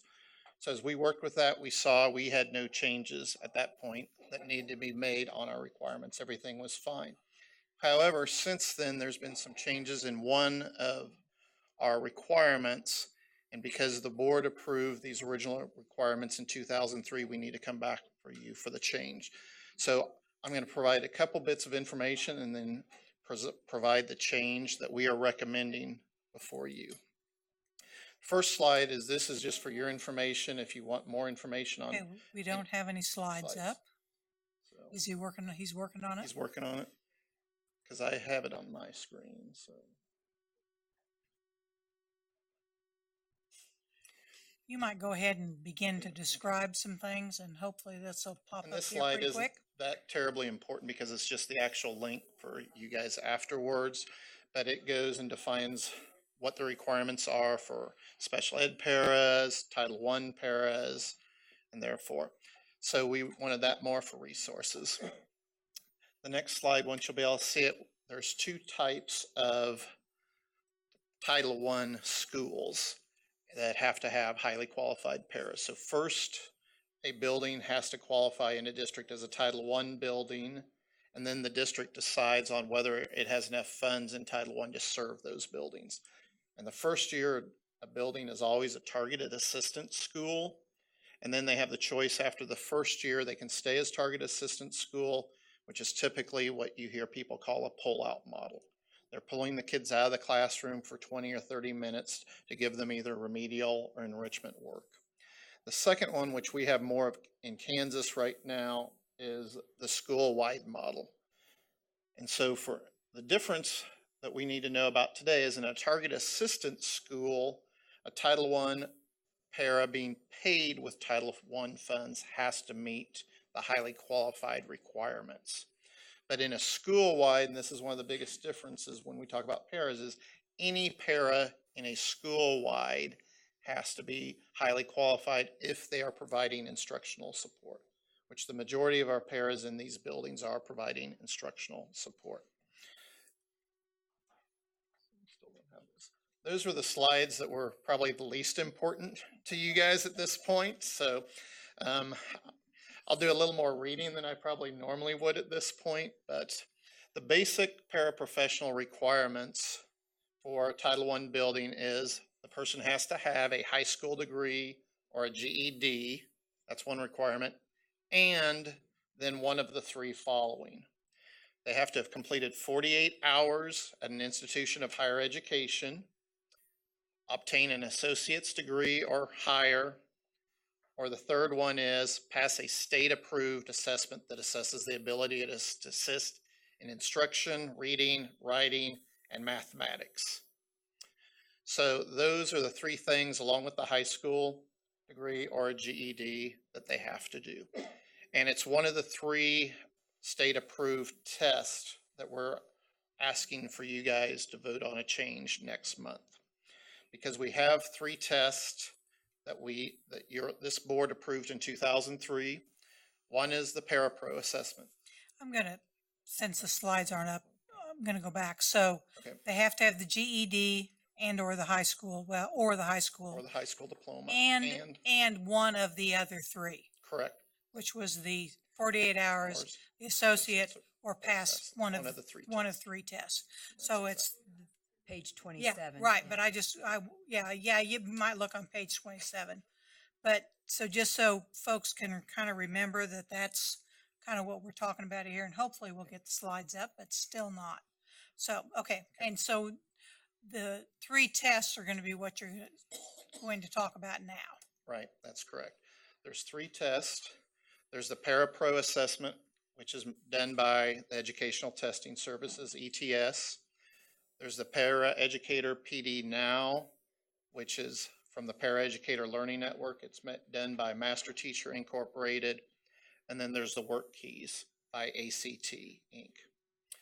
The first 2, the Parapro assessment and Paraeducator PD Now, we are not recommending any changes at this time. We feel that what's required for those 2 is perfectly fine. So our recommendation there is no changes. However, on the Work Keys, this is where we have to make one change no matter what, and then we're recommending a second change. Previously on the Work Keys, there are 3 assessments that had to be passed in Kansas to be a Title I highly qualified teacher. It was the workplace documents, which previously was called reading for information, and we have a level that you have to obtain at least a 4 to pass on that part of the test. Applied math, same thing, a level 4 to pass. Business writing, we've always stated you must obtain a level 3 to pass. And then there was a 4th part of the Work Keys, which was an instructional support inventory, which was actually done while the person was working as a para. That is no longer available through ACT and the Work Keys, so that's the one part of the recommendation that we have to make the change for. However, the other one, as we investigated this more through Evelyn Alden, our researcher on our team, this was brought up to her, she's like, let me look at this and we'll make sure everything else is still effective. And by doing that, she found that if we made a slight change from the business writing to what's called graphic literacy, we would also be able to provide the paraprofessionals passing that test a nationally recognized certificate. So we looked into this more. We talked with some principals, some superintendents. We also brought it up to our ESA advisory. We have to make the change, getting rid of the instructional survey. How would this look if we changed business writing to graphic literacy with the same level of a 3 to pass? And they liked it a lot because of the National Work Keys Career Readiness Certificate. And this aligns a lot with what we're doing with our Work Keys and our students that are now going to be taking the test based on what you've done and what our legislature has done, providing that to juniors. So we could actually have juniors in Kansas taking this National Career Readiness and getting their certificate from ACT. And when they graduated or passed a GED, they would technically be a highly qualified para if they wanted to go that way. So especially our students that may be in a pathway to teaching, this would be a great benefit because we know all students don't go directly into college, or they may only go part-time because they can't afford it, but this would give them an option that once they've graduated high school, they also have the ability to be a paraprofessional in a Title I school. So with that, and the next slide, we kind of have the ACT National Career Readiness information on it. It's one of the last slides on here, but why this national recognition would be so important. First of all, it's nationally recognized by ACT. It's portable. It's just not good for being a Title I para. It is also something that they can take to other jobs as we develop more ACT work-ready areas in our state that shows these students have those basic necessities to be work-ready. It's already evidence-based, and it validates these work skills that we're trying to show that our students have and are ready to go into the workforce. And then the last slides that we provided you in that is just more information specifically on the ACT testing for work keys and the ACT work keys fact sheet that we've got available on our website to really promote this for our students who are eligible to take this, and to also show the importance of this, and for districts working with their paras to become highly qualified, to show that this isn't just good for you to become a highly qualified para if you choose to leave us, which we hope you don't, but you would also be able to take this to other jobs and it would help you on your resume to do those type of things. So I know if you would have had the PowerPoint as I was talking, it'd been a little easier, but are there any questions at this We point? do have a few. Okay. Randy's going to do a couple comments, and then Jim Porter has a question after that. So Tay, just for the board, so just go back a couple of highlights. So the initial provisions for paraprofessionals came into effect in what year? 2003. This is not new. I mean, right. All right. So it's not like everyone gets hit with the shock on this. Correct. What is new, just come back to what is new then from 2003.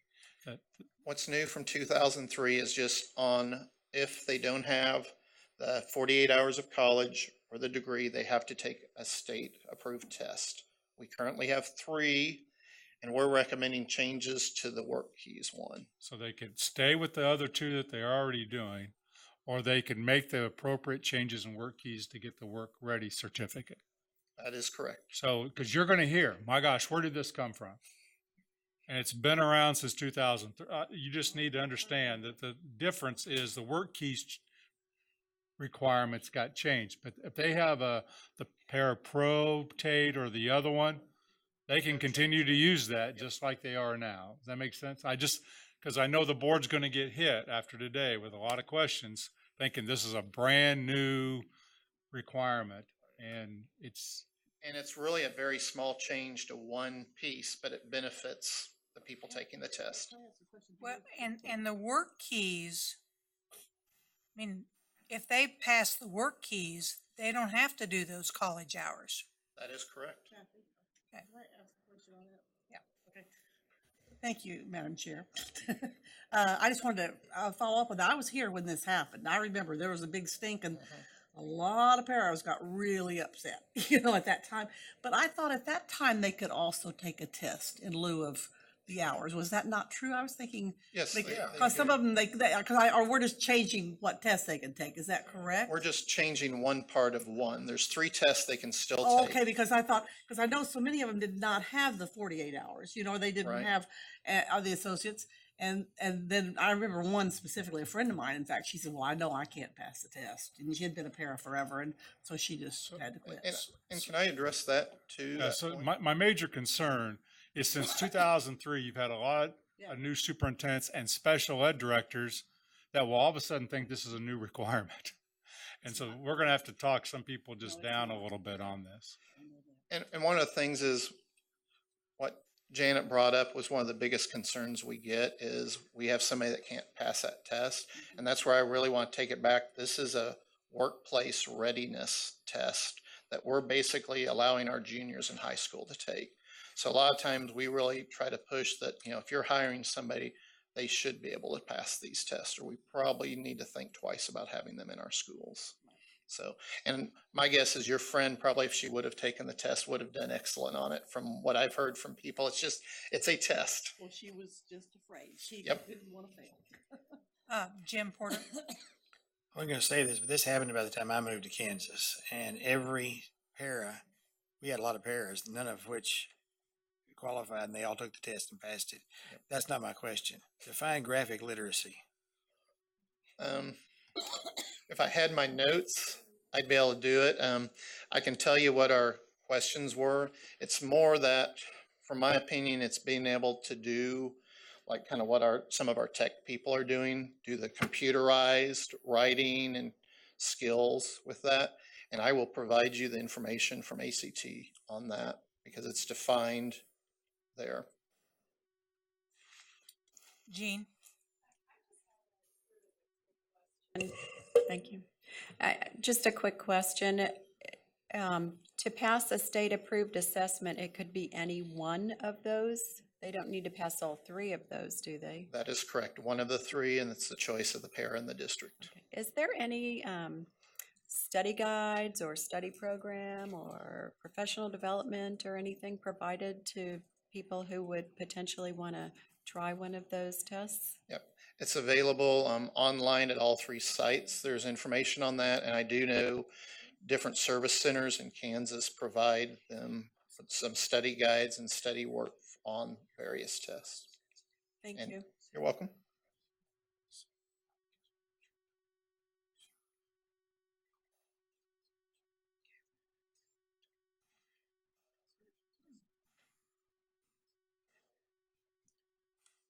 Okay, other questions from the board? Steve, I know you wanted to visit, and I'm kind of taking a eyeball at the time too on the agenda because we've got a couple of time-sensitive things. So, are your comments?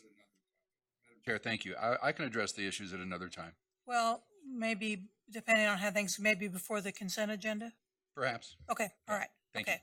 Any other questions for Tate on this particular issue? Do you all have enough information if you win and if you get questions that you feel comfortable? Mr. Penn? I got to pull it back up. I just got off there for some reason. There we are. And this is just a clarification, newbie question. So the workplace documents and the applied math are already there. Those are the current tests. We are no longer doing the business writing, and we will instead be doing the graphic literacy, correct? That's exactly right. Okay, so the only real change is business writing is gone and graphic literacy is in. That's what we're recommending for you, yes. Okay, I'm just, Put it in a nutshell. There you go. yeah. And that's what I'm looking at the page that has the old and the new and certain things crossed out. Real clear I just wanted for the us, wasn't it? clarification. Yep, that's exactly right. Okay. Any further questions? Okay, well, thank you. And next month, this will be back as an action item. That is correct. Okay. Just real quick. Randy? So Ann's probably looking at this too.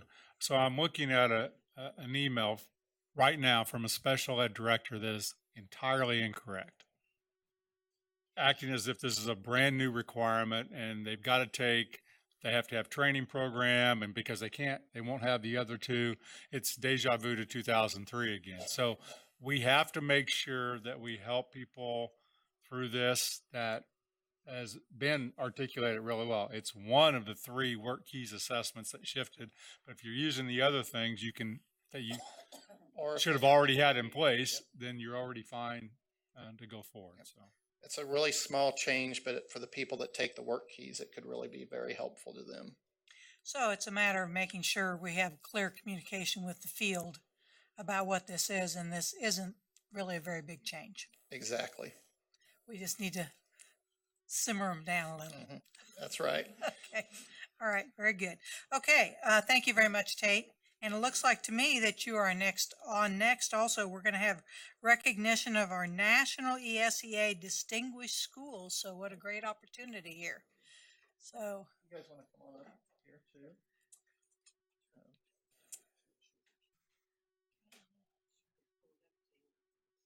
I've already got it up. So this is one of those good things that I get to present every year to you guys. Previously, for the board, continuing board members, this was known as the Title I Distinguished Schools. And during the past year, the Title I Conference and the Title I organization has changed their name to the ESEA organization. So rather than just focusing on Title I, they're focusing on all the programs in ESEA. So if you're wondering again if this is new, no, this is not new. It just has a new name also. It's the ESEA Distinguished Schools.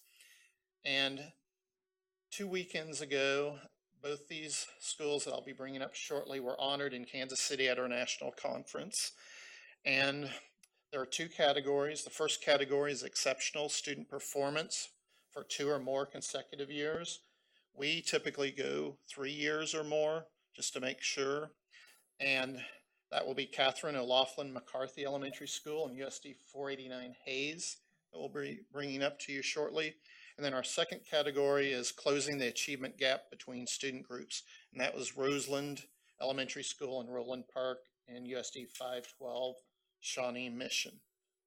Across the country this year, there were a total of 68 school buildings honored with the ESEA Distinguished Schools. So these are 2 of the 68 that were nationally recognized. So this is a very small group of schools that get this recognized. So the next slide that you can't see is a really nice picture of Catherine O'Loughlin McCarthy receiving their Title I award with their national ESEA flag. And the following is a picture of Roseland doing the same thing on stage in Kansas City. So, yep. Yep. And, you know, I was telling them beforehand, I was able to have some extra pictures last year that I was really hoping for similar pictures. If you remember, we had a parade of 1 million people in Philadelphia last year. Well, we were really hoping we could have the same thing in Kansas City this year, but it didn't quite work out. So they didn't get the 1 million people coming from a parade this year, but they still got the great awards. So I'm first going to ask Catherine O'Loughlin McCarthy, USD Hayes, to come on up. I'll have them introduce themselves. They're going to talk about some of their successes, how the conference was for them and their experiences. And then they'll take questions, and then we'll do the same thing with Roseland and then pictures afterwards. Good afternoon from Western Kansas. I am Vicki Geil, the principal at Catherine O'Loughlin Elementary School. And today I brought with me one of my 5th grade teachers that is actually in my 4th and 5th grade looping, because we are a looping school. And so I brought Mrs. Gina Johnson with me today just to help with some of the questions that you might have.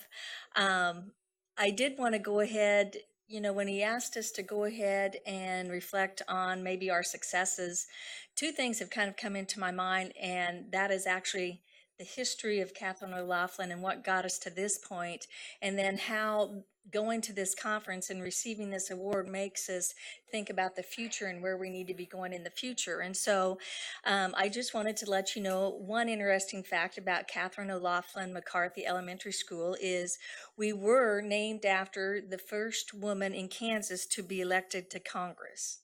And so because of that, I feel like we have had a long history of being a school that pioneers a lot of new cutting edge things. 28 years ago when the school opened, it was doing whole language and it was doing looping, which was seldom heard in the state of Kansas. And so that was one thing that we've always had, that spirit of going out and trying new cutting edge practices, new cutting edge methods of teaching students, because that was the most important thing, was how far can we take our students from year to year. We have won this award several years ago, and so coming into the future this year, it was really nice on a couple of levels because it really validated some of the things that we've been doing. I think you're all aware that the clients, the character of our students and families are changing every year in schools across Kansas, and so to get this honor, it really was lifting for us because we could kind of see that we were still on the right track, still doing the things that we needed to do to make our kids perform well. It also made us stop and think, how does that happen? And there were several stakeholders, I'm going to use that old word, of groups of people that help us do that. And we realized that to be able to be a high-performing school, it starts back in kindergarten. So it wasn't just our testing grades that makes us have the success. It is the kindergarten through the 5th grade. We are a K through 5 building. And so it starts clear back there. And so we did have a celebration where we celebrated teachers and students at that age. We also realized that we were very lucky through the years to have families that really valued education. And because of their support, we were once again able to have the successes that we've had. And so, like I said, the whole honor of getting this year has kind of reinforced that and made us realize how fortunate we are and how blessed we are.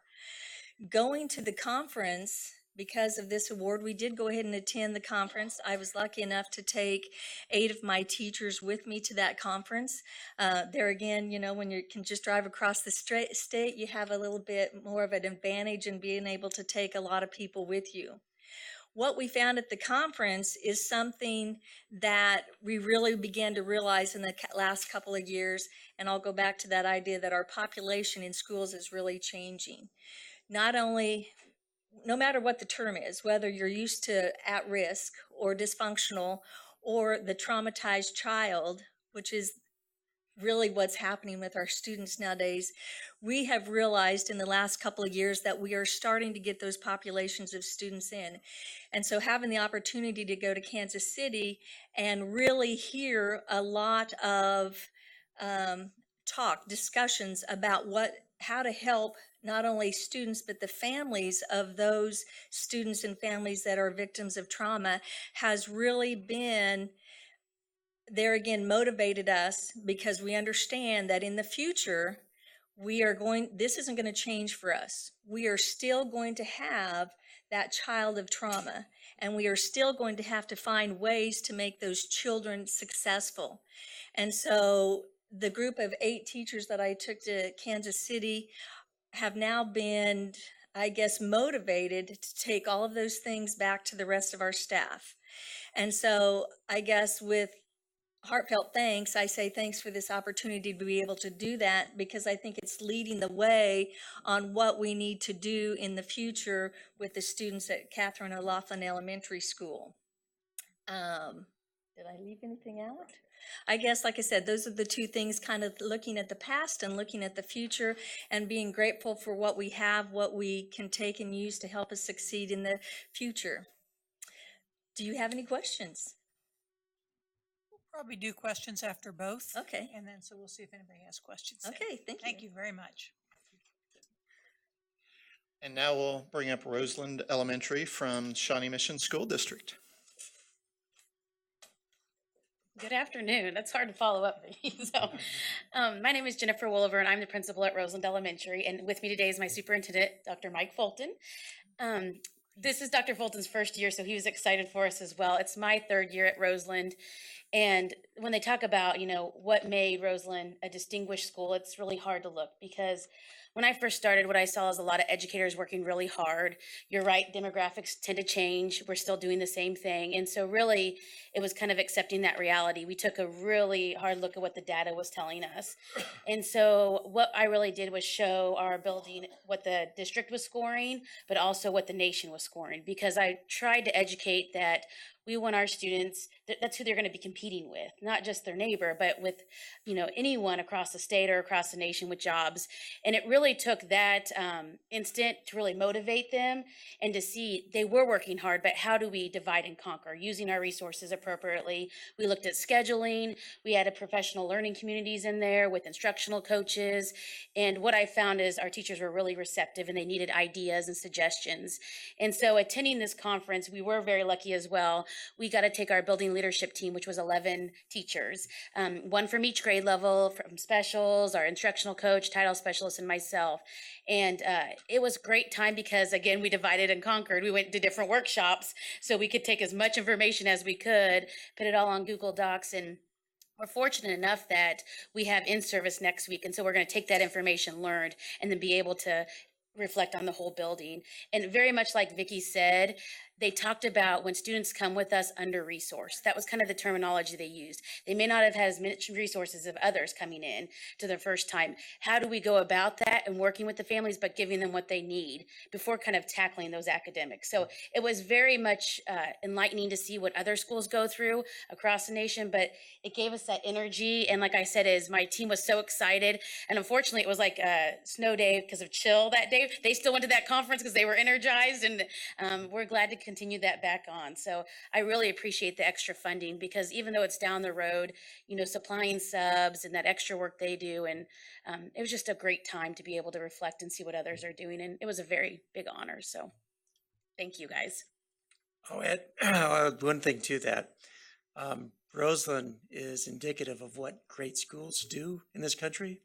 They care about every child, and they believe that every child is capable of high personal performance and personal success, not just during elementary, but as they move toward high school graduation. So we're proud to be part of the Kansas team, and glad we can hold up Roseland as a wonderful example of all the great work going on in Kansas. Well, congratulations to both of these schools. What outstanding successes, and what an opportunity for you to get to go to that conference and then to even share with us a little bit that you've shared. We're excited to hear that you're doing such a great job. I have a feeling there's probably a few board members, and my computer just went dead, so a few board members that may have a question. Steve? Okay. Steve? Thank you. Maybe this would be for Dr. Fulton. Kansas leads the world in the success of each student. Okay. I've bandied about with certain members, sort of inside conversations, the notion that maybe we should add 2 words. So I'm going to kind of float it to you to get your feedback, sir. Adding 2 words to Kansas leads the world in the success of each student. Consider this, please. Kansas leads the world in the success and value of each student. My thought is, as important as success is, people define that differently. People have different values, but it seems to me if we were to branch out just a bit and talk about not only success, but value, it might be easier to reach those hard to reach kids. What do you think? Brief response. Every child matters. They matter. It matters that they're ready for life after graduation academically. It matters that they're ready for life in their social emotional wellness also. And so we educate the whole child. And it's a little easier to measure the academic side than it is the social emotional wellness piece. But it all matters. Any other questions, board members? I think we're going to have an opportunity for some pictures here for both honorees. So looks like Hayes is going to be Jean's district, and then Shawnee Mission will be Janet, Steve, and Michelle. You guys get 3 board members. Okay, so I think we're up for questions. And then the meeting will resume at 3:15 for our next agenda item. A little break for those of you not in pictures. Okay, are we connected? Linda, can you hear me?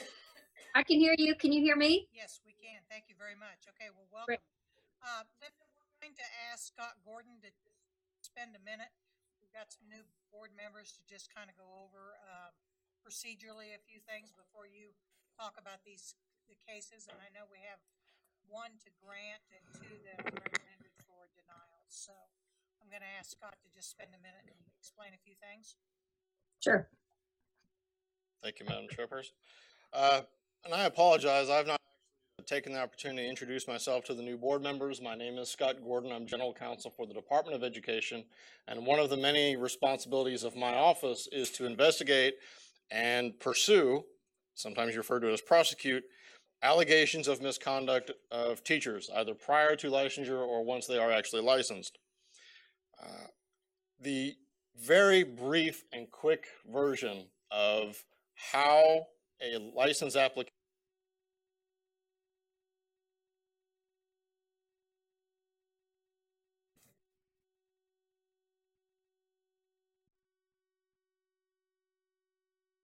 misconduct generally in 3 ways. Either it gets disclosed by the applicant on an application, or it shows up as part of the background check, or we find out about it from general public, and that may be newspaper articles, online, a parent may call us, or we may hear about it from schools. We investigate that information generally the same way. When Susan Helbert's team, Michelle's team is finished processing an application for licensure, and the determination is made that yes, this person qualifies for a certain type of license, then my office looks at it and reviews the background information. And if we find out anything, and when I say anything, there could be speeding tickets, there could be driving on a suspended license from 30 years ago. I think that's the oldest, most obscure reference I've gotten on a background check yet. A lot of stuff shows up. My office looks at that and goes through and sees, is there information on this background revealed that means this person may not be qualified to teach in the state of Kansas according to the regulations established by this board? 99% of the time, they get cleared without any question. It's not a big deal. Sometimes there are issues such as a misdemeanor theft or a misdemeanor drug conviction from 20 years ago.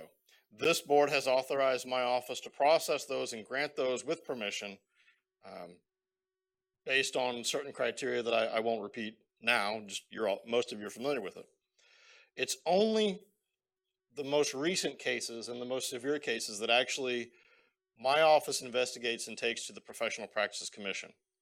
Many times we file a complaint, many times we just file a letter saying, because of something that we found in your background, let's say we found 1 or 2 drug convictions or a diversion for misdemeanor theft or felony theft, because those showed up, first of all, we need information from the applicant. That's why we ask on a teacher license application, have you ever been convicted of X, Y, and Z? And if you have, please provide the documentation. That makes the process so much easier.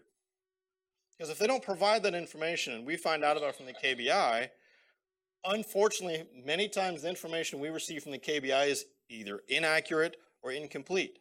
That's why we always give an applicant the opportunity to verify or dispute what shows up on the background. Has not happened the past couple of years as far as I know, but I do recall a couple of cases where it turns out it was the totally wrong person. It's like, I was never convicted of that. That's absolutely not true. We got letters from the district court that says that's actually the wrong person, sorry. So that cleared them, they got their license. It's unfortunate, but it happens. Or we find out information about the nature of the theft or the drug possession based on the court documents. So we always ask for the real court documents from the applicant for licensure. Again, that can delay the processing of an application if it takes a while for them to get that back for us.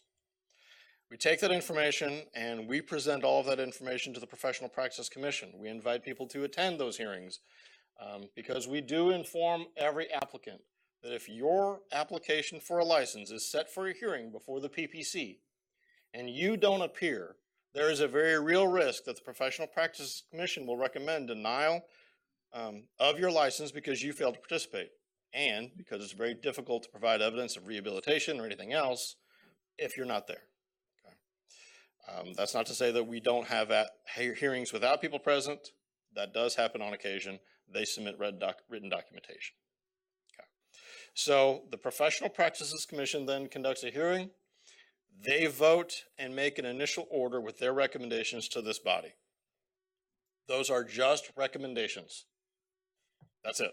They're called initial orders, but really they could be called recommendations. It'd be the same exact thing. You are the only body that is authorized by law to actually make a final determination.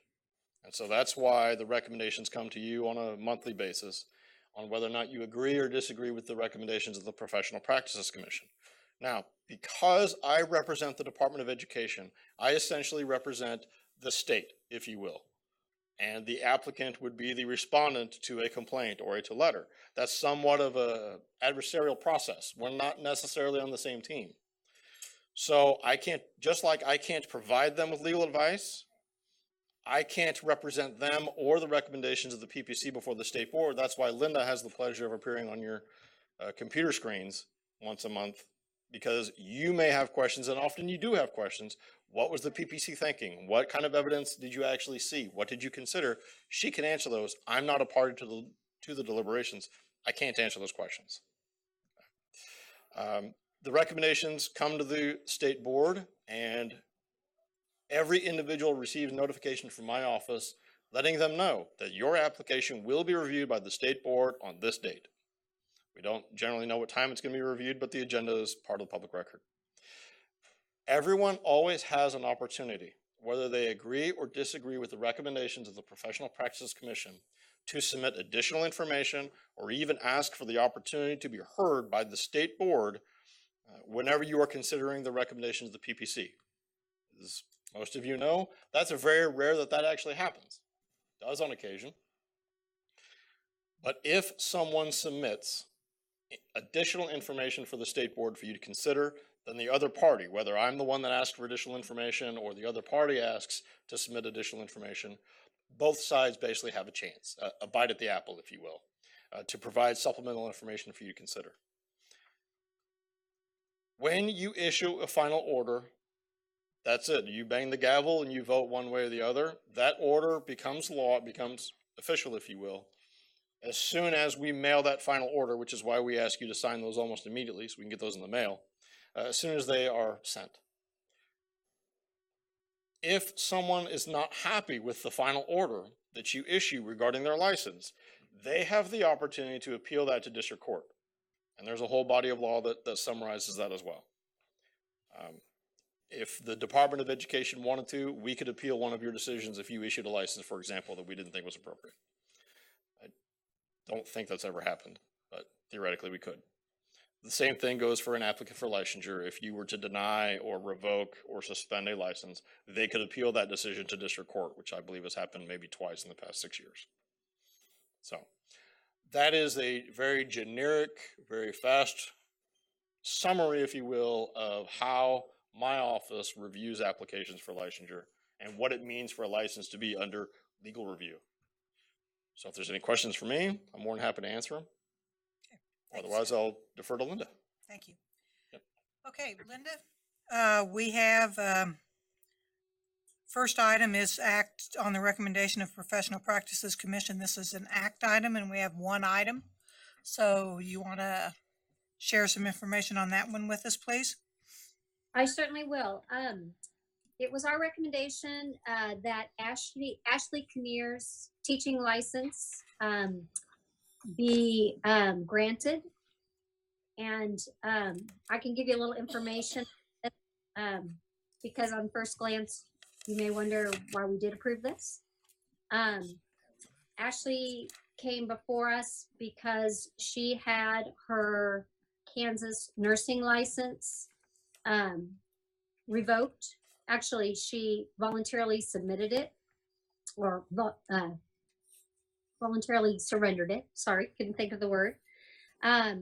She had gone through a history of back pain since she was 18 years old, which led her to self-medicate, which led her to go down the line of illegally purchasing pain medication, which ultimately resulted in her being caught by her employer.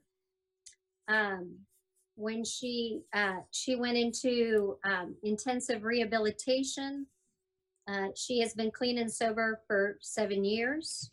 During her testimony, it was revealed that when she went before the state nursing board, there were certain conditions that the state nursing board offered her in attempt to rehabilitate and keep her license. And part of that was submitting to weekly UA tests, which would have resulted in weekly trips to Topeka. Maybe not weekly trips, but many trips to Topeka. And at that point in her life, she was not financially or emotionally able to meet their conditions. As the case was presented to us, we heard that through Scott's own inquiry, there is nothing that would keep her from being relicensed as a nurse, but she has chosen in the meanwhile not to continue in that profession. It just was not where her heart is. She went on and pursued a degree in education. She lives right on the Kansas-Oklahoma border, so she was licensed in Oklahoma and then came before us because she was seeking being licensed from a non-Kansas institution as far as being certified. And so she had a letter of recommendation from her colleague that fully disclosed that they were aware of her situation, felt very comfortable and confident that she had been rehabilitated. And that's what the PPC found. Okay, so, and she was at the hearing? Yes, she was. Okay. Questions by the board? Any clarifying questions? Okay, do we have a motion? Dina? I move that the Kansas State Board of Education adopt the findings of the Professional Practices Commission and its recommendation to issue the license for Ashley Kinnear. It's been moved by Dina Second by Jim Porter. All those in favor, please raise your hand. Any opposed? Okay, passed 10-0. Okay, next we have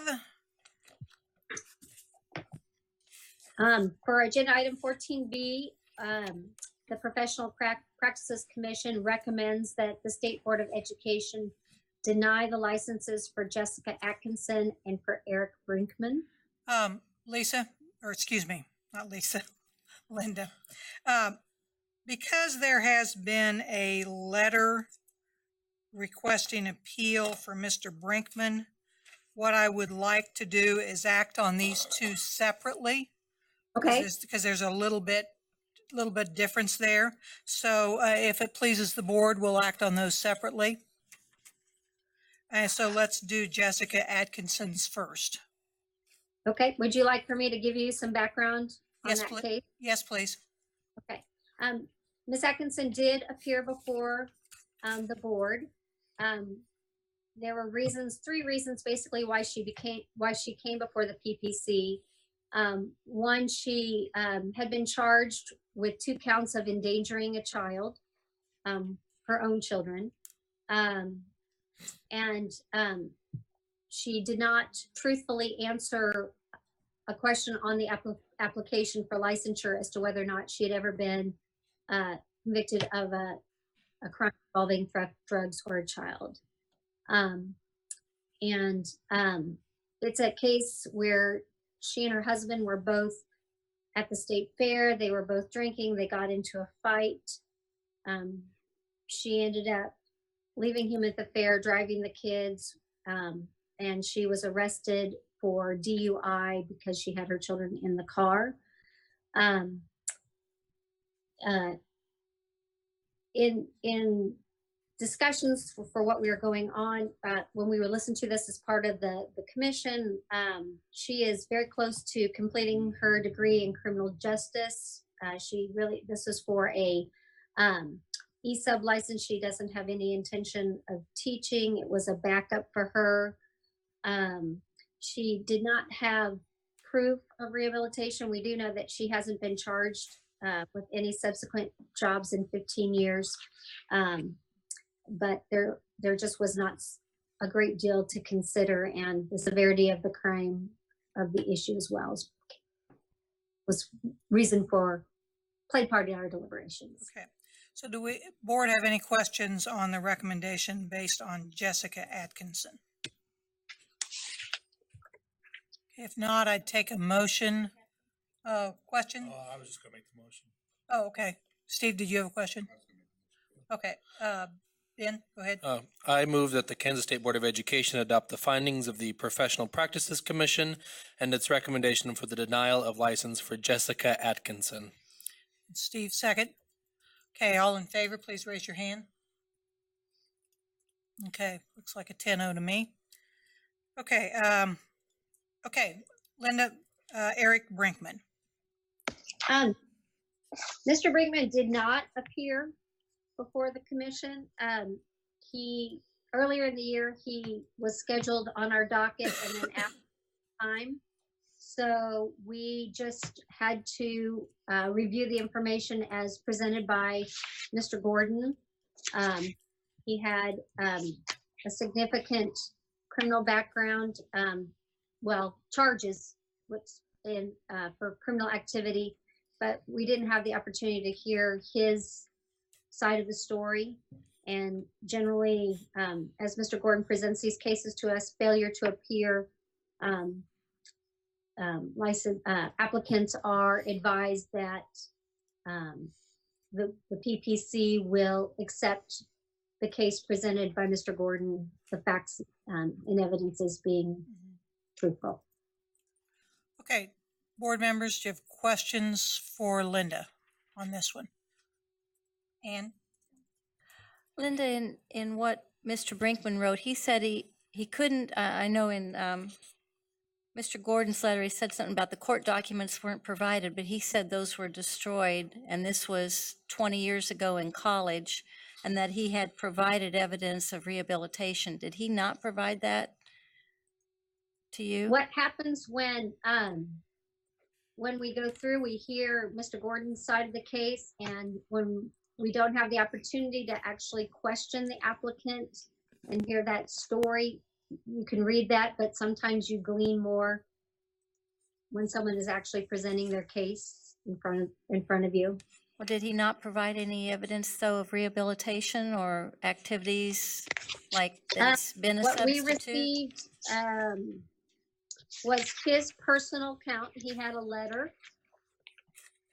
And a letter he had written, Linda? He had written a personal letter that really explained in great depth. He had a letter of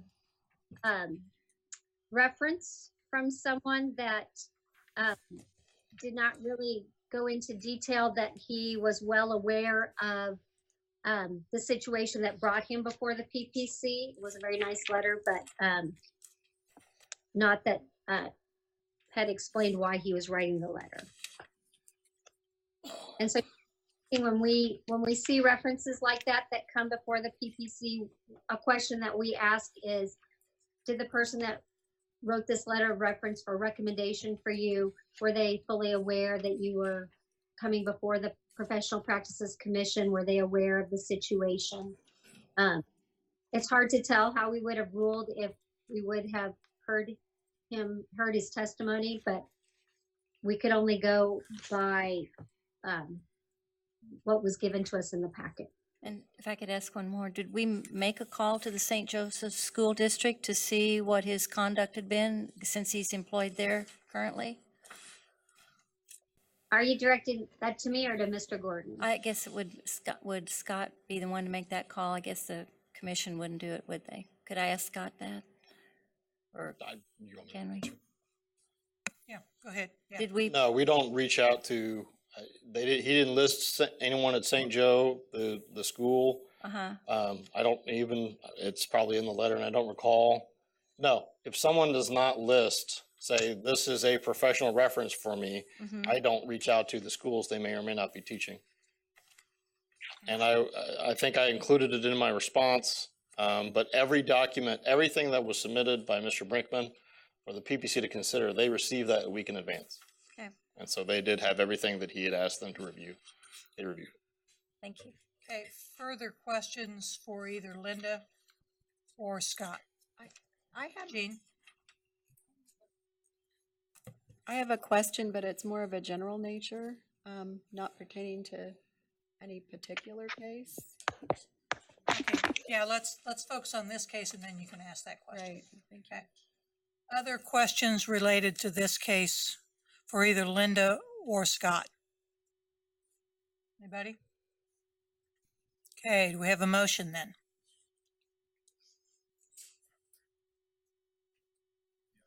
Okay, Steve?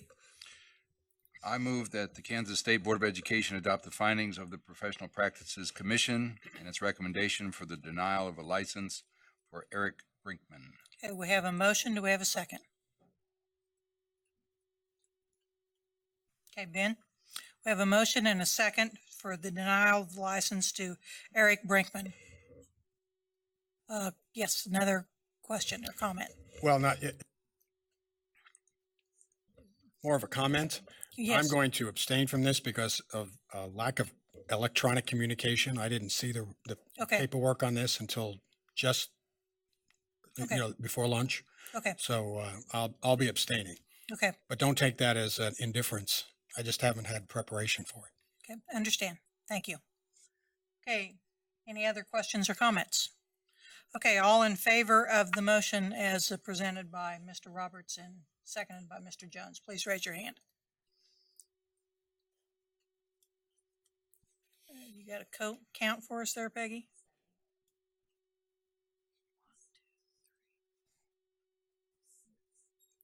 Did you get Dina? Oh, it looked like it was up. Okay. Yeah. Okay, and opposed? And abstention. Okay, so we had a 6-3-1. Okay, yeah, passes. Okay, and then Jean, you had a question. What I was wondering is if someone reapplies for a certificate and provides additional evidence, do you go through this process again, or are they barred from doing that, or what happens if they come back with additional information that you had not previously considered? Then we go through the process. Okay. This is, they go through the same exact process. And I would point out that we specifically ask on the application, have you ever had a professional license revoked or denied by any agency? That would include the State Board of Education. So if they don't disclose that, again, that could be problematic. Okay. Yes. Thank you. Okay, Linda, thank you very much. You bet. See you next month, I'm sure. You bet. Thank you. Thank you, Scott. Okay, all righty. Now I am going to turn the next item over to my esteemed colleague, Janet Wall, and she's going to talk about the recognitions for some National PTA Schools of Excellence recipients here in Kansas. So, Janet. Thank you, Madam Chair. I think that's the first time I've ever been called esteemed. Thank you, thank you. As many of you know, I started off as a mother as a PTAer. My first volunteer work was done when my son, entered kindergarten. And I joined PTA and I was a room mother. And I became chairman of the kindergarten room mothers. And I found out that in order for my son to have the best, the whole school had to have the best. And then later on, I found that in order for my whole school had to have the best, the whole district had to. And it just continued ballooning on. So I continued in PTA for many, many years. Some of my best memories, some of my best friends were made in PTA. And some of the most dedicated people you will ever meet are from and have worked in PTA. And I consider them all my dear friends. And as you see, this is what happens to a PTAer. So some of you PTAers may be sitting here someday. But anyway, it's a distinct honor for me to represent Denise Schultz. Denise is going to make a presentation on a National PTA School of Excellence recipients. And Denise is currently serving as the National PTA Treasurer. National. That's amazing. I'm so impressed. She was once the Kansas State president, and she is from Shawnee Mission. So thank you, Denise, and congratulations. I'm so excited to have all the PTAers here.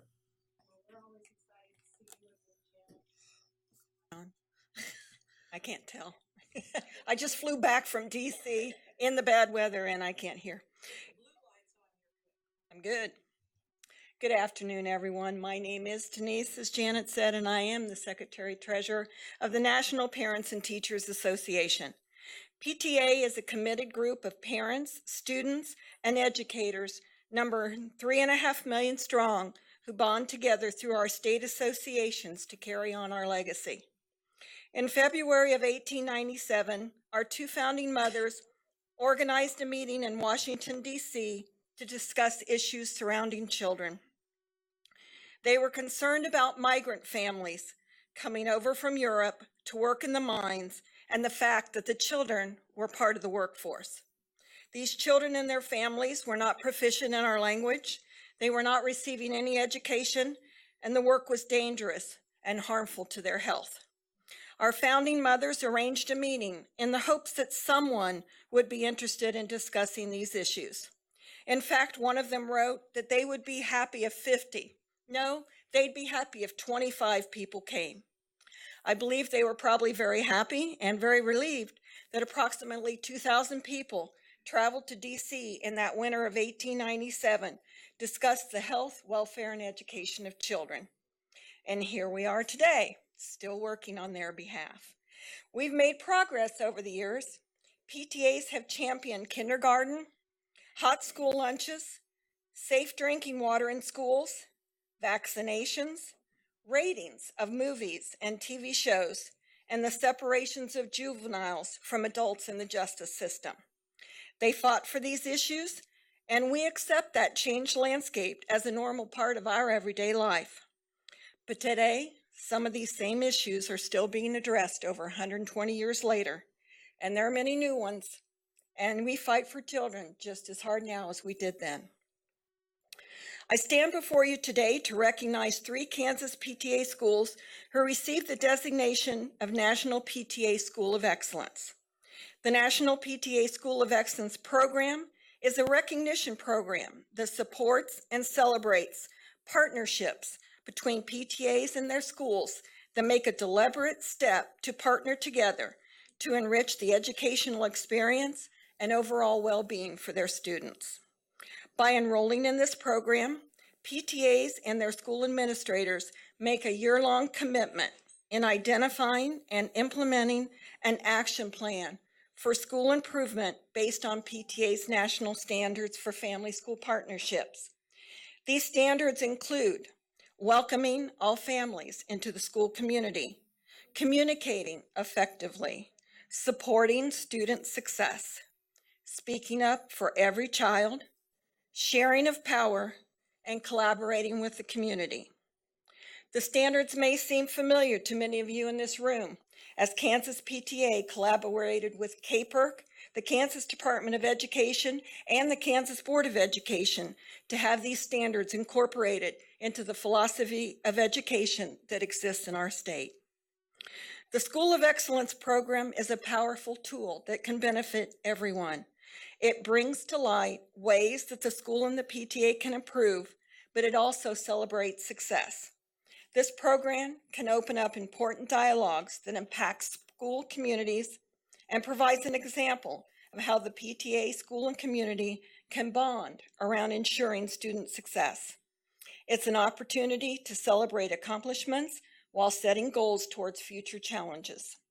These schools and PTAs start this process by asking their parents, teachers, and community for their opinion on their school climate as it relates to these standards, and then they spend a year working together to make changes that make a difference. We're here today to celebrate 3 schools that completed this year-long program in the 2017-2018 school year. I would like to introduce them to you and to tell you a little bit about their work. First, I would like Eisenhower Middle School to please come forward, and anyone here who's supporting them.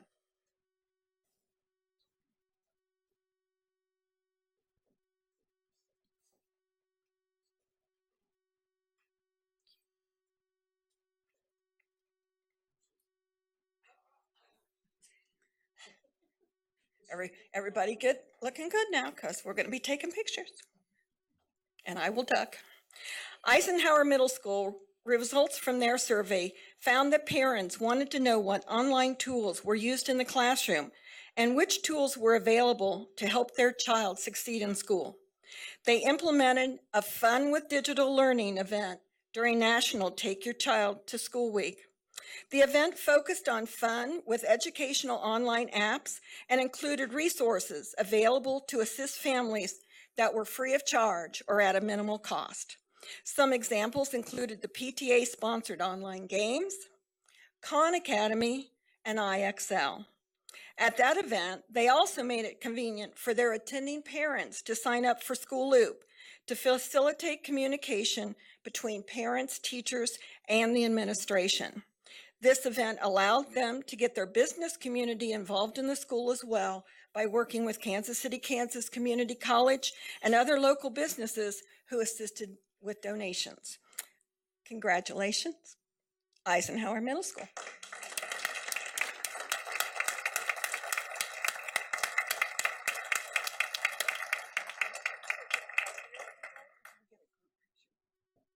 Yeah, we'll do pictures. We'll do all 3, and then we're going to bring you up here for pictures.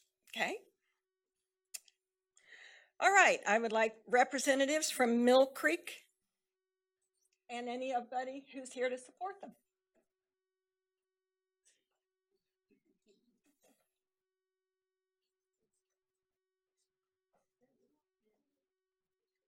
Hi, guys. Mill Creek wanted to create a culture and climate that welcomed all Mill Creek families. They invited guest speakers that were relevant to the Mill Creek community to join them at their PTA meetings.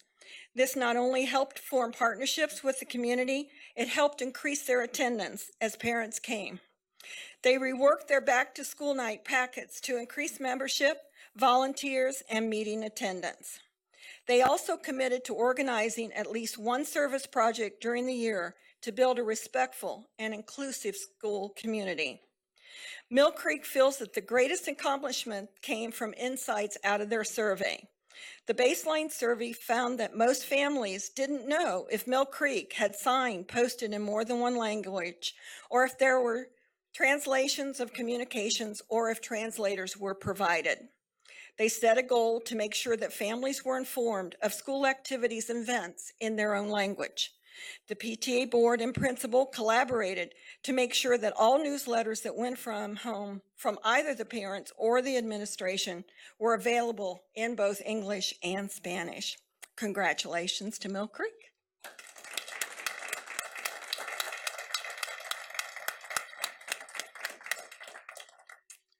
Okay, and where's Shawnee Mission North?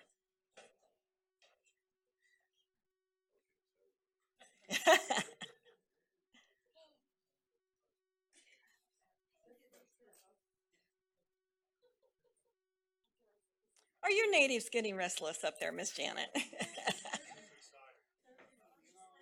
this the most fun thing we do all year? They should be jealous. All right.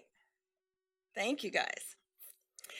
Shawnee Mission North provided a welcoming environment to new students by hosting Northern Exposure, which was an opportunity for families to tour the building, visit staff, and learn about classes and activities. Middle and elementary feeder school families were consistently invited to Shawnee Mission North functions. Shawnee Mission, yeah, I'm from West, I can't say North, sorry. Shawnee Mission North PTSA hosted a trivia game night in partnership with the Shawnee Mission North Boosters for a fun evening that created bonds and a sense of community that included all of these schools that were in the North community. The PTSA offered a business membership to get the outside community involved with them. PTSA partnered with the 11th grade teachers in hosting a career fair, connecting students with over 50 area organizations and also area colleges. In preparation for the fair, teachers and counselors assisted students with resumes and interviewing skills.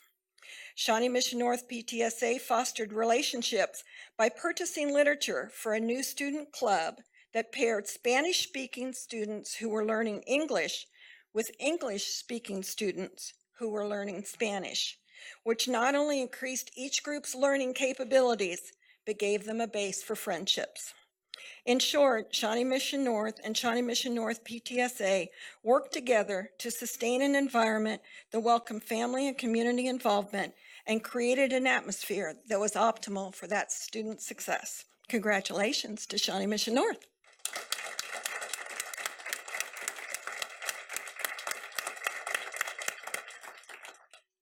I want to thank Commissioner Watson, the Kansas Board of Education, and we have no favorites, Janet, but you know. Sarah, our Kansas PTA Family Engagement Chair, these school administrators, these committed parent volunteers for allowing me to join you today. It's a great honor and my personal pleasure to be asked to be here. I would like to conclude by asking all of you to join me one more time in congratulating all of our designees.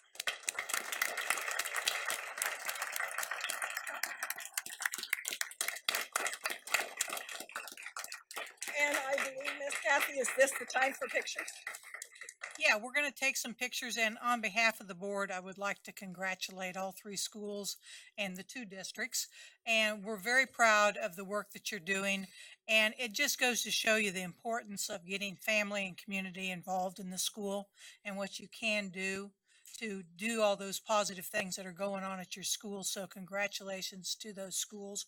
And we'll be coming up here for pictures. So Eisenhower Middle, that will be Janet when she comes up to take pictures. And then the other two schools from Shawnee Mission are going to be Janet, Steve, and Michelle. Those board members will join for pictures. So why don't we start with Eisenhower Middle first, and then we'll do some pictures.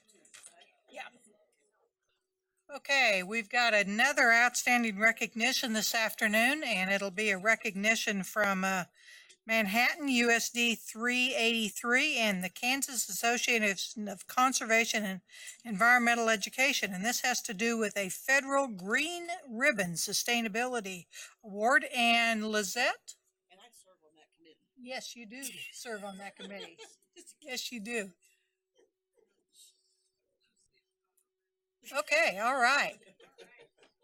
Welcome. So are these the Manhattan people coming forward? Okay, excellent. The KC organization as Okay, well. great, great. Well, welcome. We're glad to have you here. Thank you. Good afternoon. My name is Lizette Burks. I serve the state by way of science education here at the Department of Education, and I am honored to be introducing Manhattan-Ogden Unified School District as they recently were awarded a Green Ribbon School District Award from the U.S. Department of Education. And this is unique to us here in Kansas, as this is the first time ever that we've had a district-wide award with Green Ribbon schools from the U.S. Department of Education.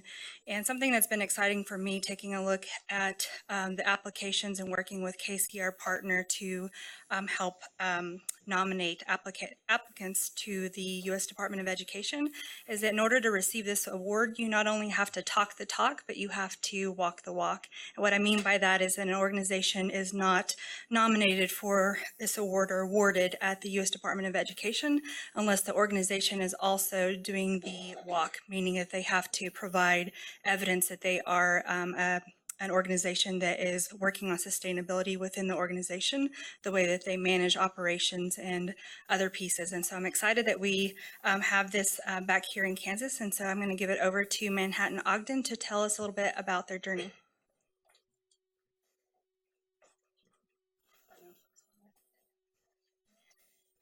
Yeah, here, I'm gonna.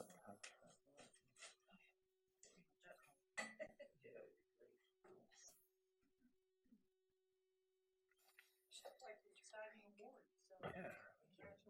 Thank you.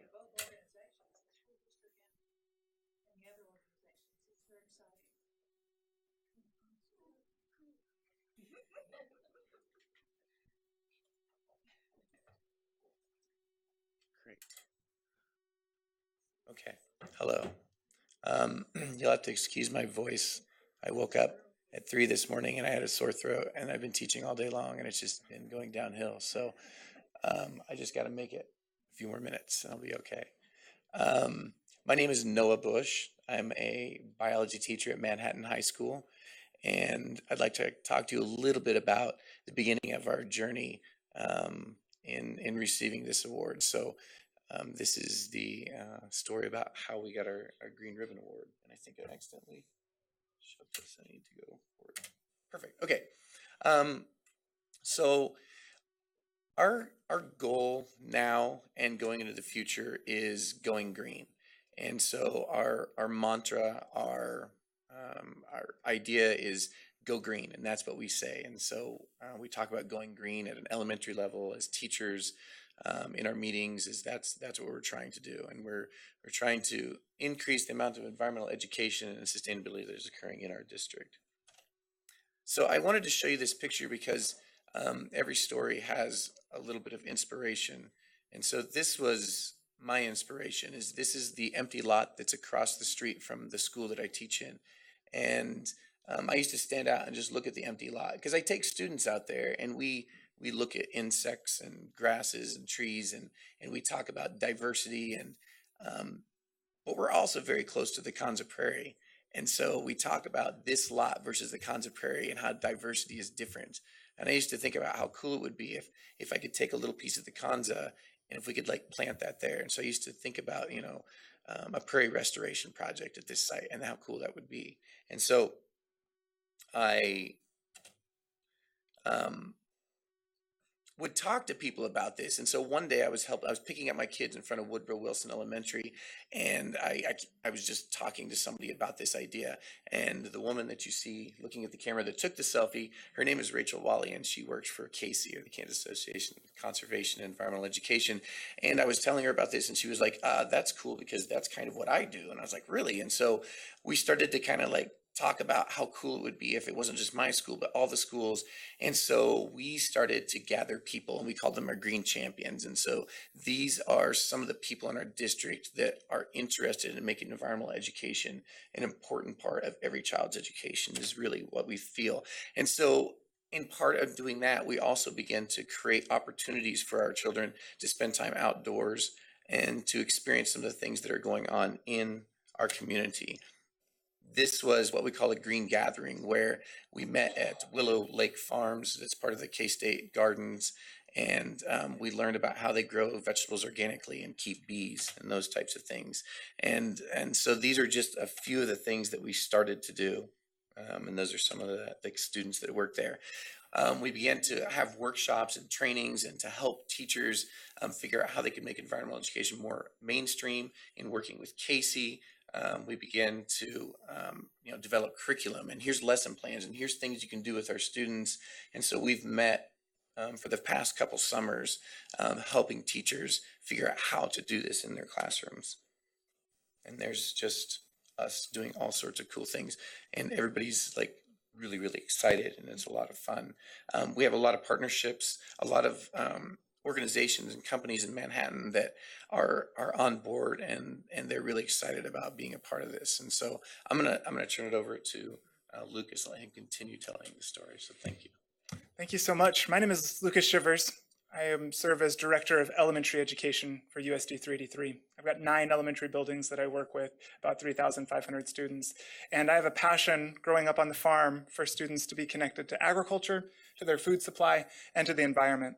So I just want to quickly share a few specific stories that we've been building towards as we've worked towards this honor. We started school-wide recycling about 5 years ago. Since then, we've almost had 1 million pounds that have been diverted from our solid waste stream that have been recycled. We also have done a number of waste audits for students to understand where their trash goes, to have a full, complete cycle of in our local rural area, what happens to their waste. That's led to some composting efforts at buildings. That's led to a lot of just diverting a share table rather than food waste. So a lot of small things that have come from those waste audits as we open our eyes to the full, complete impact of our lives. We've also taken part in the first Lego League, which is a robotics contest. They had a specific unit of curriculum that was focused on trash trek that again helped us understand where our trash would go, ways we could redo that. In each of our elementary schools, we have a maker space where we repurpose and recycle specific items to connect back into education for project-based learning and for hands-on, really learning is doing type of things. And then our leadership team that you've seen. We were able to attend a ceremony in Washington, D.C. with the Department of Education that allowed us to rub elbows with lots of others across the United States that have been able to have some of these honors. We were one of 6 districts in the United States, so only 6 have this status, and we were the only one from Kansas. So we were excited to have that honor. One specific project that we wanted to share about was a school that grew sweet potatoes. They have several different varieties, as you can see, and because we were able to plant those in May before they left, they grew all summer long with the support of parents and families, and then in the fall we were able to harvest those, and we had sweet potato fries and sweet potato pie that was made in the kitchen with our cook. So it was a complete cycle of success where students could really get a firm understanding of what it meant to grow their own food in one small scale. We scale this up with partners, like you mentioned, from 4-H Extension, Master Gardeners. They do other salsa gardens and other salad gardens, but this was a really successful experience. We couldn't do this without our partners, so we wanted to introduce Casey for them to share a little bit more about opportunities on how to take this to any school in the state. We just want to really share the success of what can be done. We feel a real sobering urgency to make some of these changes happen. Here in the Heartland, we have a responsibility to not only grow food, but also grow responsible citizens that can be handling the future that's coming at us. So we get to introduce Caitlin.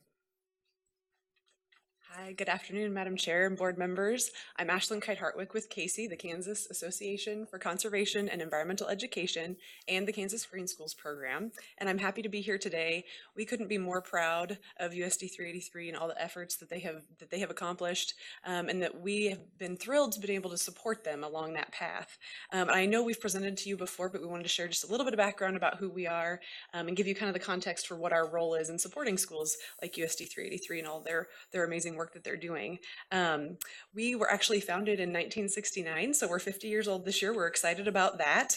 We actually are comprised of over 500 members, both individual and organizational members, and we were originally founded by the superintendent of public schools then, Merle Hayden, as an advisory council to the Department of Ed, and we still maintain representation with Janet Waugh on our board and Lizette also on our board, and so that's the way we stay connected. We are actually the umbrella organization for environmental education in the state, but we also work with our national affiliate, which is the North American Association for Environmental Education, to continually advance quality, good, sound, science-based environmental education, not only at the state level, but also at the national level. And that leads right into that last bullet that you see on there, where we always say that good environmental education is teaching kids how to think, not what to think. So helping them build those good critical thinking skills and decision-making processes so that when they're faced with whatever the environmental issue or topic or concern is, they can come up with their own answer. As far as what we do, you can see the list there. We work to provide environmental education and environmental education trainings across the state in a lot of different ways. But really what it comes down to is no matter which way it is that we're doing this, we're working with formal and non-formal educators. And our main goal is to get them really familiar and well-versed with what environmental education is, going back to that how to think, not what to think. And also that we get them to where we can work with them to feel that what they're doing, whether it's in their classroom or a program, is not it's not mutually exclusive from environmental education, and that environmental education is a tool to help them do what they're already doing in their classrooms or programs. If it's a formal classroom setting, they can use it to help their students learn reading, writing, math, art, science, social studies. They can use it to teach across the curriculum, and that's our main objective when we're doing that. Okay, so the Kansas Green Schools program. Obviously, you've got a story of one of these pins on this map. And so you can see with the whole map, this is our whole group of green schools. There are over 450 and 19 school districts represented on that map. So that kind of gives you an idea of what we're talking about when we say the Kansas Green Schools Network. And then to break it down just a little bit more as far as what is a green school. So a green school establishes a green team, just like USD 383 was talking about. That can be comprised of, well, first and foremost, students, and then of course teachers, administrators, staff, parents, community organizations or community members, and they start investigating different things in their school. There are 5 different investigations looking at energy, waste and recycling, water, healthy school environment, and the learning community. So they go in, they start investigating in these areas, and they collect some data, they analyze that data, and then they make a plan. So if it's for energy, they might say, hey, we want to cut our energy use by X, and here's our plan to do that. And then they implement the plan, and once the plan's implemented, then we get to celebrate. They get to share out what they did, and they get to celebrate just like USD 383 has done. And there are different levels of recognition. So we have the Green Ribbon Award, which is the big one, right? And they got that. And there are also state levels of recognition with us through our program, and they could be recognized as a Kansas Green School of Excellence in our state. So we are so proud of them for all their efforts and for going all the way to the Green Ribbon Award, and we're thrilled to be able to support them in that effort. Thank you. As Ashlyn mentioned, I work for the Department of Education, but I also sit on the board for the Kansas Association of Conservation and Environmental Education. I sit on the board as an ex officio member, along with other government agencies, including the Kansas Department of Agriculture. I cannot say enough about this organization and the partnerships with schools to provide non-biased science education, really tying in what we do here in Kansas. And I think Lucas said it best that here in the heartland, we have a responsibility not just to grow food for the rest of our country, but to develop citizens that understand that sustainability and the importance of that. So through this, it's just been eye-opening for me and our role here at the Department of Education, how to help support these types of partnerships. It's not just about the award, but it's truly for me getting to take a peek into this partnership and what was able to be explored by students. It's been really a great experience to be able to experience that myself and to bring that back here. So just want to commend you all again. Thank you for your work and for the impact that you have with students. We'll open it up to questions now. Well, thank you, and congratulations again to the Manhattan Ogden School District. I mean, that's quite an award, and it was fun to pass it around and get to look at it up close. That was great, and congratulations and thank you to Casey and the work that you've done for new board members. That really is quite an organization. They have a lot of good curriculum materials that they readily share with school districts and work with a lot of school districts. So, board members, questions? Anybody? Steve? I guess, Lizette, you said unbiased. That perked my ears up because there's a lot of bias in politics these days, and we're all in political positions here. But as a math and science teacher and a former environmental engineer, I like everything you're doing. That word unbiased, could you expound on that about your perspective of what it means to not be biased when we live in this contentious world of ours? We actually have Dr. Laura Downey here, Executive Director of KC, and so I'll ask her to join me. But as I sit on the board, when I say that word, I truly mean it because there are other government agencies that are there, and it's about sustaining our environment here in Kansas. And our board is made up of a diverse group of folks, and that unbiased comes from the diversity they pull across the state to be able to make decisions, not for the political winds that are happening, but more so to really do what Lucas describes in terms of in the heartland here, our responsibilities and making sure that our students understand those responsibilities that we have here in our state. So I'll let her speak a little bit more to that as well. Thanks, Lizette. Good afternoon. So thank you for that question. It's a really important question, and it's really important to our organization. And when we talk about non-biased or unbiased presentation of environmental issues are so incredibly complex. And if they weren't so complex, we wouldn't be talking about them because we wouldn't have an issue. And so our approach is really to help students to understand the issue from as many sides of the picture as they can get it and understand that every choice that we make, there's a trade-off that we have that takes place. And so the critical thinking then becomes absolutely important and imperative that we develop in our students so that they can understand if I'm going to make this choice, this is the trade-off I'm going to get when this happens. And to us, that's what good non-biased, unbiased environmental education means. Thanks. Other questions by any members? Okay, well, thank you again and congratulations to Manhattan and to the support from Casey. I have a little present for you so you can go green too. Okay, all right. That's great.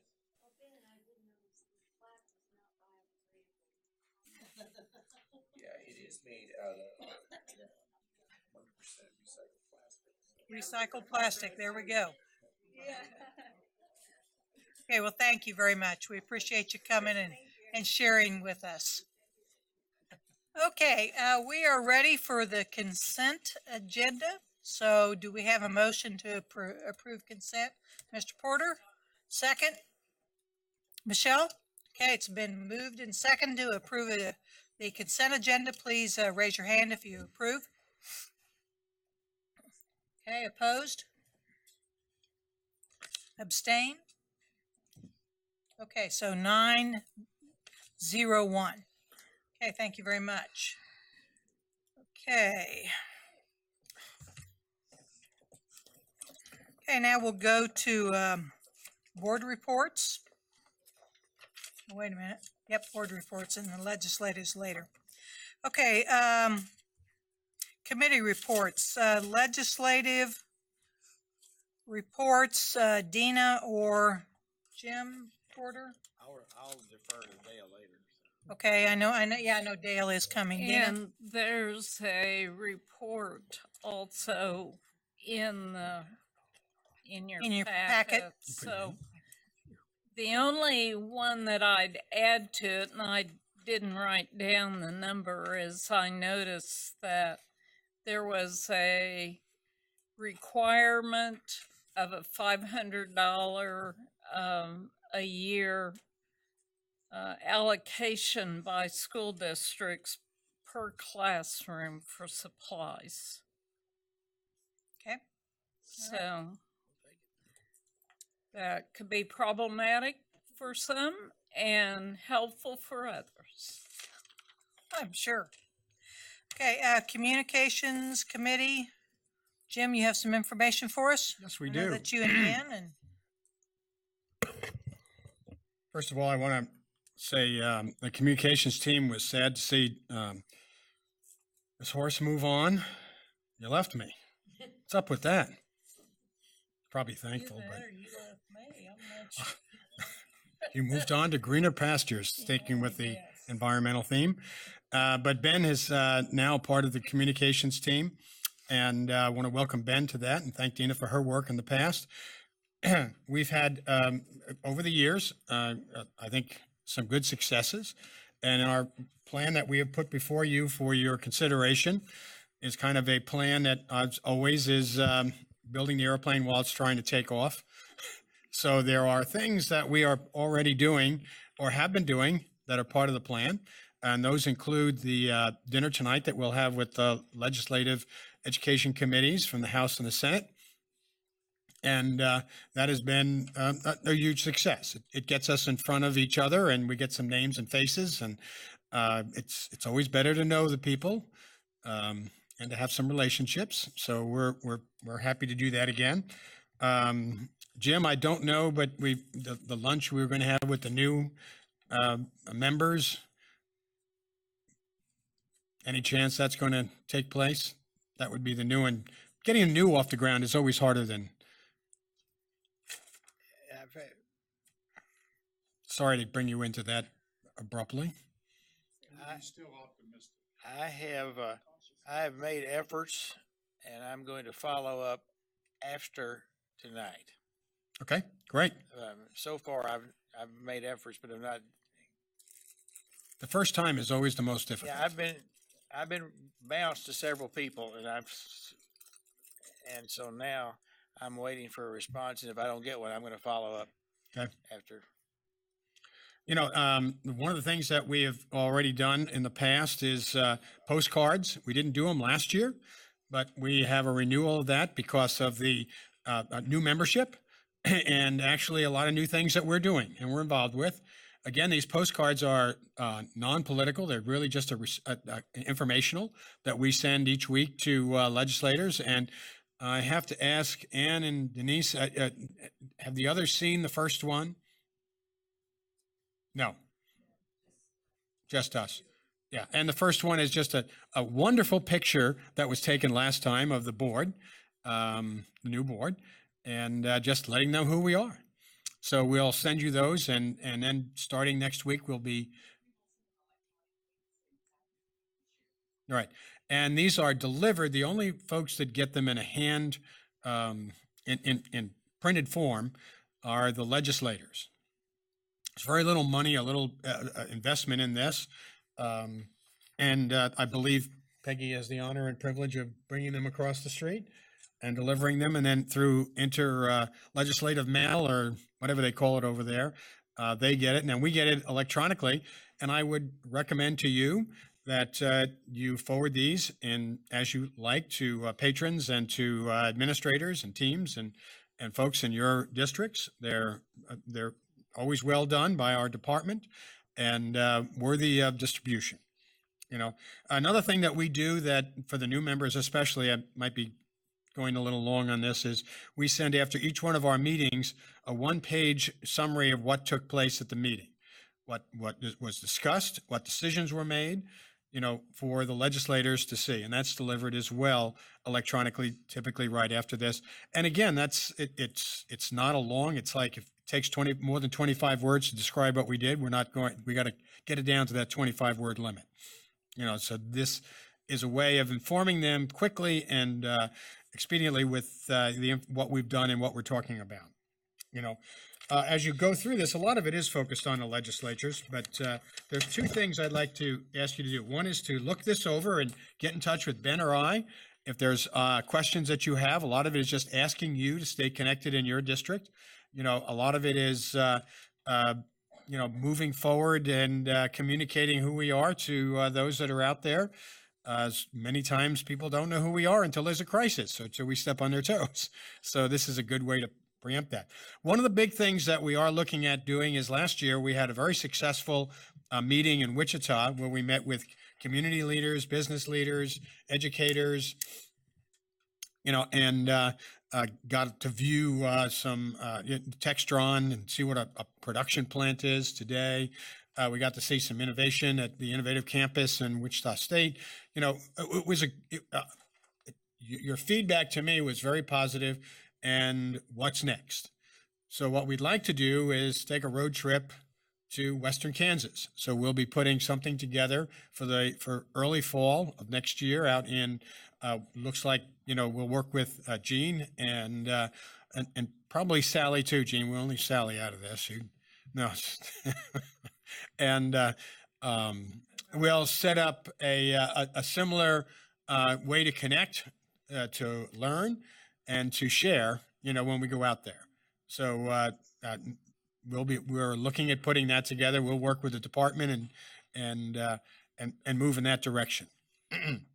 So the rest of it is basically for you to look at, give us your feedback, and we'll move forward on it. Okay. Thank you, Jim and Ben. Appreciate it. That is an important Oh, piece. Yes, it is 50 years since this state board was rechartered by the Constitution and started anew. And Ben and I and Peggy have been talking about how we can put together a recognition 50-year anniversary. And if you have ideas, certainly share them with any of us. And we'll be coming back to you with a kind of some ideas about what we can do to highlight the 50 years of success of the State Board of Education under the constitutional design that it is today. Very good. Thank you. Thank you. Good to know that's 50th anniversary of that. Kind of, but not. Okay, policy committee, Dina, I don't think you've probably met yet. Okay. Other committees, professional standards, anything, Jim?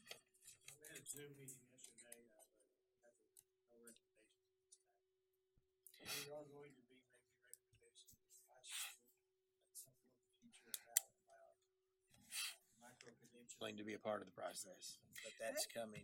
Yeah, I think that's been a conversation of several different groups, so that's nice to hear that it's coming. Kansas Learning First Alliance. Anybody been to it? Ben, is that you or was that Michelle? Okay, nothing. Okay. Okay, that makes sense. Next one's in June, but they're going to try to reschedule it. Okay, all right, very good. Juvenile Justice Oversight, Janet, anything on that one? Well, yes, I have printed copies of my report, so it's included in this. Okay.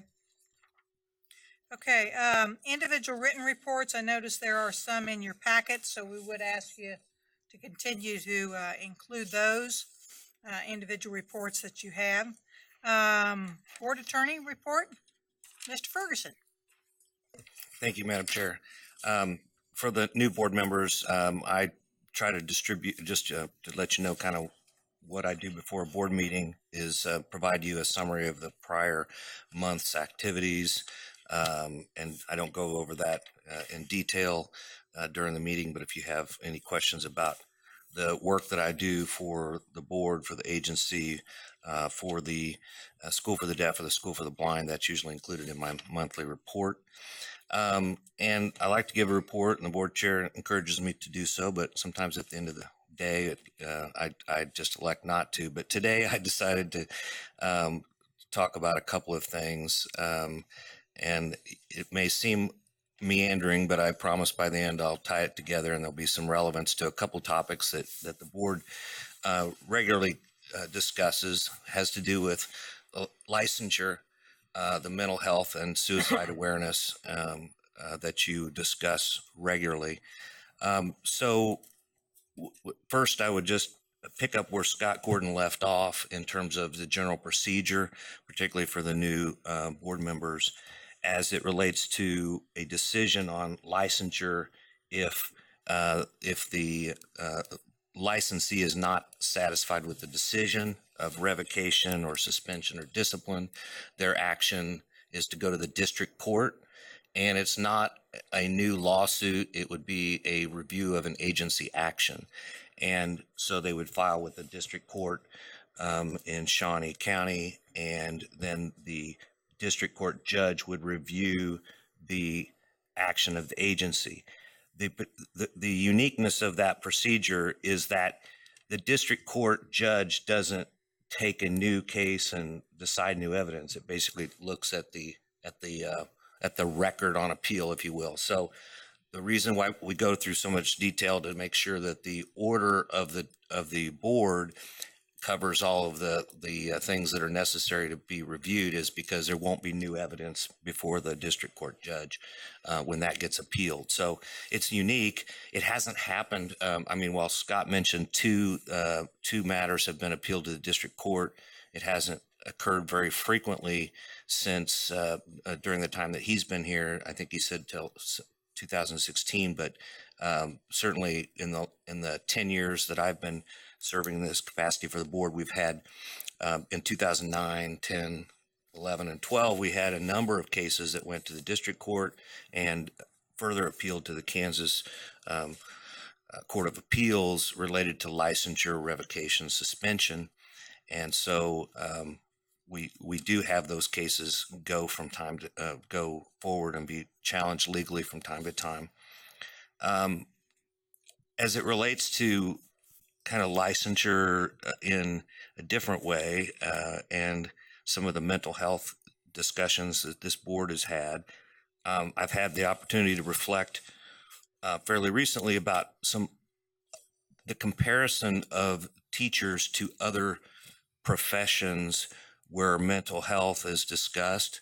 I mean, this week, there, at least in the Kansas City area, there was a great deal of discussion now about first responders and suffering from the trauma that they experience because of taking their own lives. So while this board and the educational community talks about students and the Jason Flatt Act and the trauma that the students,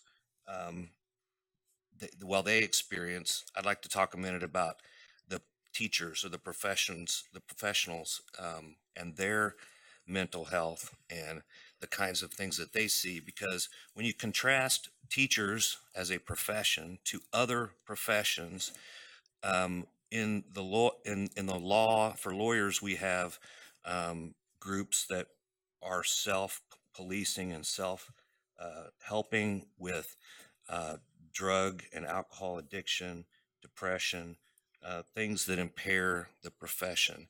You see that in doctors and nurses. You see that in other professions, including, police and fire that we're starting to talk more about. And it actually came up in one of your PPC recommendations today, the history of a teacher who had been in another profession and had suffered from issues related to whether it be alcohol abuse or substance abuse or depression. And it's just occurred to me recently that as you're focusing on teachers and the profession, one of the hallmarks of a profession is self-regulation and providing those kinds of supports.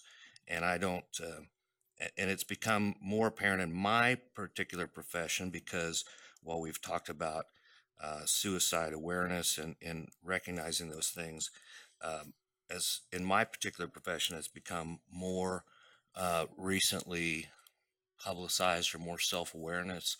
I understand that in the state of Kansas, there were 5 lawyers that took their own life in 2018, and there were 2 lawyers that took their own life in the month of January of 2019. So the trends are in every profession, including teaching. And I spent some of the time this morning kind of looking at statistics, and I didn't realize that Kansas Department of Health and Education provides the Kansas vital statistics, and you can see all of the information broken down by every category that you can imagine. In the state of Kansas in 2015, there were 477 suicides. In 2016, there were 512 suicides. In 2017, there were 544 suicides. So when we're talking about suicide prevention, not just in students, you can actually break that down, and it shows you by profession, by top, or by category, by age group. It's pretty remarkable, and so if you look at those and take a look at what's occurring across every demographic, it's pretty startling in my personal and professional opinion, and I'm seeing that in others.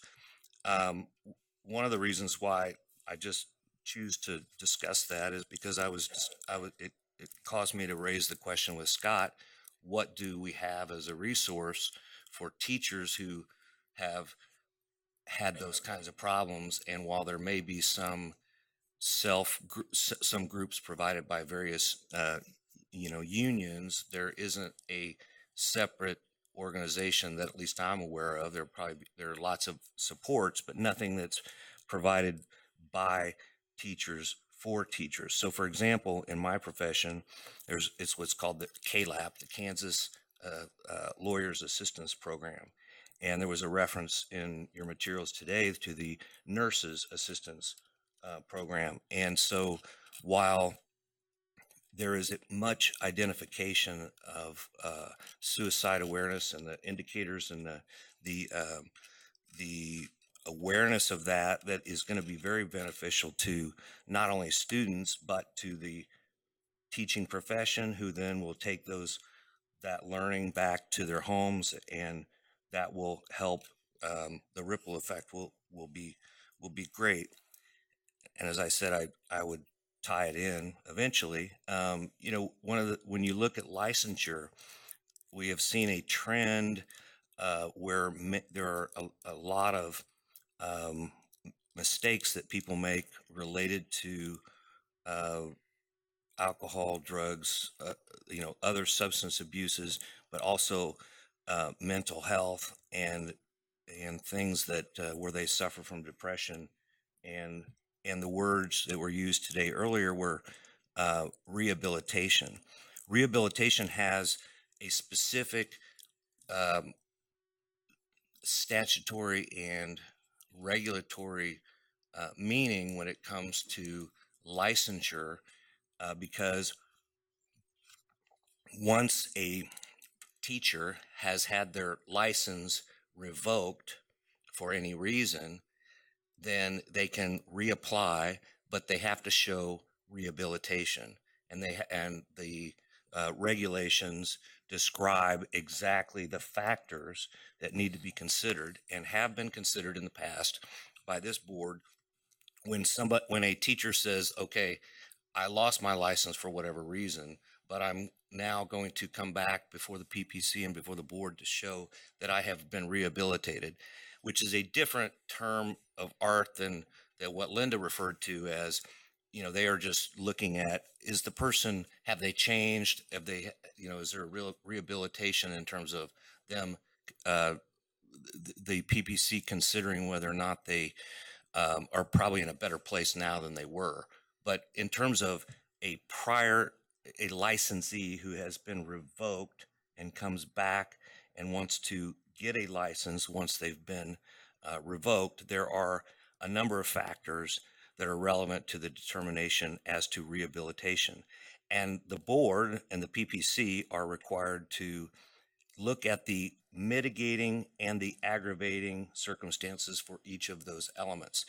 And I've done work with with other agencies, and the nurses and the doctors and the lawyers, they all have very similar elements to what is considered to be rehabilitation. And many of those, do relate to whether they got help for whatever issue that they were overcoming at the time when they committed the wrongful act that led to the revocation of their license.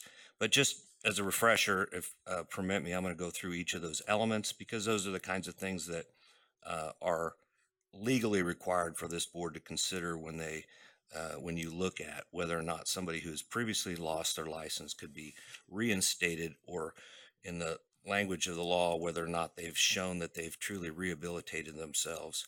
So the one element is the nature and seriousness of the conduct that resulted in the denial or revocation of the license. To the extent to which a license may offer an opportunity to engage in conduct of a similar type that resulted in the denial or revocation. 3, that the present fitness of the person to be a member of the profession. 4, the actions of the person after the denial or revocation. 5, the time elapsed since the denial or revocation. The next element is age and maturity of the person at the time of the conduct resulting in the denial or revocation. The next element to consider, that must be considered, is the number of incidents of improper conduct. And lastly, discharge from probation, pardon, or expungement. While it's something that of topical interest to me, it has been the court cases that we've had before this board as recently as 2012, where professionals who have been disbarred from or expelled or had their licenses revoked from other professions have either come to the teaching profession and wanted a license, or they've been licensed and then wanted to come back into the fold. And we've gone before district court and the Kansas Court of Appeals on a couple of those cases, which are reported decisions. So it's just something that it seems topical to bring up, and as kind of a reminder of your legal and constitutional authority for the licensure of teachers. It was something of interest to me. I thought I'd share with you. I'd be happy to answer any questions. Thank you, Mark. Actually, that's kind of interesting because the School Mental Health Advisory Council has talked a little bit about support for teachers, and I think it's probably going to come up again this week, so might be pretty timely, and I may ask some additional information of you at some point in time. Any questions of Mark? Okay, if not, we will look at requests for future board agenda items. Jim? At some point, the board may be interested in an update on the transition work group. That's going to be going on for another year, but we would, and that's not time sensitive. So at any time in the future that would be of interest, we'll be glad to provide that. Okay. Jim? In relation to the redesign, I'd like to have a discussion or have a report back from the redesigned schools on alternative or innovative credit opportunities. I just haven't heard a lot of it in the discussion, but it's something that is part of our outcomes and part of our vision. Right. So I just kind of want to hear what folks are doing. Sure. Yeah. Okay. All right. Okay. One thing that Steve, go ahead. A discussion of differentiated compensation for teachers, recognizing that some teachers merit maybe a higher paycheck than others. Okay. One thing that I've had some different folks request information from, especially the impact on our youth, is vaping. Some folks are wanting to have some, where do you get information on what do you do about vaping? So that might, and I certainly don't know the answer to that, but it might be an interesting topic because I'm pretty sure throughout the state, folks are dealing with this. So, anything else? Okay, Chairman's report, a couple of things. Governor's Education Council, Jim Porter and I are continuing on that, and we met a couple weeks ago.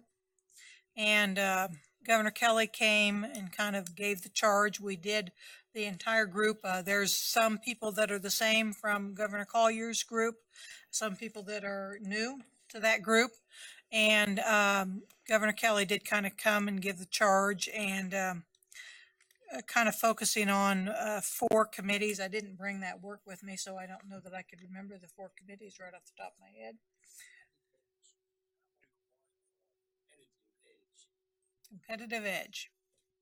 And there are a couple of workforce, looking at workforce kinds of things that are going to be working on that. So we'll have more information for you as that continues to evolve and give you some more information on that. I did report to K-12 Budget Committee. No, I think it was K-12 Education about the school mental health work a couple of weeks ago, and just discuss the work that we're doing on that, pretty much what you saw recently, so that they are apprised of what we're doing as far as Jason Flat Act and the mandatory reporting training. So received good feedback from them. They were very interested in what we were doing, certainly all acknowledging the needs as far as school mental health is concerned for children throughout the state. And, you know, in this particular committee, they were from throughout the state. So they were all very understanding that this is an issue. Some upcoming meetings. I have school mental health on Thursday, and then Jean and I have teacher vacancy and supply on Friday, so I don't have any updates on that. But school mental health, I know we will be presenting information that was presented to this board on Thursday with some additional discussion. And actually, one of our topics will continue to be focusing on the educators in the field and school mental health there. Just a little bit of a preview of the March meeting. We will have a presentation from an attorney from I believe she's an attorney from the Attorney General's office about human trafficking education and outreach. I'm sure you all know that's an issue throughout the state, especially when you look at the I-35 corridor, which kind of goes through Wichita and right on up, some of it Topeka and on to Kansas City. So there will be some information there. And then on Wednesday, we'll be doing a board retreat, the one we were talking about doing today. We had other things to do today, so we are going to be doing it in March. It'll be on vision, progress, and goals, and we will be in the Acacia office, and you'll get the address and maybe even a little picture of a Google map to, although I'm sure you can all Google map things, but it's if you haven't ever been there, it's a little tricky to get to, but not bad. And that will be on Wednesday from 9 to 3, so it will be a little bit longer day as far as that's concerned. Okay, I think we are ready for legislative matters. So Dale, sure you have a thing or two to share with us.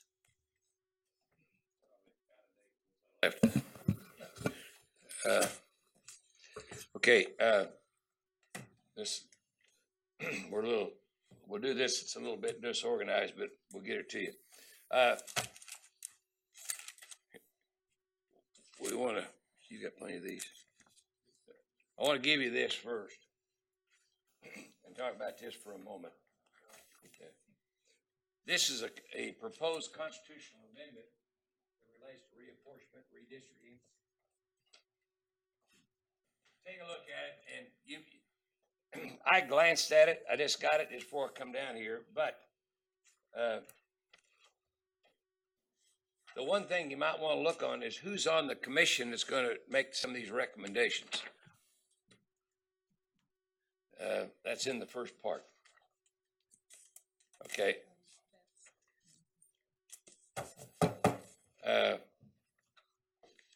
Is there anybody that would like to have a legislative directory? All right, here you go. You may want a legislative directory. Hold your hand up. All right, there you go.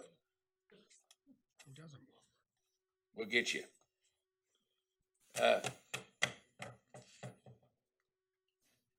You don't want one, pass them. And staff, you don't want one. Here, Craig. They're going to be too short. Okay, next. This is all I could get of those. That's the reason there's 10. there's a legislative calendar with deadlines. Are you interested in that? There's certain times that bills have to clear the House of Origin, and if they're not blessed by a special committee, there's recesses and so forth. You want a calendar that shows that. There you go.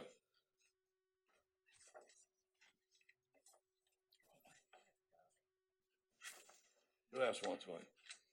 It's quite interesting. Here you go, Craig, if you need more. For example, just give you an example. You need more?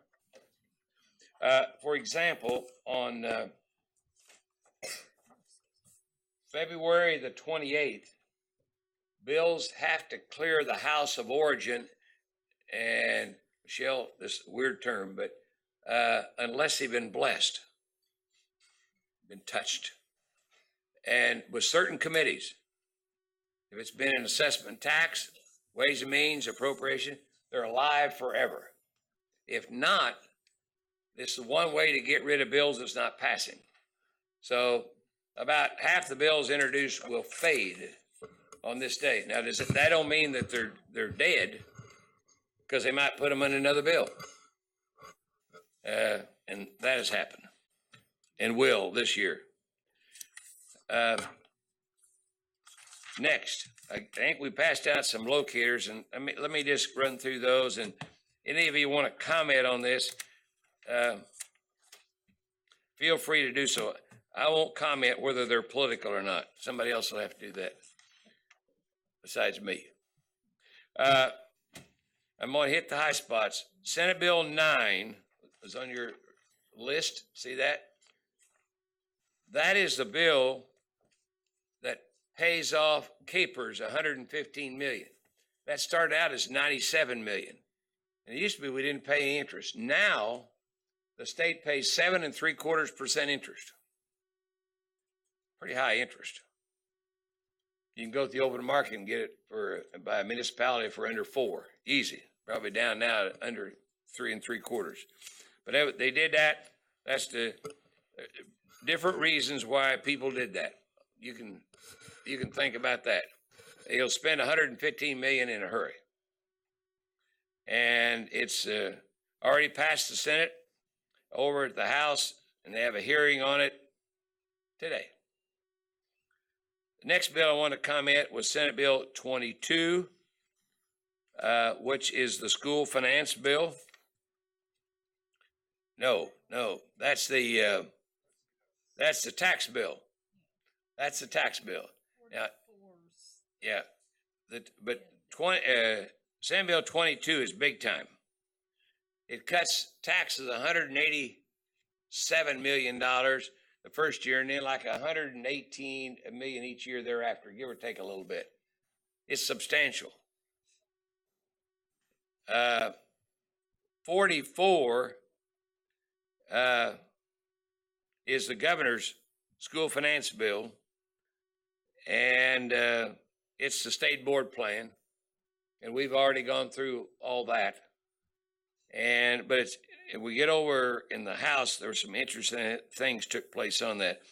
We had hearings on that for 2 days, and one legislator said, well, you didn't ask for enough, that don't support it really, but he just said you didn't ask for enough money.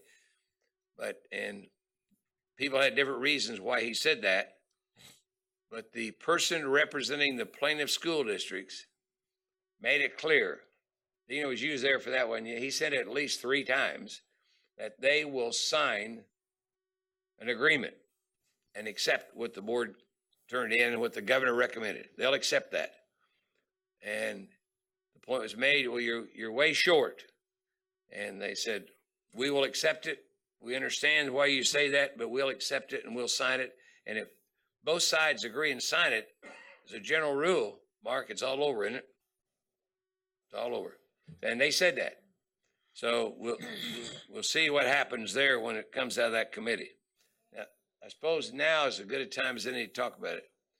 Before this bill gets through, House, Senate, it'll make no difference.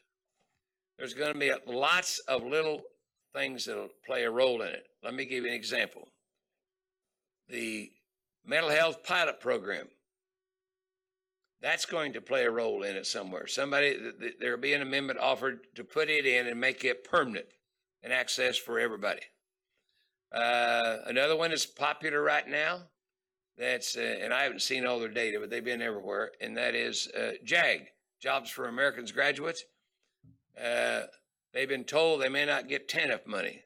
So they're pretty nervous about that. And we've been they've been asked, well, if you put the money in for it as a waiting, what would you have to do and all that? So that's another one that will come up. What else? Craig might come up. That's two of the biggies. That may come up, may not. You can't tell, but it probably will at some point in time. Okay. Jump down to Senate Bill 52. Go ahead.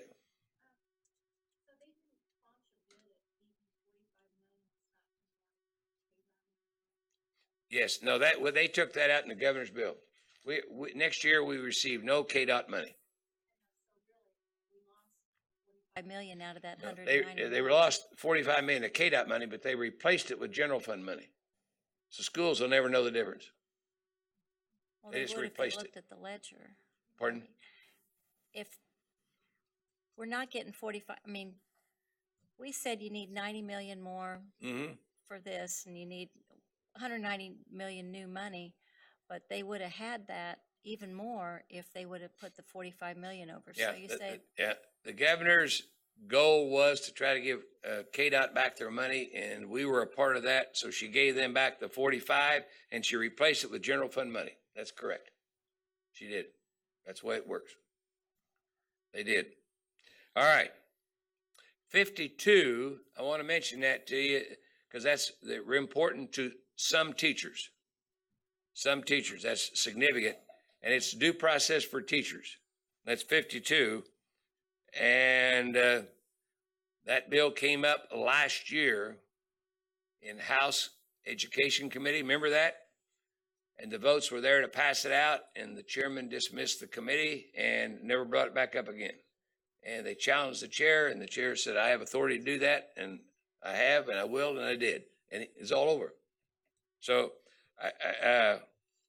I don't know if there'll be a hearing on it this year or not. Last year was a hearing, and don't know about that one. Senate Bill 73, I just mentioned this in passing. The governor and Capers wanted to pay it back over a 30-year period. And the big issue there is the interest you have to pay if you wait 30 years. And that will go on for some time. 74, in my opinion, is a really deserved and earned and all that, but it ain't going to happen. That's a COLA increase for Capers retirees. I just don't believe it. I don't believe the votes are there. No, but it's 1%. If it's been over 10 years and so many years, it goes up. The highest you get, and if you're about ready to go to the great beyond, it's 3%. I mean, you got to go back a long ways to get that. Nope, I don't think that'll make it. I want to mention just in passing 2152. That's called the Hope Scholarship Program, and if anybody believes they've been bullied, in essence, and you notify your principals and all that, well, you can go someplace else to school, and your school district has to pay for it. And it's if you believe you have, or you think you have, what's that the term, Craig? If you report it, you report it. So that will be quite interesting if that goes anywhere. 2150. 2150. Uh-huh. Third. Oh, I skipped the second page. Okay. Yeah.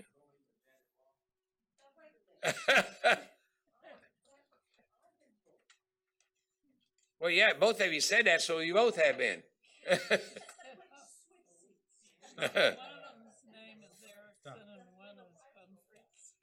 All right, I mentioned that one. I jumped on you a little bit. All right, let me go back to page 2 on the House side. Senate side, excuse me, the top of Senate side. Is on there, is that 142 on their list? All right, here's what happened. Somebody in the Senate become unhappy because the governor put all the school finance in one bill. Our appropriations, all the programs, our 20, 30, 20 programs or so, plus school finance, all in one bill. Now, that's not unusual. They've done that many times before. But this year, they were unhappy. So what they did, they separated it out. They put school finance in 142, and they put all the rest of our budget in 147, and they shipped them to different committees. Like 142 will go to the Senate Select Committee.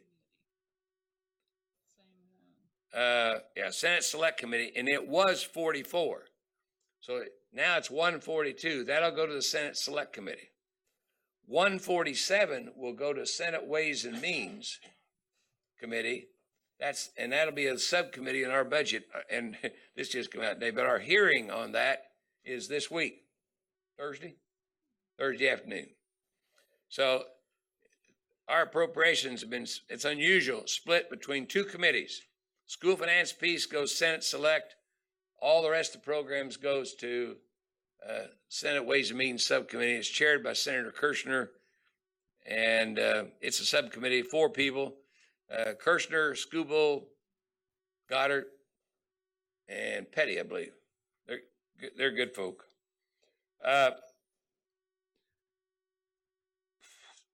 Senate Bill, or House Bill 2078, that's the governor's plan introduced by somebody else. That bill will sit there in all likelihood. And the guy that did that would agree with that, I think. 2106 is another bill. School finance, same as the rest.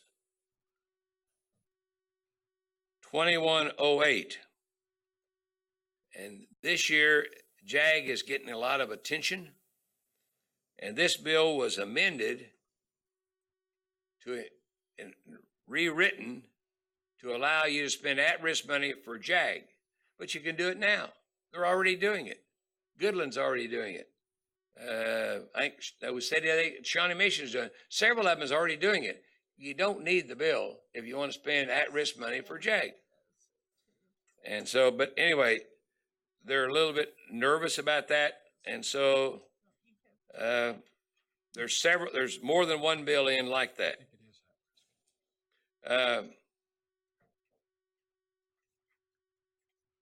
2145, I'll mention. I think it's lying peacefully. But what that does, that's a bill raising special ed funding only. Just one section on special ed only.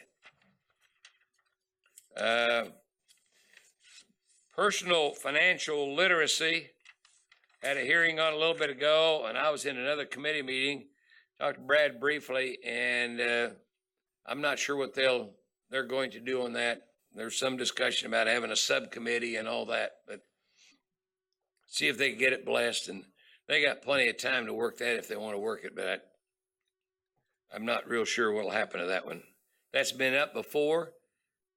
Mandates, as a general rule, is not very popular. Just not. 2183, this supposedly came from a company. Don't know much of the details on it, but it mandates a computer science course for high school graduation. Okay, those last two, I want to talk about that. They are both our business and not theirs. That's correct. And they also, by doing this, an individual course where schools are meeting the competency standards by doing other things than taking a course are contrary to our vision. And so is the computer science thing. That's contrary to it. We already are in negotiation with people to work on this, and to work on this. How this has to. Okay, I'm going to ask a political question. I've been told that these probably won't pass, but if they do, what happens if we just don't do it? Then you need to talk to Mr. Ferguson. Madam Chairman, I have a request for a future business item. But anyway, I think that's true, but I don't think it hurt, Mr. Porter, if somebody explained that to the House Education Committee chair. Good. On both of them. Yeah. Yeah, Okay. good. Janet has a question, Dale. I have a question, but I think maybe my question is to Jim McNeese, because I served on the Kansas Council for Economic Education prior to Jim serving on it. And this was discussed at that time at length, and they agreed that this should not be a mandated thing, that this was a local decision. Have they changed that position, Jim? I haven't been on it. I'm not aware of any change. So I cannot believe even the committee that the economic education would want This financial isn't, literacy. this isn't coming from any educators that I know about, Okay. or any committee that I know about. I think it's coming from somebody else. The response of not supporting this can be misinterpreted across the street that we just don't want to do this, and that's not the case. There are many districts, as the last time we had the issue of financial literacy, that are providing financial literacy from our largest, Wichita, to our smallest, that choose to do it. With every one of these additions of requirements, there is an additional cost that each school has now encumbered. And they are doing it in different ways. I don't want to use district names because I have to remember back 3 years ago or whatever, but some districts do it over the course of their time. Some do it in specific courses.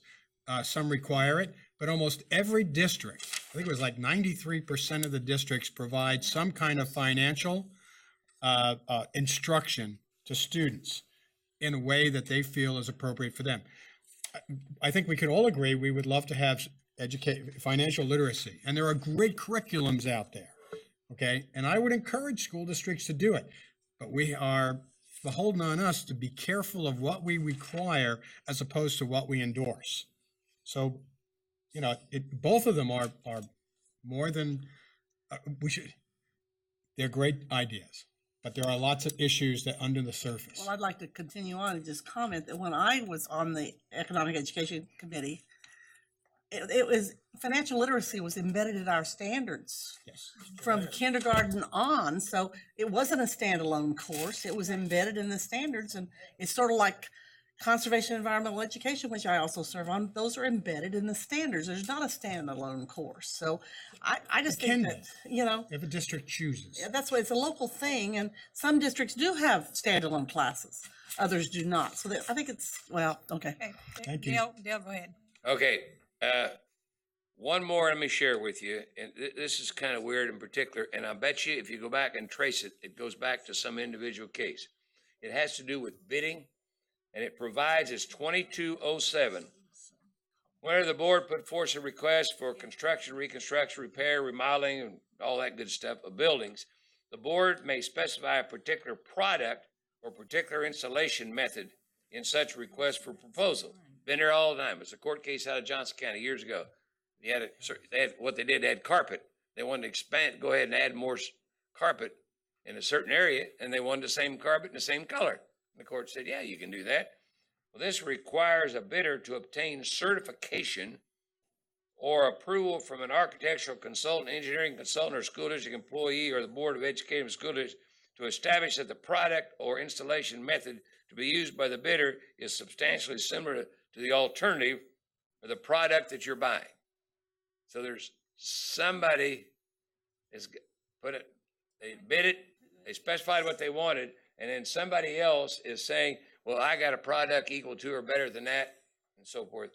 But it isn't what the bidder requested. It was requested by Representative Tarwater. It has to go back to don't know some- whether that's on behalf of one of his constituents or whether it's for his personal, something personal, but anyway, he's the one who requested it. Madam Chairman, we tried to hit the high spots. I think it's safe to say things are up in the air yet. Right. It hasn't settled down. It'll improve about the 1st of March or the 15th of March. It won't be settled, I don't think, until they're ready to adjourn. The distinguished Senator Hensley consulted with the Attorney General and asked the question, when do you need the information so the attorneys can do their work? And that was interesting. And the Attorney General made it clear. He said, if you just take the current law and just fund it, don't twink it a little bit, do whatever. I need it by March 15th.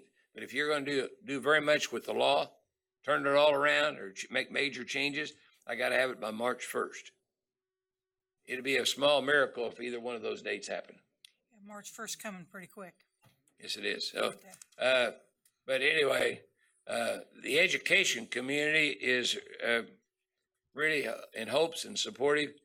There's never been a bill that's been supported by this board that I've ever known with money like we're talking about that's been uniformly accepted by school districts and the plaintiffs as much as the one you did this last year. And it was interesting. One of them who really I don't think supported it, but criticized it because it wasn't enough. And I think the board did the right thing. I don't think the state could stand anymore. I don't think it could afford it anymore. So it was well done. Well done. Thank you, Dan. Thank you. Okay, board members, got one other thing. I have Melissa come up. I think many of you know Melissa Rooker, who was one of our esteemed representatives. And actually, she is back here in the building as the executive director of the Children's Cabinet. So we would like to welcome you. Thank you. And we're excited to be able to have opportunity to work with you. And if you just want to share a few words with us and the new members, you probably, Jean Clifford is over here. Ben Jones, Michelle Dombrowski are our new members. They represent one of them's up in your area, your old area. So if you want to share a few things about your new job and how we can work together. Thank you, Madam Chair. I am delighted to have landed where I landed in the wake of the disappointment of not returning to the state legislature. So while I miss the old job, I could not be more excited about taking over as executive director of the Kansas Children's Cabinet. And I do share the enthusiasm about working together to partner on the early childhood programs in the state. I will say today is day 2, and yesterday was officially my first day, so I'm still dealing with some of the orientation and the HR and the technology and all of the startup, but I've also hit the ground running and given a presentation to a group visiting the State House to give them an overview of cabinet funded programs, and have been busy getting up to speed with some of the grants and programs that are underway. So there are exciting things going on in our state.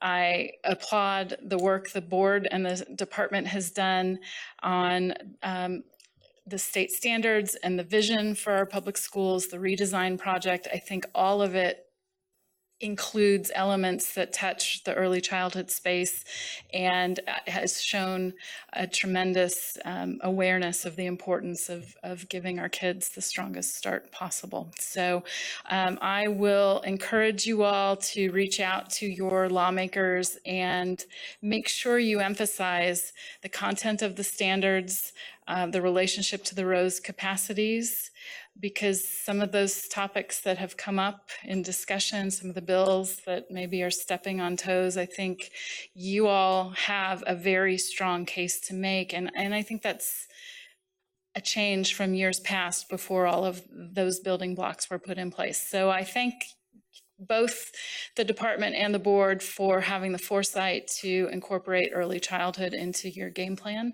And I'm just down the hall, so don't be strangers. Come visit and let's get to know each other, especially those of you who are new to the board. I served 3 terms in the Kansas House. I hail from Fairway. I have 2 children who both graduated from Shawnee Mission East High School and University of Kansas, and now are launched into their adult lives. So I have a lot of roots in Kansas and care a lot about the work you're doing here. Well, thank you very much. And I asked Randy, I said, I thought I saw Melissa come in earlier. So we're glad you were still down there and could come just for a few minutes. I don't know if any board members real quickly have any questions for Melissa, but Happy to entertain any if there are. I'm sure we'll be visiting more with you as we continue to look and focus on that early childhood piece that we all care very deeply about. Well, thank you very much. Okay, thank you. Okay, board members, we do have a couple of us, I think, and a few of you are going over to I think it's called the Dillon House. There's a little reception over there from 5 to 7, but then we do have our dinner right down the road at the Celtic Fox at 6 o'clock. So I think we've got time. Those of you that are going over to the Dillon House can do that. And otherwise, we'll see you all at 6 o'clock at the dinner, and then we'll be back here tomorrow, 9 o'clock. So we are, I guess that's called recess. We're in recess again. Woo! Thank you.